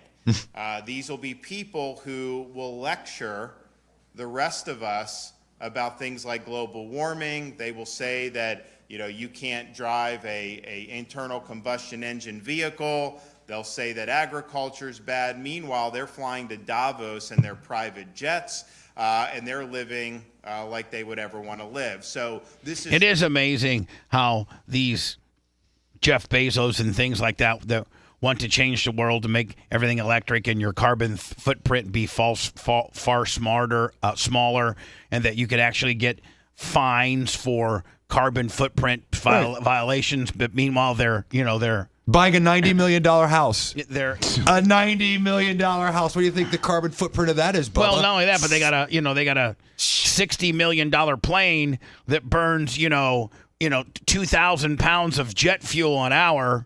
Zuckerberg just bought a $300 million boat or whatever those are called. What type of carbon footprint? I don't know. It's electric. Yeah. Yeah. It's the Bubba the Love Sponge Show. We were drunker than Nick Hogan's wife when we put this thing together. BubbaArmyHQ.com. The Bubba the Love Sponge Show will be right back.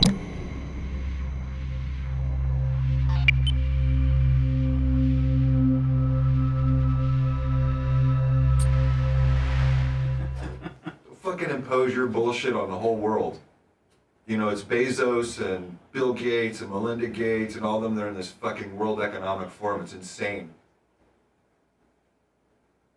Is that the Illuminati? Yeah, it's like there's a whole thing. There's a real thing on it.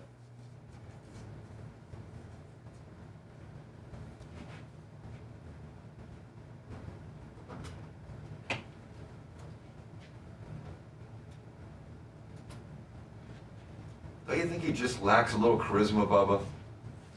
Who, Bezos? No, DeSantis. I mean, I like what he's saying so much. It's just not. No, here's the thing.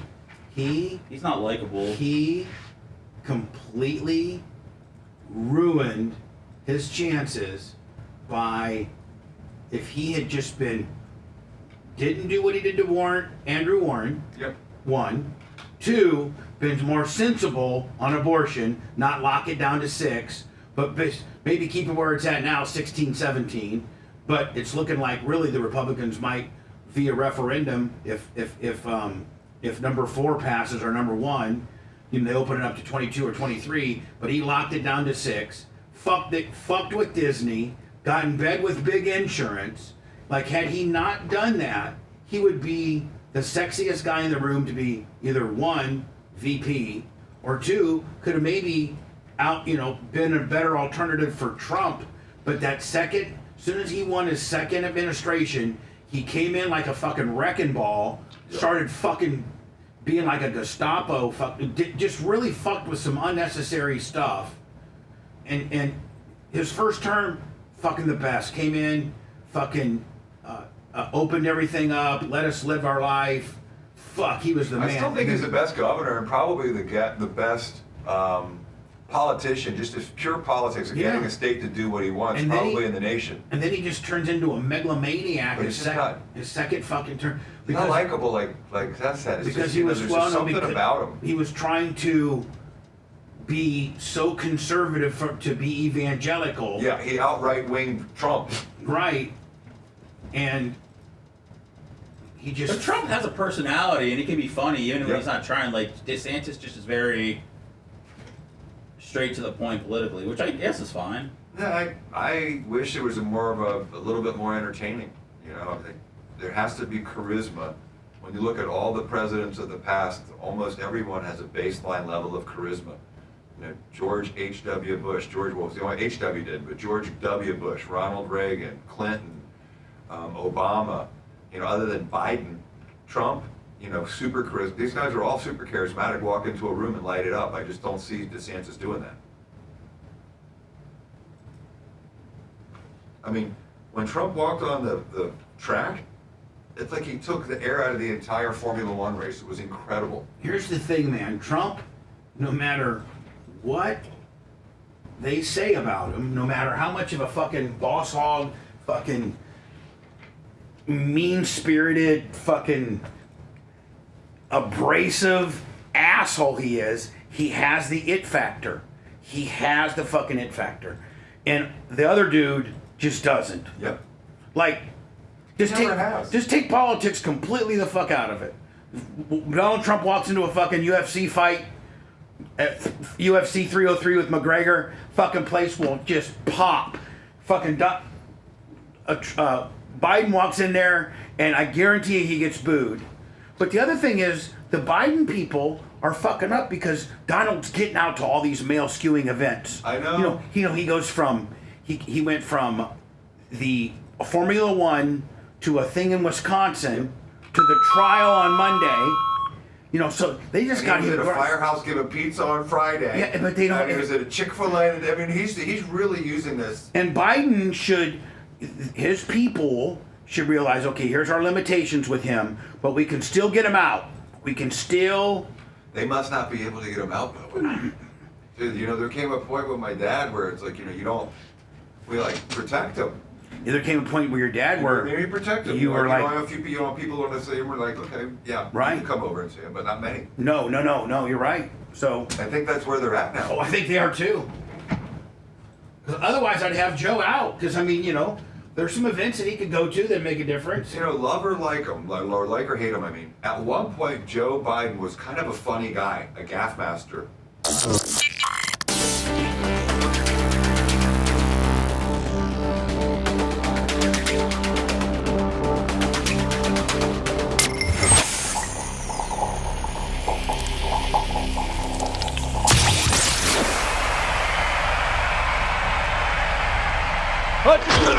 He's been more faithful to the Packers than to his own wife. Yes. Welcome back to the Bubba the Love.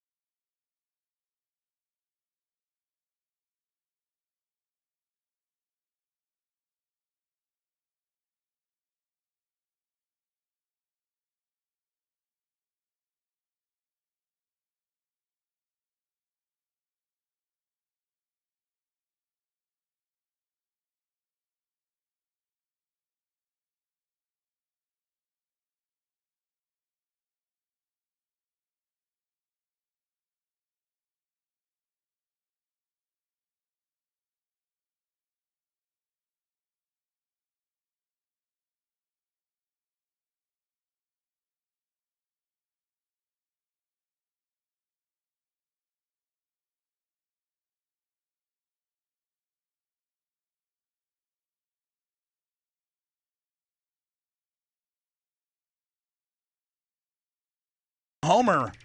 Today wasn't one of them, my friend. No. It's okay. I'm sorry.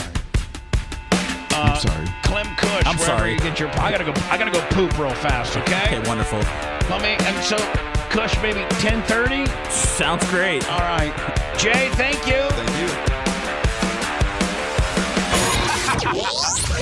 Thanks for letting me finish. You've been listening to the Bubba the Love Sponge Show, starring me, Bubba the Love Sponge, co-host and show historian Lumet, co-host Dr. Dan Diaco Esquire of Council, co-host J. Diaco Esquire, the Spitting Cobra of Council, Rhett, the Filthy Ginger video editor. Yeah, back here wiring up. It's Mini Macho. The BRN agent, Thomas Buttoned Up B. And for everything else, go to thebubbaarmy.com. Now, time for the legal disclaimer. Exactly. The Bubba the Love Sponge Show is intended solely for the enjoyment of our listening audience. Any rebroadcast, retransmission, or other use of this show without express written consent of the Bubba Radio Network is prohibited. We must dissuade him of this delusion. Until next time, always remember. I'll repeat hello. I'm back.